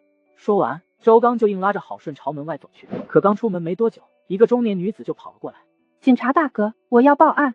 周刚一看，对方神色慌张，好像发生了什么大事，而一旁的郝顺却看得当场一愣。请问你要报什么案？我老公被人杀了。那你怎么不打电话，专门跑来报案？因为我家就在派出所隔壁，所以就跑了过来呀。顺子，你可别在这里给我墨迹了，马上跟我一起去现场查看情况。去什么去啊？你要是不答应我刚才的请求，我哪都不去。顺子，你别仗着师傅疼你跟我耍混了。你买车这事不是我不同意，这说出去都会让人笑话的。如果我能1分钟破案，你能答应给我买车吗？要是你真能1分钟破案，以后你要买天上的卫星，我都不阻止你。那好，这可是你自己说的。说完，郝顺就摸出手铐，直接将报案人给铐了起来。大姐，您不当演员，简直是我们大夏娱乐圈的损失。你要是去了奥斯卡，这小金人都得把仓库堆满。郝顺的话让周刚听的也是一脸懵逼。顺子，你怎么把报案的人给铐了？没看人家刚刚失去丈夫哭得撕心裂肺吗？你干什么？为什么抓我？因为你就是凶手。早上将你老公迷晕后，便拿出了你准备好的玩具车，设置好时间，便假装出去买菜，然后故意询问时间，提醒商家，好让他提供不在场证明。待你老公被杀后，你才回家，将玩具车给藏了起来，然后匆匆忙忙跑过来报警。你胡说八道！今天要是你说不出个1、2、3、4、5来，我跟你没完！哈哈，等会我就会让你知道什么叫做铁证如山。师傅，你现在就去他们家厕所天花板找一下，看有没有我所说的那个玩具车。连这你都知道？周刚虽然不太相信郝顺的话，但是为了一探究竟，还是带着人来到了报案者的家里。只见地上躺着一具尸体，胸口还插着一把刀。而厕所里也发现了一个玩具车，上面甚至还有明显的血迹。真是想不到，全都让他说中了。难道郝顺这小子真会读心术？来到派出所后，那女子看到前面的玩具车也没有了之前的嚣张，很快就交代了犯罪事实。周刚也履行了承诺，同意郝顺购买大巴车当警车的要求。半小时后，郝顺就用120万全款购买了2辆56人座的金龙大巴车。你买这车干嘛？装罪犯了。你别看这2辆车挺大，我要是去趟梁山，宋江、武松他哥俩搞不好都还没位置呢。郝顺，你是不是玩的有点过了？你真的跟所长商量过？那是必须的，他老人家要是不同意，我敢吗？你就别唧唧歪歪了。一会通知老马和老梁来开车。陈轩然虽然不清楚郝顺葫芦里面卖的什么药，但还是给老马哥俩打了个电话，并告诉了他们的具体位置。到了第2天，郝顺立马召开了全所紧急会议。周刚因为害怕弄出来笑话，所以没参加。大家应该都看到了，我们小河沟目前的积分排名是第18名。我们小河沟默默无闻这么多年，今年就是我们扬名天下的一个好时机，所以我才提出用这剩余的20来天时间，好好冲一把。大家觉得怎么样？郝顺，你真的觉得我们小河沟有拿第1的希望？是啊，我们目前的积分离第1名还远着呢。的确差太多了，足足4倍，这怎么超越？根本不可能。要不我们还是明年再来吧。大家你一言我一语，都对拿第1没有信心，也都觉得郝顺的想法简直就是天方夜谭。不管你们愿不愿，反正这个第1我们必须要拿。从现在开始，我们小河沟的清淤行动正式开始。半小时后，郝顺带着一行人浩浩荡荡地离开了派出所。刚来到广场，郝顺就用鬼才之眼扫了一遍，只见一个50来岁中年人，脑袋上面就顶着杀人2个字。郝顺展开他头顶的信息一看，也是一惊，直接上去就按人。你干嘛？你干嘛呀？我是小河沟派出所民警郝顺，你因为故意杀人被捕了。然而这边的动静很快就吸引了离郝顺不远的2中年男子。姐夫，要不我们过去看看？有什么好看的？不就是一个便衣在抓小偷吗？咱还是好好寻找目标，干好自己的事情吧。这不时间还早吗？咱先看看这江城的警察都是怎么抓人的，以后咱也多点应敌经验不是？就你小子鬼点之多。然而就在陈轩然给大家解释的同时，郝顺便扫了一眼围观群众，居然发现了2个诈骗犯。前面的这位大哥，能不能过来帮帮忙？那小个子骗子愣了一下，你是叫我吗？对，就是你。还有你身后的大哥，麻烦你们帮帮我，我们今天人手不足，能不能帮忙押一下这个犯人？我们警车就在附近。小个子不知道如何应对，只能回头看了看自己姐夫。可以，能帮助警察抓坏人，也是我们每个公民的义务。说完，他俩就直接上前帮助郝顺押着那杀人犯。老马，我是轩然，我们在这边抓到了10几年前的同学纪念册杀人犯，麻烦你叫2个人过来接一下。纪念册杀人案的凶手被你们抓到了？对，就是他，你赶紧派几个人来接一下。老马听后感觉有点不真实，于是给自己来了几下。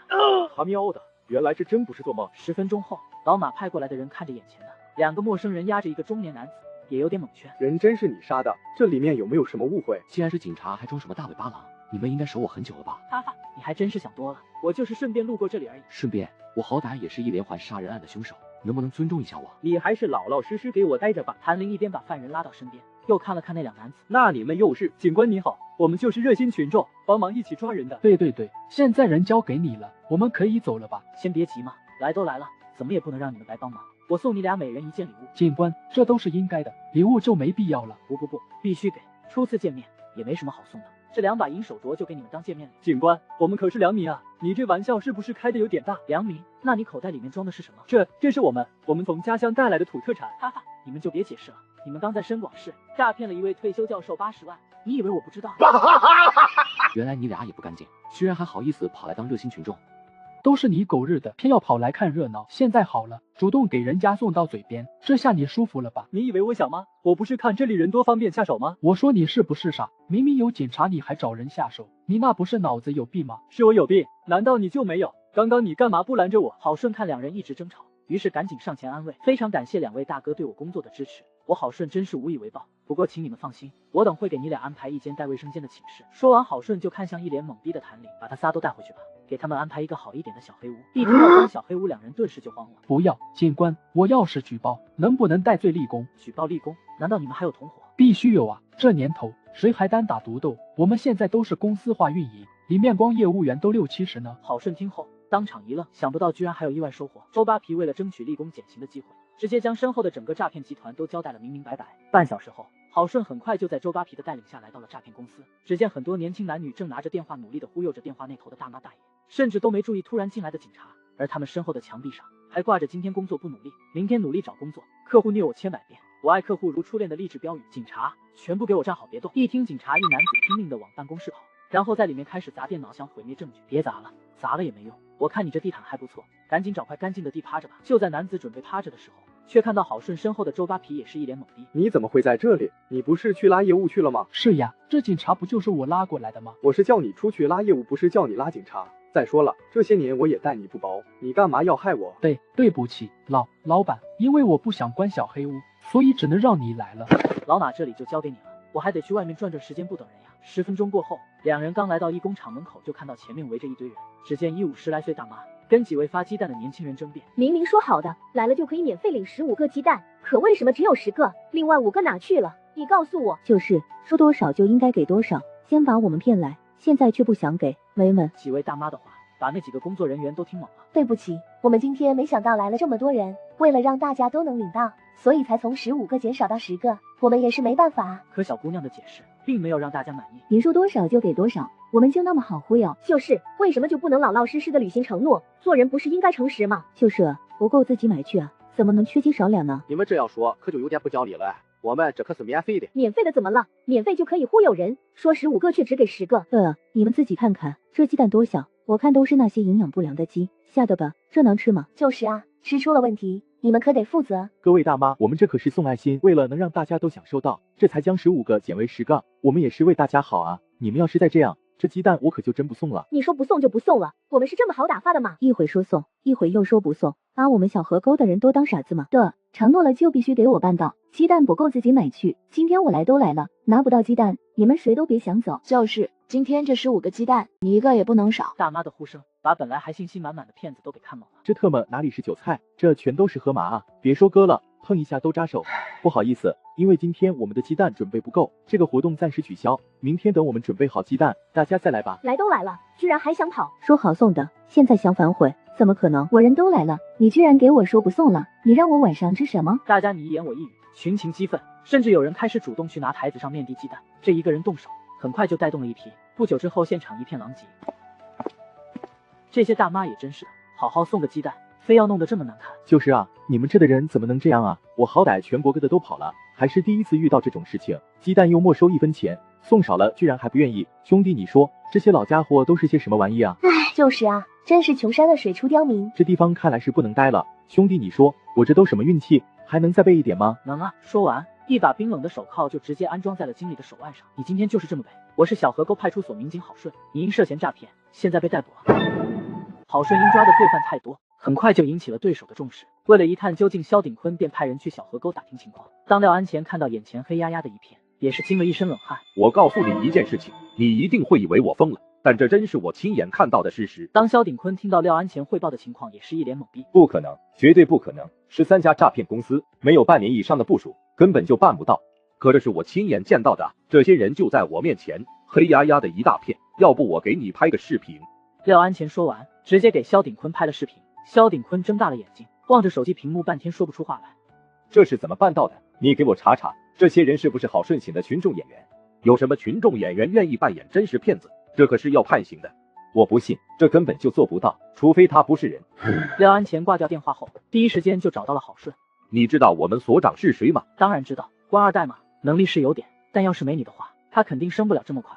有些事情我也是没办法，不过我还得善意的提醒你，大洋是否能代表江城参加评选，关系到某些人的升迁，你现在的做法肯定会得罪某些人的。谢谢廖队长提醒，不过我郝顺做事一向是不计后果，我就是一顺毛驴，越是别人不让我干的事情，我就越想干。对于郝顺的话，廖安前也是心生敬佩。那我就只能祝你早日成功了。廖安前走后，周刚第一时间就找到了郝顺，并说出了事情的严重性。你知道他为什么过来吗？不就是过来提醒我，如果我拿了第一，将会得罪某些人摆吗？看来你还不傻嘛。萧鼎坤可是萧副市长的独子，也是江城重点培养的一批干部，你要是拿了第一，这不就是在打他的脸吗？现在整个小河沟都知道我想拿第一，现在让我打退堂鼓，大家会怎么看我？周刚见无法说服郝顺，也只能作罢。到了晚上，南山派出所彭路却急急忙忙的跑了过来。小刚子，你要不得，我是让你们去抓几个人，可没想到你们居然给我抓了好几百，现在别人都在笑话我。看来你是想多了。怎么会想多了？这么多罪犯在我眼皮子底下干坏事，作为所长的我竟毫不知情。说难听点，你们小河沟就是在打我的脸。想多了，你绝对想多了。要不明天的行动，我们2个所联合开展，抓的人5-5开，怎么样？你就饶了我吧。就算我们现在联合执法，别人也知道我只是个陪衬。你们抓的越多，我被骂的会越惨。还有萧副市长的儿子萧鼎坤，只要拿了这个奖，马上就要升迁到北江区人副局长了。你现在让你徒弟跟他抢名额，这不是摆明跟人家作对吗？我怎么会不知道？可我那徒弟就是一根筋，非要拿这个第一，我根本阻止不了。那你就放任他乱来，你好歹是他师傅，你不让他去，他能怎么办？这家伙跟他爸一个脾气，认定的事情就必须要做，我是真拿他没办法。那我可不管，明天你们小河沟不能来我们区抓人了，咱要联合执法可以，等过了年，你们要怎么抓我都配合。7天过后，廖安前听说小河沟的清淤行动被迫终止了，于是赶紧前来查看。廖队长，你怎么来了？没事，就是路过这里，进来看看。哈哈，是你们所长派你来打探消息的吧？廖安前听到这话，顿时有些尴尬。你现在可以放心的回去报告了，我郝顺啥都没干，天天窝办公室里面打游戏呢。难道你真的放弃了？你不是说我拿了第1名，会得罪一些不能得罪的人吗？其实我只是善意的提醒你而已。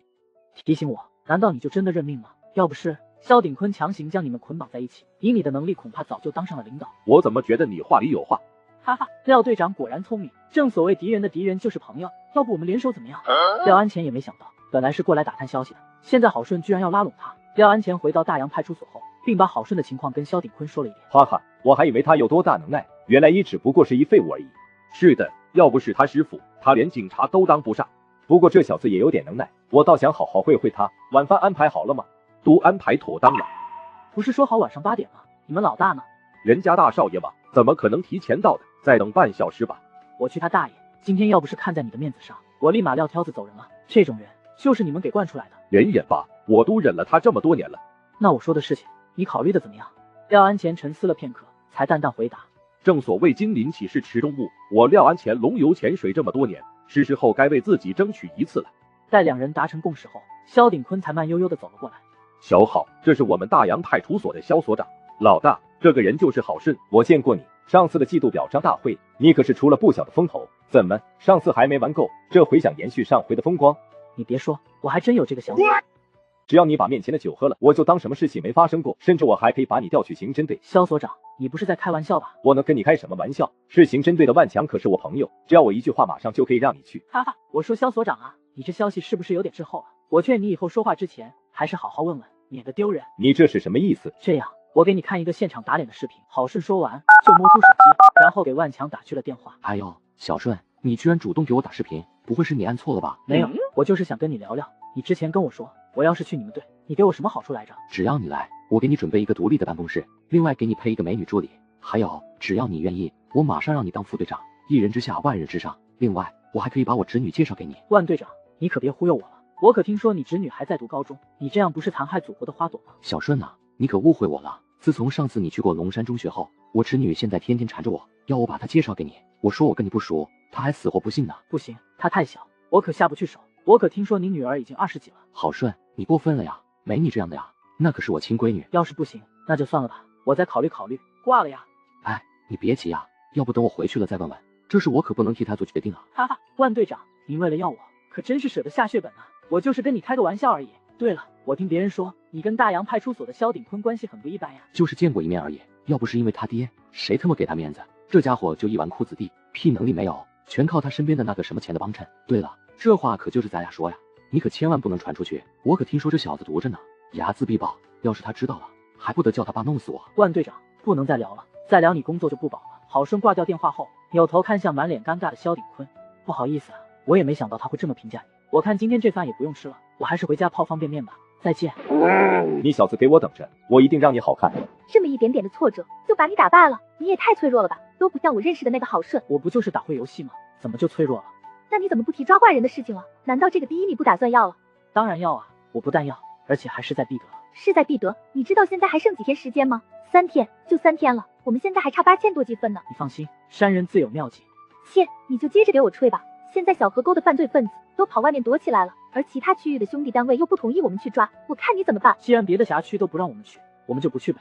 不去，那我们怎么抓人？你别管那么多，现在你就去帮我买500张张俊杰演唱会的看台票。我问你抓坏人的事，你居然要我去买演唱会的门票，而且还是500张，你是不是疯了？你知道这需要花多少钱吗？我知道，看台票的价格现在是1280，但目前大部分的票都在黄牛手上。现在黄牛每张票的价格是1580，500张就是79万元。79万？你花79万买500张演唱会门票，你到底要干嘛？郝顺微微一笑，接着摸出手机，当场给陈轩然转了80万。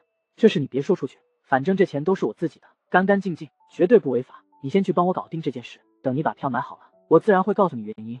80万，郝顺居然有80万，这家伙什么时候这么有钱了？陈轩然虽然不太相信，但还是乖乖的去从黄牛手里收购了500张演唱会门票。郝顺现在门票也买了，你该告诉我你要干嘛了吧？我们这些票要拿去送人。为什么？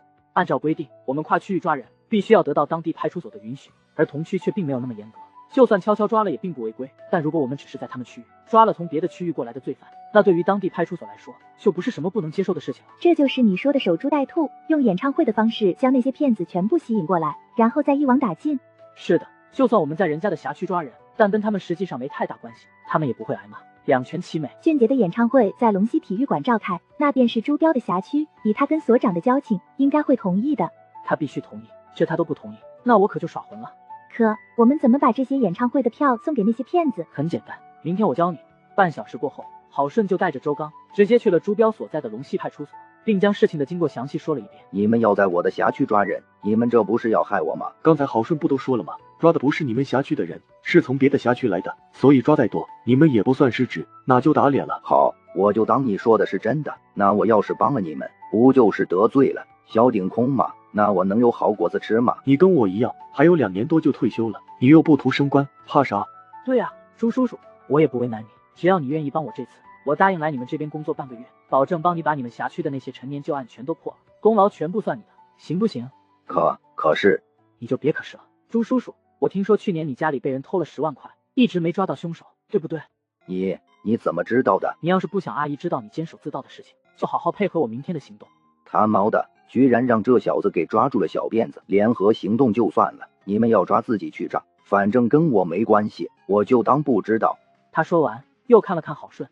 顺子，你之前的话还算数不？当然算数啊，你赶紧把你们那些破不了的旧案都拿出来，我到时候好好分析分析，尽量都帮你们给破了。那太好了，当年你妈生你的时候，我就说这小子长大了有出息，果然没看错。可惜啊，当年我怎么就忘了收你当徒弟呢？你自己眼瞎怪得了谁？周刚哈哈一笑，拉着郝顺就离开了朱标办公室。张三因经常被人欺负，便一气之下连杀6人，为了逃避警察的追杀，还躲进了学校。虽然外面有全副武装的民警，可他却丝毫不慌。我不出来，我一出来，你们的狙击手就会直接打爆我的脑袋。电视上面都是这么演的，你别忽悠我。那你说，你劫持这些孩子到底想干嘛？我要找一个警察，只要你能帮我找出来，我保证不会伤害他们。那他叫什么名字？名字我不知道，但我知道他车的车牌号叫 A8008警。你把开这个车的人给我找来，我要见他。然而张三的要求把孟浩南都搞懵逼了。局长，劫匪说的车牌号好像是小河沟送给郝顺的那辆奔驰。想不到他要见的居然是郝顺，快，马上打电话通知他，让他赶紧过来。当陈轩然拨通郝顺电话后，得知张三要找自己，也是一脸懵逼。我不认识他呀。那他怎么点名要见你啊？这个我就不知道了。不知道就算了，你快点过来，这里需要你。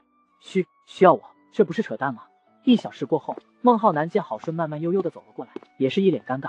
顺子啊，你是开的什么车？半个小时的路程，你居然开了1个小时？我这不是因为肚子饿，顺便去买了点吃的吗？你是不知道那绝味鸭脖生意有多火爆。都什么时候了，你居然还有功夫去买鸭脖和啤酒？你是不是疯了？可是我还没吃早饭呀。我懒得跟你扯，你赶紧告诉我，你们到底怎么认识的？我怎么可能认识他？这人刚从牢里放出来。好了，不管怎么样，现在犯罪嫌疑人点名要见你，可能就是为了要报复你，你得做好心理准备。既然这么危险，那我就先走了。说完他转身就要走，却被孟浩南一把抓住。你小子怎么不按套路出牌啊？哈哈，我看气氛这么压抑，开个玩笑而已。你小子就知道扯淡，等会你进去的时候，就简单想办法让他从里面出来。我们在对面安排了3个狙击手，只要他一露头，你的任务就完成了。郝顺点点头，放心吧，我会尽量想办法的。那我这把枪给你，并且批准你可以随时击毙罪犯。郝顺接过枪，左右端详，这玩意怎么弄？我活这么大还是第一次摸枪呢。孟浩南听完脸色大变，赶紧把枪夺回来。我忘了，你根本没学过用枪，还是算了吧。如果我牺牲了，麻烦你们帮忙照顾我奶奶。话音刚落，郝顺就在众目睽睽之下朝幼儿园大门而去。里面的大哥你好，我是江城市警察局刑侦队警员郝顺，你不是想见我吗？我来了，你等会，我让老师出来给你开门。说完，张三指了指惊魂未定的那名幼师，你拿着钥匙出去给他开门。那女孩一脸茫然的点点头，接着拿了钥匙就走出监控室。很快，她就来到了郝顺面前，拿出钥匙准备打开铁门。你这么漂亮，里面的大哥有没有对你动手动脚？没有，他挺规矩的。那就好，不过还得麻烦你跟我进去一下。那些孩子没了你安抚，恐怕还真不行。幼师虽然害怕，想到小朋友们还在里面，还是咬牙答应了。来到学校里，张三看到郝顺却很是高兴。浩浩，你终于来了。我得知你要见我的时候，就晓得你不会伤害这些孩子。那我也是没办法，只有这样我才有机会。怎么，你是希望我来抓你？是的，因为我很清楚，我杀了6个人，现在已经是死罪难逃，干嘛不把这个机会让给你呢？最起码你曾经帮过我。说完，张三就从口袋里面摸出2张100元钞票。这是那天你借我的200，现在我还你。郝顺看了看他手里的钱，然后拿了过来。你还是挺有原则的人嘛，你杀那些人就是因为他们欺负你吧？是他们太过分了，3番5次的针对我，我越是隐忍，他们却越加得寸进尺。我杀他们不后悔，只是觉得对不起我妈。既然你送我这么大一功劳，我也不能白拿。待你走后，我就会帮你把他安排到养老院。郝顺的话让张三眼眶顿时红，接着他当场就给郝顺跪下。谢谢郝警官，谢谢郝警官。小事一桩，你这回案子这么大，我拿个3等功是跑不了的。你妈妈的事情就当我感谢你吧。走吧，郝警官，我已经没有什么遗憾了。说完，张三主动将手腕合在一起，意思很明显，就是让郝顺给他上镯子。郝顺也不客气，直接摸出手铐给张三戴上。顺哥，你是怎么做到的？这个劫匪就是前几天骑自行车撞了我们车门的大哥，人家叫我来是给我送3等功的。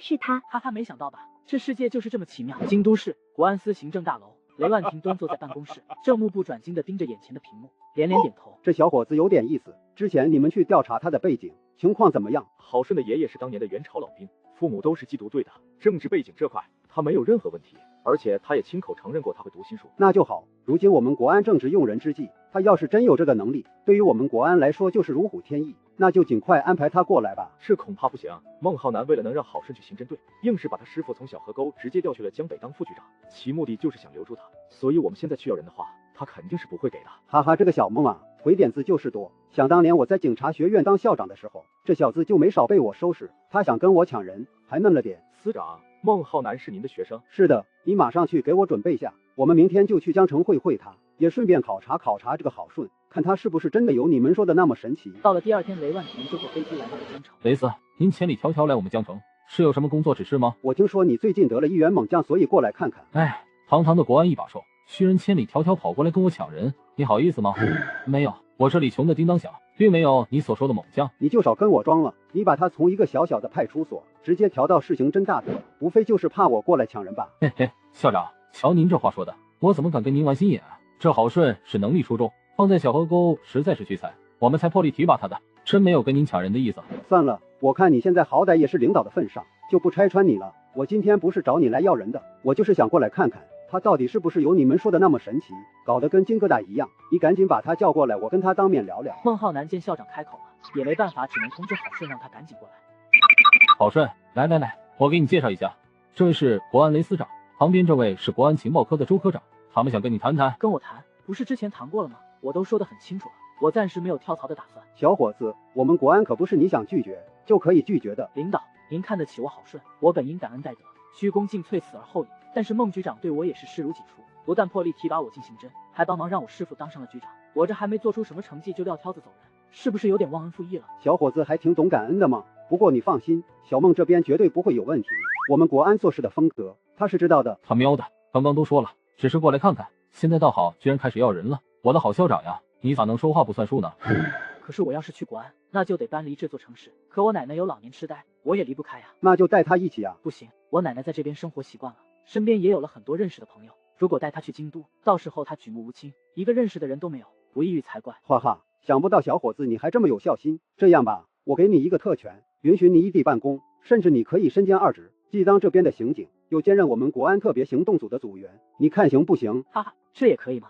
当然可以，只不过你对外的身份还是江城刑侦队的警察，国安特别行动组组员这个属于你的隐藏身份。另外，我们国安在江城有分局，特别行动组组员的级别相当于这边的副局长，这边的人你以后想调动，随时通知我一声就行了。那我兼任这个特别行动组组员有什么其他好处吗？那好处可就多了去了。特别行动组是我们国安的一把利剑，专门打击那些威胁国家安全的犯罪分子。特别行动组的人个个都是身怀绝技，特别行动组的人拥有上级给的生杀特权，行动组的每一个人都拥有先斩后奏的权利。换句话说，你杀人，有组织给你兜底，不需要负任何责任。还有这样牛逼的特权？当然，这个特权也不能太随便，更不是你想杀谁就杀谁。我们国安有自己的军事法庭，如果你有出格的举动，一样会受到法律的制裁。我明白了，这么优厚的条件，我要是再拒绝的话，那就太不要脸了。哈哈，就你小子聪明。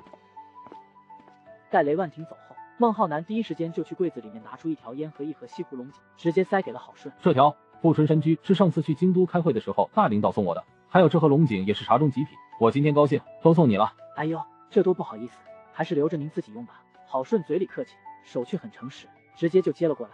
哈哈，你小子还真不客气。不过没事，你刚立了大功，我说好要奖励你的，拿去。不过这烟你可省着点抽，这可是市面上都买不到的。谢谢局长，谢谢局长。郝顺生怕孟浩南后悔的样子，拿着东西就跑。哈哈，这小子。郝顺刚从办公室出来，高小伟就从外面急匆匆的跑了过来。郝顺，出事了，南湾区那边发生了枪击案，打死了2个警察，据说都是小河沟的民警。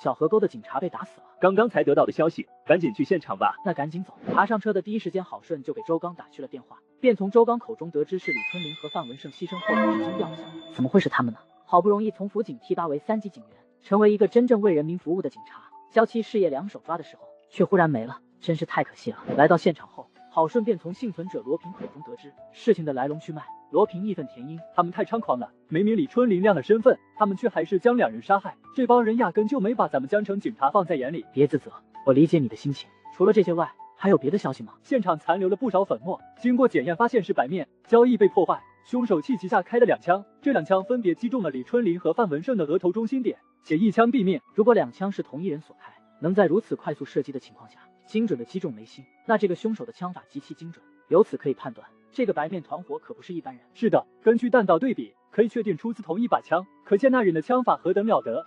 我当时实在太惊慌失措了，又没拿武器，我只能选择逃离现场，去搬救兵。这不是你的错，你无需自责。同时，我还要谢谢你提供了这么详细的证据，我会把你说的这些如实上报给领导。其实以前我们还是辅警的时候，遇到这种事情，我们都不会去管的。但这次李春林说，现在大家都是真正的警察了，跟以前不一样。做警察就必须坚守警察的职责，看到他们被杀，我却无能为力。不怪你，是凶手太凶悍了。郝顺带着现场调查的证据回到市刑侦队，副队长何良突然把郝顺叫到自己的办公室。郝顺，我想跟你说件事，你知道之前我那件案子吧？据说当时刑侦队接到一个陌生电话举报，说某 KTV 里面有人在交易毒品，于是何良就带了行动组的3名兄弟前去，但这次行动导致1人死亡，2人重伤，关键还让凶手跑了。此事也成了何良警察生涯最大的耻辱，到现在他还被人诟病。我大概知道一点点。我怀疑上次我遇到的那3个人和这次南湾枪案是同一伙人所为。你是说打死小河沟民警的人就是当初在 KTV 行凶的那伙人？是的，当年那场行动由我带队，就在我鸣枪示警的一刹那，被方进抓住这短短半秒不到的机会，连开4枪。不到半秒连开4枪，那是何等恐怖的实力啊！是呀，和我一起的队员1死2伤。后来我们调查过，现场一共留下4个弹壳，出自于2把手枪，其中打中小伟和射向我的子弹是出于同一把手枪，而另外2颗子弹是来自另外一把。这就是支撑您认定他们与小河村2名警察被杀是同一拨人的原因。对的，我感觉得到，打我的那1枪也是对准我眉心而来的，只是被我幸运的躲过了。开枪的人身手极其敏捷，拔枪速度之快简直匪夷所思，而且专打眉心，所以我才这么认为。这么厉害？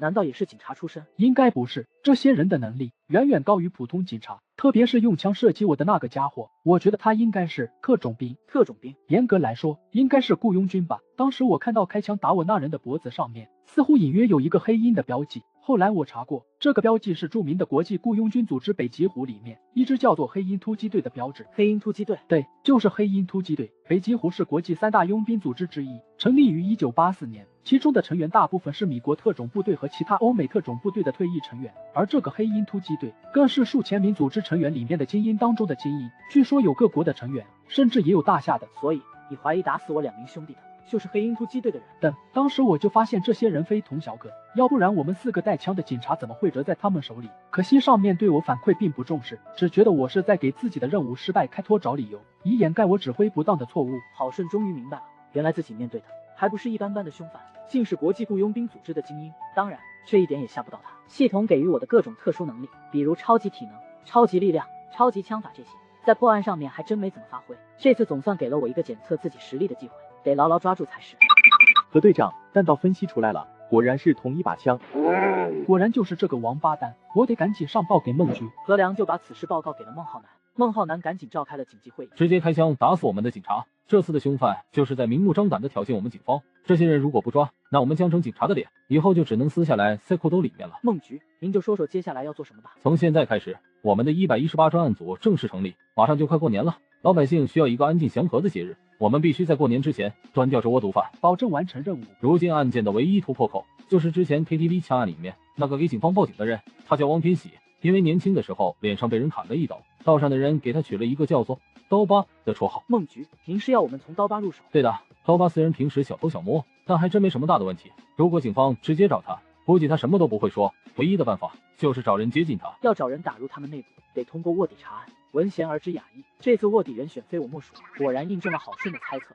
经过研讨，大家一致觉得郝顺是此次卧底行动的不二之选。组织决定将这次卧底查案的任务交给你，这方面你的确有着天然的优势，哈哈。郝顺他本来就是街溜子出身嘛，扮演黑社会简直手到擒来。孟局，你的意思我长得像流氓？不是，你误会了，我不是说你长得像流氓，你本来就是流氓。听到这话，郝顺脸上顿时几根黑线。然而孟浩南压根不顾郝顺死活。你当了这么多年的街溜子，跟那些混混打交道应该是信手拈，而且你前几天搞直播，你现有身份暴露，要想完成任务，就得给你弄个新身份。孟局，姜还是老的辣，让我瞧瞧你给我弄了个什么身份。这个叫李顺的人是彩云省的一个地痞混混，在当地也是无法无天，平时也涉及违禁品交易。不过就在前天，他被彩云省缉毒队当场击毙，消息暂时没泄。这人和你身高长相差不多，你扮演他非常合适。郝顺拿着那张身份证，一脸三观俱毁的模样。孟局，这长相叫差不多。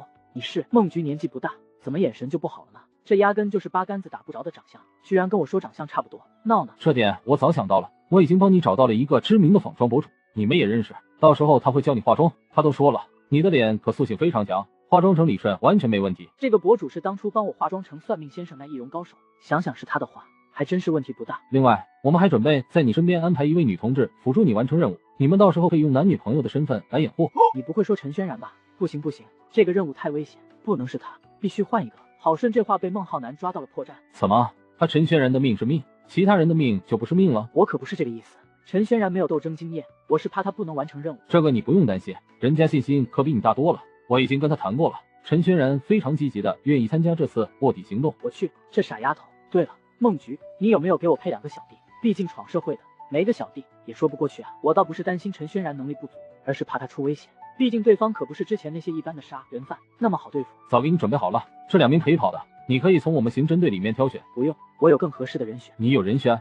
要找陪跑的小弟，当然是有闯社会经验的人。而我恰好有2个兄弟，他们叫周旋和曾健，当年跟我在小河沟附近卖卡片，不仅交情深，而且默契度高，更不需要磨合，且他们还有案底。哈哈，真是难为你了，人选不错，只是你不怕他们身手不好，拖后腿。孟局，您想想，这2个人如果是刑侦队的，万一被对方查出来怎么办？而且帽子叔叔扮演混混，始终会有破绽，但他们就不同了，这俩都是外面混的，还蹲过大牢，还能有比他们更合适的吗？经你这么一分析，确实没毛病，但你准备怎么跟他们说，叫他们协助我们？当然不行，这俩必须以为是真的，这样才会没有破绽。到时候我就说我被警队开除了，要带他俩发财，他们肯定会信。警队开除？什么理由？当然得是一个让人无法怀疑的理由，就说我把局长的女儿给欺负了。你不应该叫郝顺，你应该叫郝健。郝顺刚回刑侦2队，就见陈轩然开心的收拾东西，忍不住揶揄，不就假扮我女朋友吗？需要这么高兴吗？自作多情，我只是觉得扮演另外一个身份挺有新鲜感而已。那说说你的新身份和名字，好让我提前适应一下呗。我现在叫席如意，老家也是彩云省的，因为不爱读书，16岁就出去跑江湖了，期间做过洗头学徒，进过厂，搞过按摩，还当过小姐姐。什么？还当过小姐姐？人设这么复杂，跟你本人完全不搭嘎呀！你是一点经验都没有，能演吗你？这要什么经验？难道电影里面那些演小姐姐的，就真要去当上一段时间体验生活？再说了，我只是人设当过小姐姐，又不是真当过。你还真是早就想好了呀，看不出你胆子还挺大的，居然敢跟我一起冒险。你知道对方都是什么人吗？人家可是杀人如麻的大佬和雇佣兵。不是有你保护我吗？怕什么？陈轩然的无条件信任让郝顺感觉压力山大，他都有点后悔拒绝的太慢，但又没办法。然而陈轩然很快进入角色。顺哥，你应该没怎么摸过枪吧？我带你适应适应。那赶紧的，今晚就让你见见我那2个小弟，抓紧时间试试。好的，顺哥。当晚，郝顺带着假扮女朋友的陈轩然见到2个昔日兄弟。顺哥，我们这次回来想争取拿下南湾小卡片市场，再以南湾为跳板，成为江城小卡片市场的独角兽，争取3年后在纳斯达克上市。阿健，你要是就这点出息，以后别说是我兄弟，我丢不起这人。怎么不发小卡片了？市场环境挺好啊。发个锤子，挣那2、3毛没啥意思。要干咱们就要干最大最赚钱的产业。顺哥，来钱快的产业都写在刑法里，你这是要逼我们进宫吗？顺哥，曾健说的对，我们俩刚出来，你再把我们送进去，这就不厚道了吧？这年头男人没钱就跟没卵蛋一样，难道你们不想过呼风唤雨的日子？做梦都想，但最挣钱的无非就是不能接触的违禁行业，可我们没门路呀。傻子，谁让你们亲自经手了？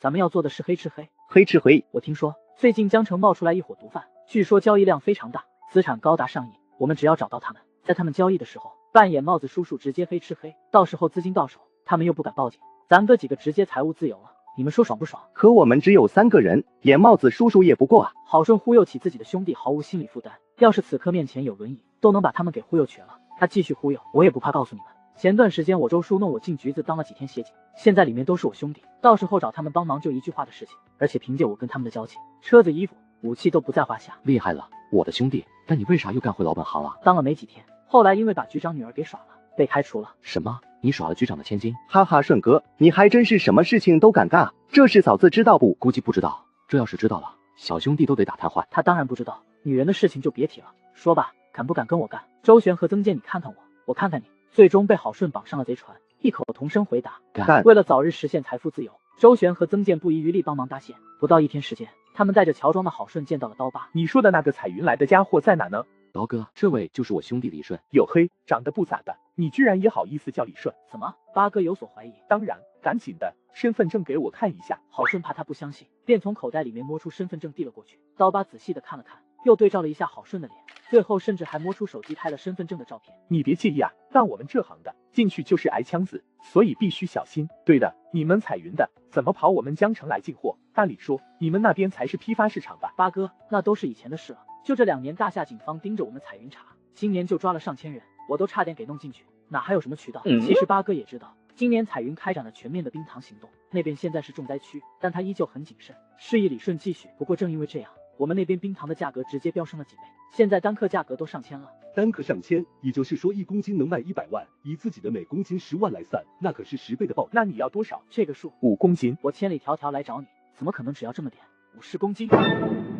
50公斤，兄弟，你知道我的批发价吗？50公斤，那可要500万。你有这么多钱？钱的事情你可以放心，1分都不会少你的。呵呵，口气还挺大。兄弟，你别以为我没查过你，前段时间你的堂子被端了，好些个兄弟都进了局子，你就算现在手里有钱，也带不出来吧？钱的事情你真不用担心，我李顺别的本事没有，找钱那就太容易了。什么意思？你要给我画饼就没意思了。我不怕告诉你，我手里有货，但我得先看到钱。行啊，如果你不嫌麻烦，我现在就带你去看钱，而且还全部是现金。现在就看钱？这小子我早让人把他的祖宗18代都调查了一遍，他本人就是个逃难的，哪来的钱？不会是耍我的吧？郝顺为了让刀疤详细自己有本事拿出500万，当即带他和几个兄弟去了信贷公司。小姐姐，我要借500万，把你的经理找出来。500万？你确定没说错？如果你耳朵没问题的话，那就是500万，而不是50块。再不把你们经理叫出来，我八哥可不是吃素。哈哈，论扯虎皮演大戏，我郝顺可是信手拈来。要是奥斯卡评奖的话，今年的奥斯卡影帝非我莫属。小子，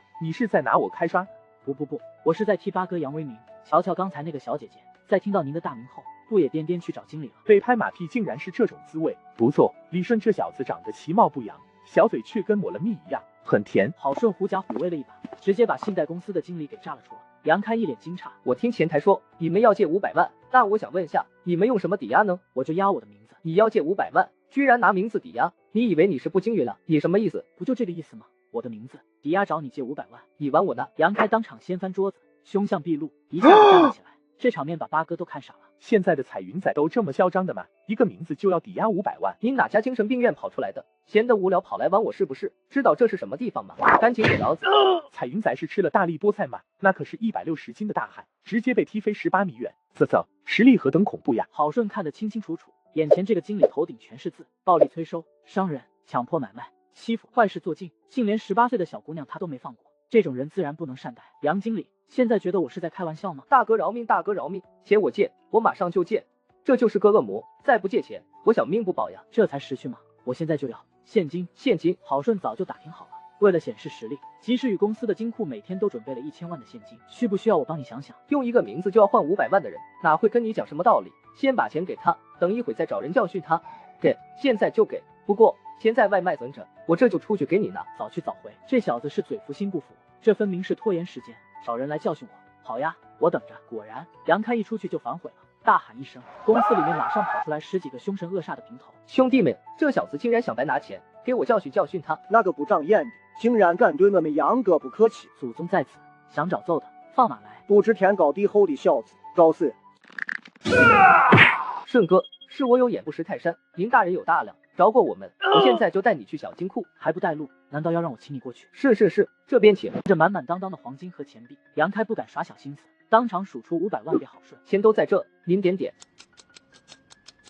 八哥，这是给你的50万定金，我要的东西尽快送我手上。按照10万1公斤的出货价，减去5万的成本，只要接了这单生意，那可就是250万的纯利润。破天的富贵轮到了我为什么不接呢？李顺，钱我拿了，等我消息。杨经理，这是500万欠条，你拿着，钱我会及时还回来。兄弟们走。杨经理，我们还会回来的。不，您还是别再来的好。慢走，再来一次，我这千年祸海的命就彻底玩完了。刀疤拿走了郝顺给的50万定金，直接找到自己的上线水哥，结果水哥上来就对着刀疤一顿暴揍。一个王八蛋！你说之前少校和魏总在豪门 KTV 见面的事情，是不是你说出去的？顺哥，真不是我冤枉啊！我怎么敢坏魏老板的生意？我真不知道警察怎么晓得的。最好不是，要不然老子都保不住你。说吧，找我什么事？刀疤于是把郝顺找他买冰糖的事情一五一十的告诉了水哥。水哥一听也是当场张大了嘴巴。50公斤要这么多货，钱都准备好了，是我亲眼看到的，而且定金我都收了。接着刀疤又把郝顺带着周旋、曾健一起找及时雨借钱的整个过程和盘托出。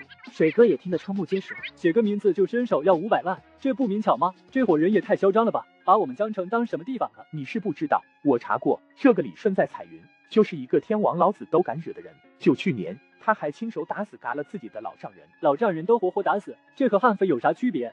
何止他背后干的事情更让人跌破三观。你知道他为什么会打死老丈人吗？那是因为他跟丈母娘有染，被老丈人撞见了。你是说他连丈母娘都不放过？何止，小姨子也没逃过他的魔爪。据说那对姐妹花为了他还吃醋打架呢。隔着给我演狗血家庭剧呢？罗刹，绝对的罗刹！看来江城暗道要翻天了。水哥险些怀疑人生，好在他理智尚在。如此一说，这个人的确有点实力。不过你也别忘了，及时雨的老板是谁？那可是当年的九龙一哥波爷，吃了这么大的亏，你觉得以波爷的江湖地位，能这么轻易的算了？你的意思，波爷会找那姓李的算账？废话，要是波爷吃了这亏屁都不敢放，那他以后在江城也就别想混了。要知道他现在手里放出去的钱可高达数亿，这微信一回，你觉得他这么多钱还能收回来？波爷放了这么年的贷，之所以没有烂账，就是因为此人心狠手辣，谁都不敢惹他。如今碰到了李顺，狭路相逢横者胜呀。这样，这个姓李的我们再观察观察，生意来了我们肯定的做，但我就怕这钱拿了会有麻烦，还是先看他怎么应付完波爷再说吧。好的，水哥的猜测没错。第二天，波爷就动用了所有的人手和关系网，打听郝顺和钱的下落。曾健赶紧把这个事情通知了郝顺，到处找我们。就是啊，据说及时雨都暂时停止营业了。新安的正让手下兄弟到处打听我们的去向，那可真是辛苦他们了。你这样，在网上查查及时雨负责人的电话，打电话约一下，我们去趟他们公司，跟那什么波爷好好谈谈。正好这500万也不够，后面还得跟他要钱。你还准备找他借钱？人家现在都恨不能扒了咱们的皮。那也要看他们有没有这个实力。放心，这次我一个人去。你一个人去？顺哥，你在开什么玩笑？对方现在不知道集结了多少人，你一个人去不是找嘎吗？没事，帮我联系就行。顺哥，我们相信你的实力。周旋和曾健不是吃素的，办事效率很高，不到10分钟就找到波哥所在的地址。郝顺单枪赴会，见到了波哥本人。自我介绍一下，我姓安，是这的老板。说吧，为什么来我的地盘抢钱？很简单，我现在缺钱了。缺钱？我没听错吧？你缺钱就找我要，我是你爸。就凭你这句话，我决定了，必须再找你借1000万。你是傻还是搞不清状况？你知道你现在哪吗？你今天能不能活着出去都是问题，还敢找我要钱？你的意思是不借？你说呢？就在此时，只见门口的10几个兄弟从外面冲进来，同时从身后抽出武器。波哥顿时凶相毕露。我看你是茅坑里面打手电，来找嘎的吧？及时雨什么地方？我安波是什么人？你也不提前打听打听。小伙子，你拿个名字就抵押500万，有点不讲武德了吧？我劝你还是好自为之。你以为10几把武器加个老头就能吓到我？小伙子，你非要这么不听劝，那可就别怪我手下不留情了。别看这老头看起来弱不禁风，但动作却是快若闪电。说话间，他的一记劈山掌就已经到了郝顺的面前，却被郝顺一巴掌给 KO 了。太弱了，再来10个也不是我的对手。波哥，你就这点能耐？这么厉害的高手，秒嘎了，口气这么大，出门忘记刷牙了吧？既然如此，让你见识见识我的厉害。不要动，再动我崩了你。大夏国对武器管理很严格，私自持有武器都是3年以上有期徒刑，所以就算是暗社会也很少有武器。波哥竟然拿出来了，真的很行呀！你以为这样就能打中我？我武器这样对着你，你还怀疑我能不能打中你？不信你可以试试。郝顺没给波哥动手的机会，虚应晃过，波哥傍身的武器没了。别紧张，安老板，我想问你一个问题，你说是你后面这些兄弟的武器快呢，还是我手里这把武器更快？你想干嘛？既然我敢找你借钱，还不打算还，那肯定得展示一下我的实力，这样你才心甘情愿吗？郝顺做了一个极其让人意外的动作，将武器双手反握，竟直接对准了自己的脑袋。他这是要干嘛？你朝自己动手，拿命跟我赌！安老板，要不我们赌一下？你猜我朝着自己开一枪，是活还是死？妈妈，我不干坏事了，我现在回家还来得及吗？安老板，怎么样？猜对没有？波哥已经被彻底征服了，嘴角抽动了半天，却挤不出半个字来。我此时的脑子里只有火云邪神一拳打得脖子扭成麻花，当场一命呜呼的斧头帮老大。此刻我只想跪。别紧张，你以为我爸是好当的？我刚才说了，你要为出言不逊付出一点小小的代价。我再问你最后一次，那1000万借还是不借？借，早说不就好了吗？李总，从今天开始咱就是兄弟，别说1000万了，就是1个亿，你只要一句话，我老安砸锅卖铁也给你筹齐。安总这是要给李顺当小弟了。1个亿太多，还是下回吧。这次你就给我1000万，直接打我账号上就行。对了，我这个人做事向来讲原则，欠条还是必须写。写什么欠条啊？咱都是兄弟了，借这俩钱还写欠条，说出去都让人笑话。不行，必须写。先加个微信，一会我把账号发给你。安波翻出自己的2维码，扭头就看到兄弟们傻愣愣的望着自己，立马训斥：一个个傻了吧唧的站着干嘛？刀都给老子收起来，别跟家里嘎巴人似的，都给老子笑。那个老头你们先救下，别一会嘎了，我还有事，我就先回去了。那我送李哥。不用了，留步。郝顺刚坐稳，就接到了孟浩南的专线电话。郝顺打算报告一下自己这2天的丰功伟绩，不料孟浩南直接扔了个炸弹给他。郝顺，刚才接到小河沟前所长打来的电话，说小河沟的一处垃圾场发现了一具无头尸体，你刚好就在附近去看看。无头案？对的，是无头案。报案的是一个拾荒的老人，他每天都会去垃圾场翻垃圾卖钱。今天照例找垃圾，却闻到了一股死老鼠的味道，自己靠近一看，险些吓出了心脏病。大爷这运气没谁了，不买张彩票都对不起他今天的运气。别贫了，上头下达了命令，将此案交给咱们负责，并要求10天内破案。我知道你小子心眼多，运气好，这才找你。孟局，我现在可是卧底身份，你让我去破案，这不是要让我暴露，然后成为他们的靶子吗？你看我都牺牲这么多了，能不能给点补偿？补偿可以给，但你得赶紧把案破了，赶紧去吧。有你这话，我就放手去干，毕竟我的眼睛就是尺。为了早日破案，郝顺便第一时间来到了现场，却发现周刚，他像个大马猴一样蹲在市局秦法医身边，听人家讲，现在的温度接近25到30，根据尸体的腐败程度来看，死亡时间应该是3、4天左右。被害者颈部切口粗糙，并非锋利刀具等器物所伤，被害者身上有明显的擦痕，所以这里应该不是第一现场，被害者大概率是被拖请过来的。就这个垃圾场靠近路边，白天人流往来密集，所以大概率是晚上行凶。刚才我带人勘察，发现前方的面上有残留血痕，血痕指向在东北方向，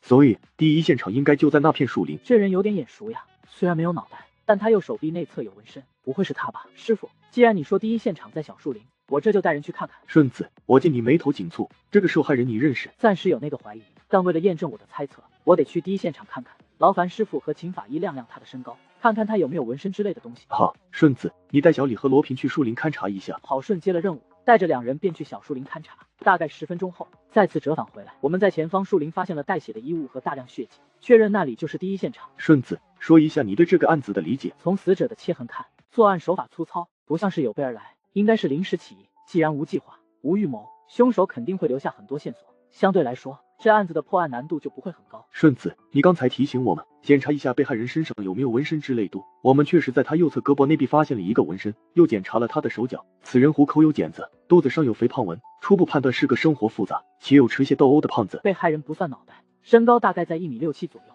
亚洲人身比例基本上在1:7，被害人身高在1.8米上下，并且被害人手上的金戒指还在，要是可以判断，凶手的杀人动机并不是财杀。如果不是谋财，那凶手的杀人动机就有可能是仇杀、情杀。结合被害人情况来看，仇杀的动机很大，我建议先把尸体运回法医科进行尸检，当务之急还是得想办法找到被害者头颅。我的猜测没错，此人就是吉时宇信贷公司的杨开，怪不得我今天去见波哥时没有见到杨开本人，而杨开为何会死在小树林，且没人发现，真是耐人寻味。顺子，根据你的推理，你认为被害人头颅会在哪里？凶手选择将被害人尸首分离，目的应该就是将2者分开进行抛弃，从而扰乱我们的判断，增加破案时间，让被害人身份不明。跟我去第一现场看看，我猜的没错的话，头颅大概率就在附近。好的，我带人跟你去。在去往第一现场时，周刚忍不住靠近，偷问郝顺：顺子，你刚才提醒我们一定要看看被害人身上有没有纹身，我就怀疑你认识这个被害人。现在没别人，你跟我说说他是谁？师傅，有些事我不能跟你深说，但你的疑惑我会解答。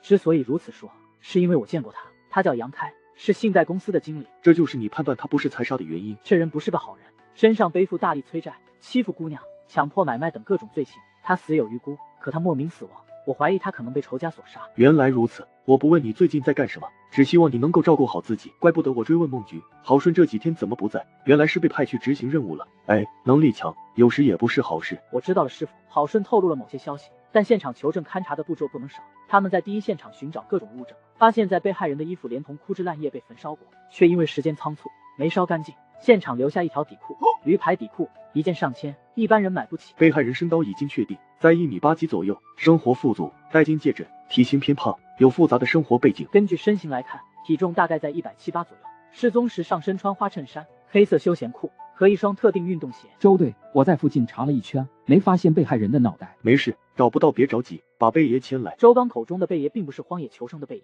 而是警犬中的老大，嗅觉灵敏，曾在一次大型冰糖搜查中找出过5公斤的冰糖记录。他最喜欢吃鸡爪，可惜贝爷没机会上。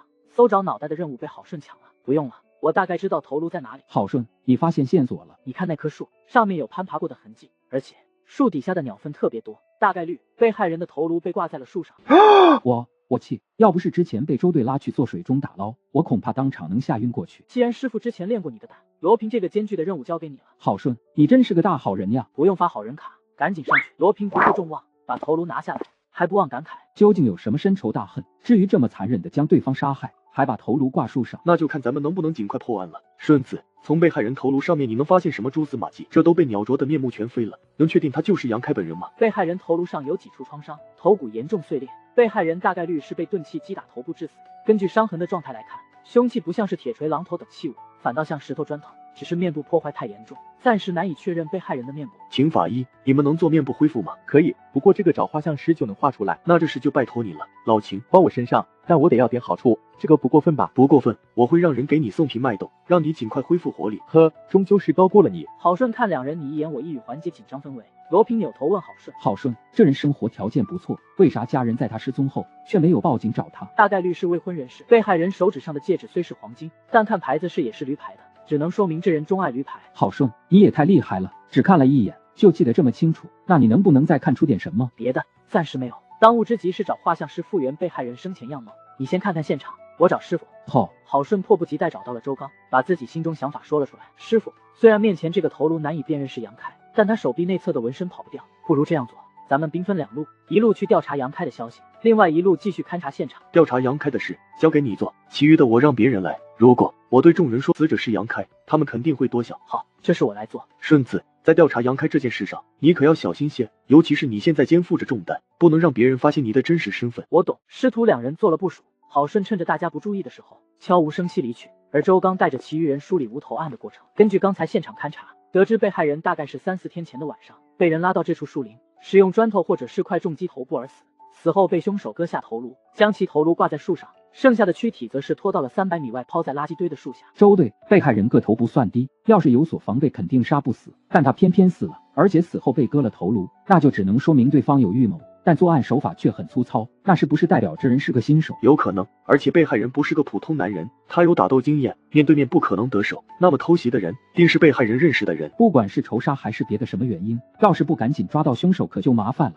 直觉告诉我，凶手有不正常人格，甚至是暴力倾向。有这个可能。楼平，你带人继续在附近搜查，我找梦菊申请查看天眼系统，希望尽快破案。对了，周队，这附近有很多挖掘过的痕迹，但是深度很浅，应该是凶手为了抹掉自己脚印做的。其次，一个成年男性头颅大概10到12斤，带着这样的重物能轻松爬到那么高的树上，证明凶手是一名特别善于攀爬的专业人士。你说的没错，善于攀爬的专业人士，其中包括伐木工、电工、护林员，还有就是特殊的一种职业——采蜜人。纯野生蜂蜜非常值钱，尤其是小河沟附近的山区，就存在不少采蜜人。好，那我马上安排人员对这周边所有符合特征的人员进行调查。先别急，等尸检报告出来再说。如果只是一起单纯的仇杀案，那相对破案还比较容易。万一不是呢？那我们的调查方向又会大不相同。我明白了。郝顺再一次乔装成了李顺，带着一点小礼物去找到了安波。安波对他的到来感到疑惑，却也热情招待。李哥，什么风把你给吹来了？波哥，咱们也是算不打不相识。我今天来呢，主要是想找你问件事。我记得第一次来及时雨公司接待我的是杨开经理，这2次咋不见他呢？杨开得罪李哥了？没有，就是觉得杨开这人还算可以，想着等我赚了第一笔钱，也该早早还回来，省得他因办事不力而受到责罚。没想到这个罗刹也有心软的时候，不会是在猫哭耗子吧？说起杨开，我也有3-4天没见了。上次见面还是4天前的夜晚，我吩咐他去收钱，但他却说自己有急事，匆匆离开了，之后就没出现过。是啊，我还纳闷呢，打电话发微信还让兄弟去找过他，他仿佛人间蒸发一样。我还想着要不报警找找呢。那杨开是单身？这个倒不是，他有个女朋友叫季然，今年20岁，两人感情不错。杨开一直催对方结婚，他的小女友却不同意，为此两人还闹过不少次。不对啊，李哥，你今天问这么多，是不是杨开出事了？杨开是我的属下，跟我穿一条裤子，忽然失踪，我不担心是假的，但李顺为啥会突然这么问？难道李顺看上了杨开的女友？这李顺3辈子都翻不完的黑历史，也不是没有这个可能。郝顺假装叹气，在安波诧异的眼神中开口：我有个道上的朋友，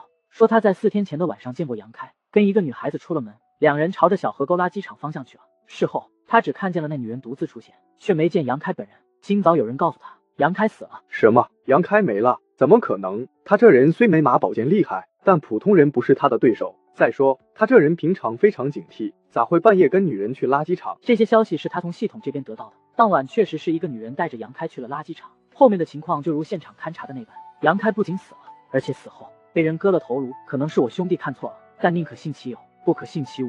你要不信，可去杨开家里看看。李哥，这是要是真的，那这幕后之人恐怕不会只是冲着杨开来的。不管如何，都要感谢李哥的提醒。这些虚话就不用说了，我记得杨开喜欢戴金戒指。是的，这小子也不知道为啥特别钟爱驴牌的东西，不管是戒指还是皮带、衣服、包包，还有一点，他右胳膊内侧有纹身。那这纹身啥意思？说来话长，杨开从小就是孤儿，吃百家饭长大，后来遇到了我，跟我一起混，事业越来越顺风顺水，但感情很坎坷，谈的女朋友不是跑了就是没了。他内侧胳膊的纹身是初恋的名字。哈哈，没想到杨开这么个大老粗，竟然是个恋爱脑。谁说不是呢？这小子没有追到初恋，就找和初恋长相相似的姑娘，后来竟然遇到季然，还别说季然和他初恋长得一模一样呢。这个杨开作恶多端，却没想到是个痴心种，且还喜欢玩替身这一套。只是这个季然为何会顶着杨开初恋的脸出现？这里面没阴谋，我都不信。问世间情为何物，直叫人混了脑袋。好了，消息我也传了，任务完成，我得去找刀疤哥，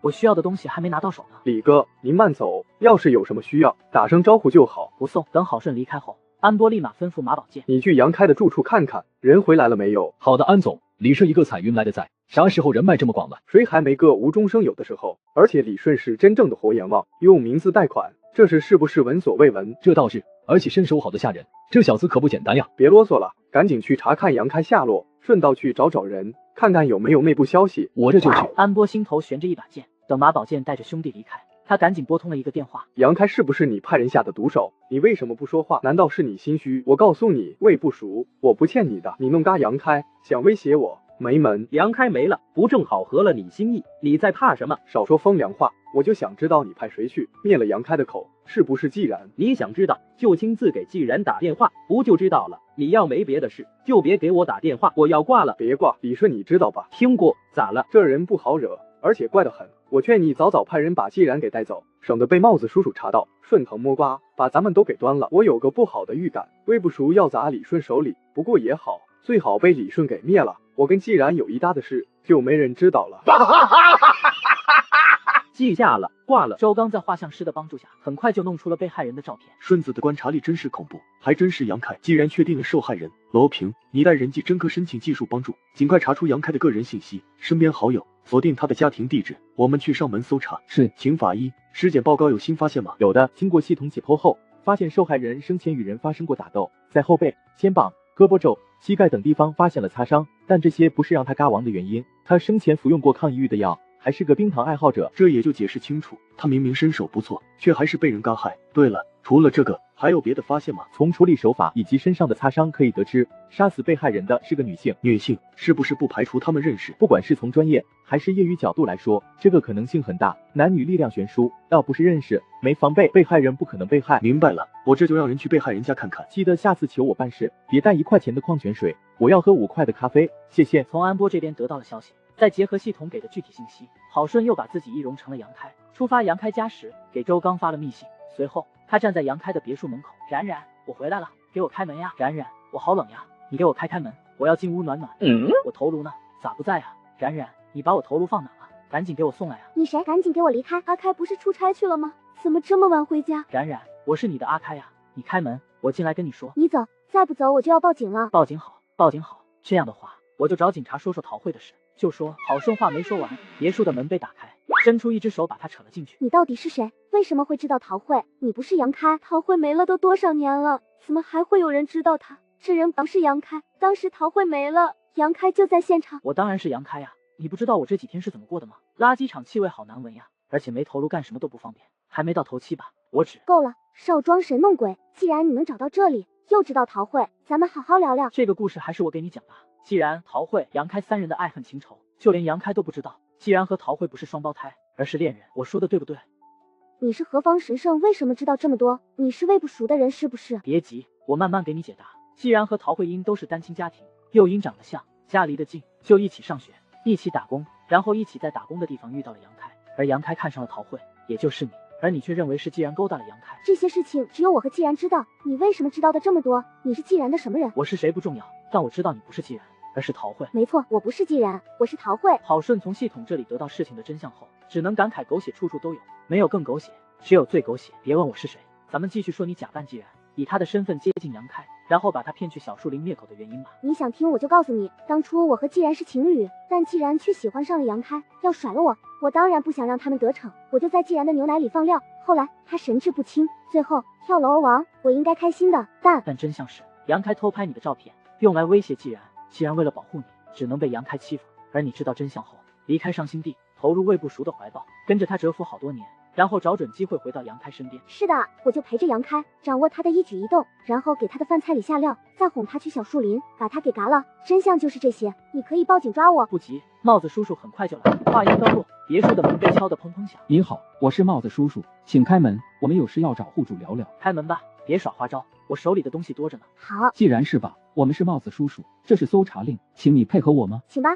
你不是没了吗？怎么会在这里？好像假扮杨开，险些没把带着命令而来的罗平给吓打过去。好在周刚及时出现打了圆场，最后一番搜查后，把既然带回办公室。我认罪。我们还没问呢，你这么快就认罪，是在替有人顶罪吗？没有，杨开是我嘎的，他罪大恶极，嘎千万遍都难以抵消我的心头之恨，他该嘎。要不是时间仓促，我能把他千刀万剐；要不是他，既然就不会跳楼。这一切顺子发了消息给我，又展示了各种证据，还有既然跟他的对话，我算是心中有底，但流程必须走，因为要给屏幕前的观众一个交代。那就说说你打杨开的全部过程吧。我不是既然，我叫陶慧。你说你不叫既然，叫陶慧，这可有凭据？证据都在我的包里。10年前，我和既然在一家酒吧上班，碰到了前来消费的杨开。杨开看中了我，想要占我为己有。既然作为我的女朋友，为了保我，牺牲自己，最后被我误会，对他下手，导致他跳楼而亡。所以你为了给既然报仇，就蛰伏在杨开身边，找准时机对他下手。是的，我做了他的女朋友，给他饭菜里下料，然后怂恿他多吃冰糖，叫人陪他，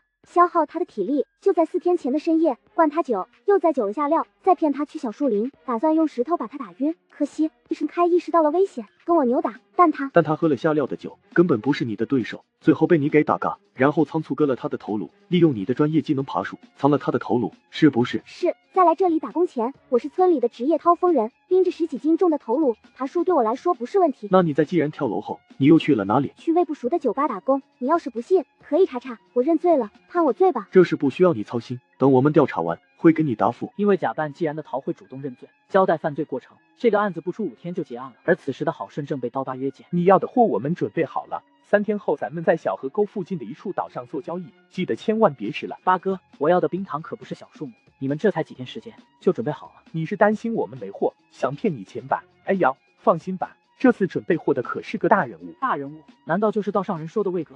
李顺，既然咱以后都是兄弟，我也就不瞒你了。你说的魏哥全名叫魏不熟，他的公司叫陆骁科技公司，这个公司是一家专门制造感冒药的制药公司，但他们主要的业务是代加工。你的意思是他们代加工的是冰糖？是的，魏不熟代加工的冰糖工厂在哪，我们不得而知，但我们的老大水哥却是江城3大批发商的其中之一。我没想到这个魏不熟能力这么强，竟然自产冰糖。那他生产的冰糖除了在江城本地分销外，是不是还会分销全国各地？是的，就在上个月，水哥接触了一个叫做少校的人，据说是国外的代理商，他也是想通过水哥直接找魏不熟拿货，可惜这家伙不是个东西。少校把你们当跳板，直接找到了魏不熟合作，而魏不熟把你和水哥给踢了。别提了，这简直就是我和水哥的耻辱，因为气不过，我偷偷报了警。郝顺听他一说，大概是明白了，之前在 KTV 就是这个少校带着3个雇佣军和魏总见面，最后何良带着刑侦队的人赶来，却被其反杀。原来是这样，那他们的要货量大不大？肯定大，我估计最少都是按吨算的。按吨算？据说上次在 KTV 被警察插了一脚，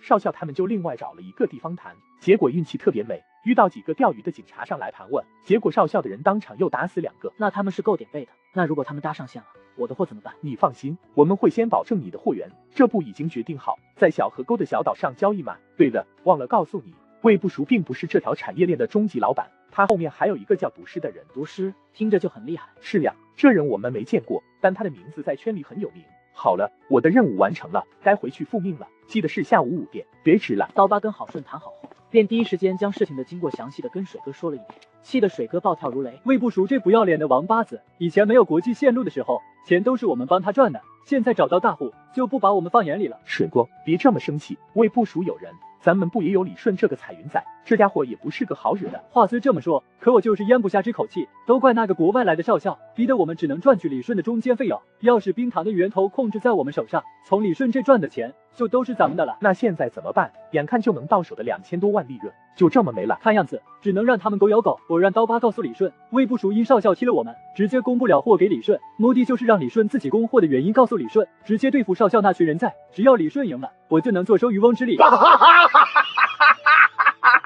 到了下午5点，郝顺带着自己的2个小弟上了游艇，而孟浩南带来的外援则乔装成搬运工，混在了队伍里。刚上岛，魏不熟上来就跟郝顺握手。李总，不好意思啊，最近发生的事情比较多，我也不是故意为难你，选择这个地方交易。理解理解，只要能安全交易就行。我要的货呢？都在水里呢，不是跟你们说了吗？你们得弄套潜水设备，我看你好像没准备啊。我的人根本就不需要，因为他俩的水性特别的好。想不到李总身边的人才貌似比较多呀，那咱们要不要先验货？这是自然，毕竟我要的货不少，要不是真的，我就得吐血了。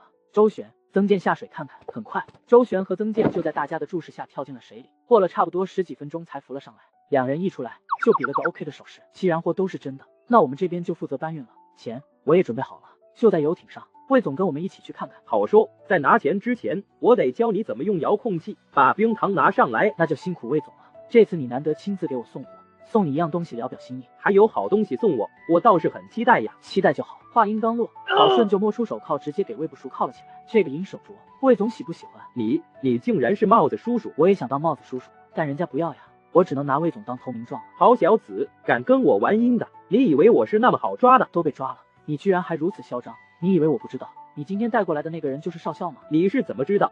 想知道？局子里再告诉你。等魏不熟被押走后，孟浩南一上船就拍了拍郝顺的肩膀。小伙子不错，这次又立大功了。孟局，你答应我的事情可不能忘了呀。我答应你什么了？老孟，你可不能出尔反尔啊。小子，你胆子挺肥啊，敢叫我老孟？我就算不是你上司，好歹也是你同学的爸爸，你起码也得叫孟叔吧。嘿嘿，孟叔，您当初可是答应让他们进体制的，这事你要反悔，我可天天找你们家少军扯皮了呀。你小子少威胁，放心，让他俩跟你一样，先从辅警干起吧。炫子，阿健，赶紧过来谢谢孟局长啊！周旋和曾健过来，还没来得及鞠躬，就被孟浩南阻止了。别搞这些有的没的，先把水里的东西弄出来再说。孟局，这种小事情看来只能交给你了，我得先回局子里照顾下我那嚣张的大爷。哎，我说帽子叔叔，现在是在打击投机倒把吗？卖冰糖也犯罪，法律上面好像没有这条吧？你别以为你拿冰糖忽悠我们，我就不知道你干过什么事情了。知道了又如何？又没有具体的人证物证，24小时后我又是好汉一个。谁说我没有人证？水哥算不算？原来你搞定了水哥，怪不得能这么嚣张。但你能确保水哥现在还活着？什么意思？就是字面意思呀。不信的话，可以打电话问问刀疤。这个魏不熟在搞什么鬼？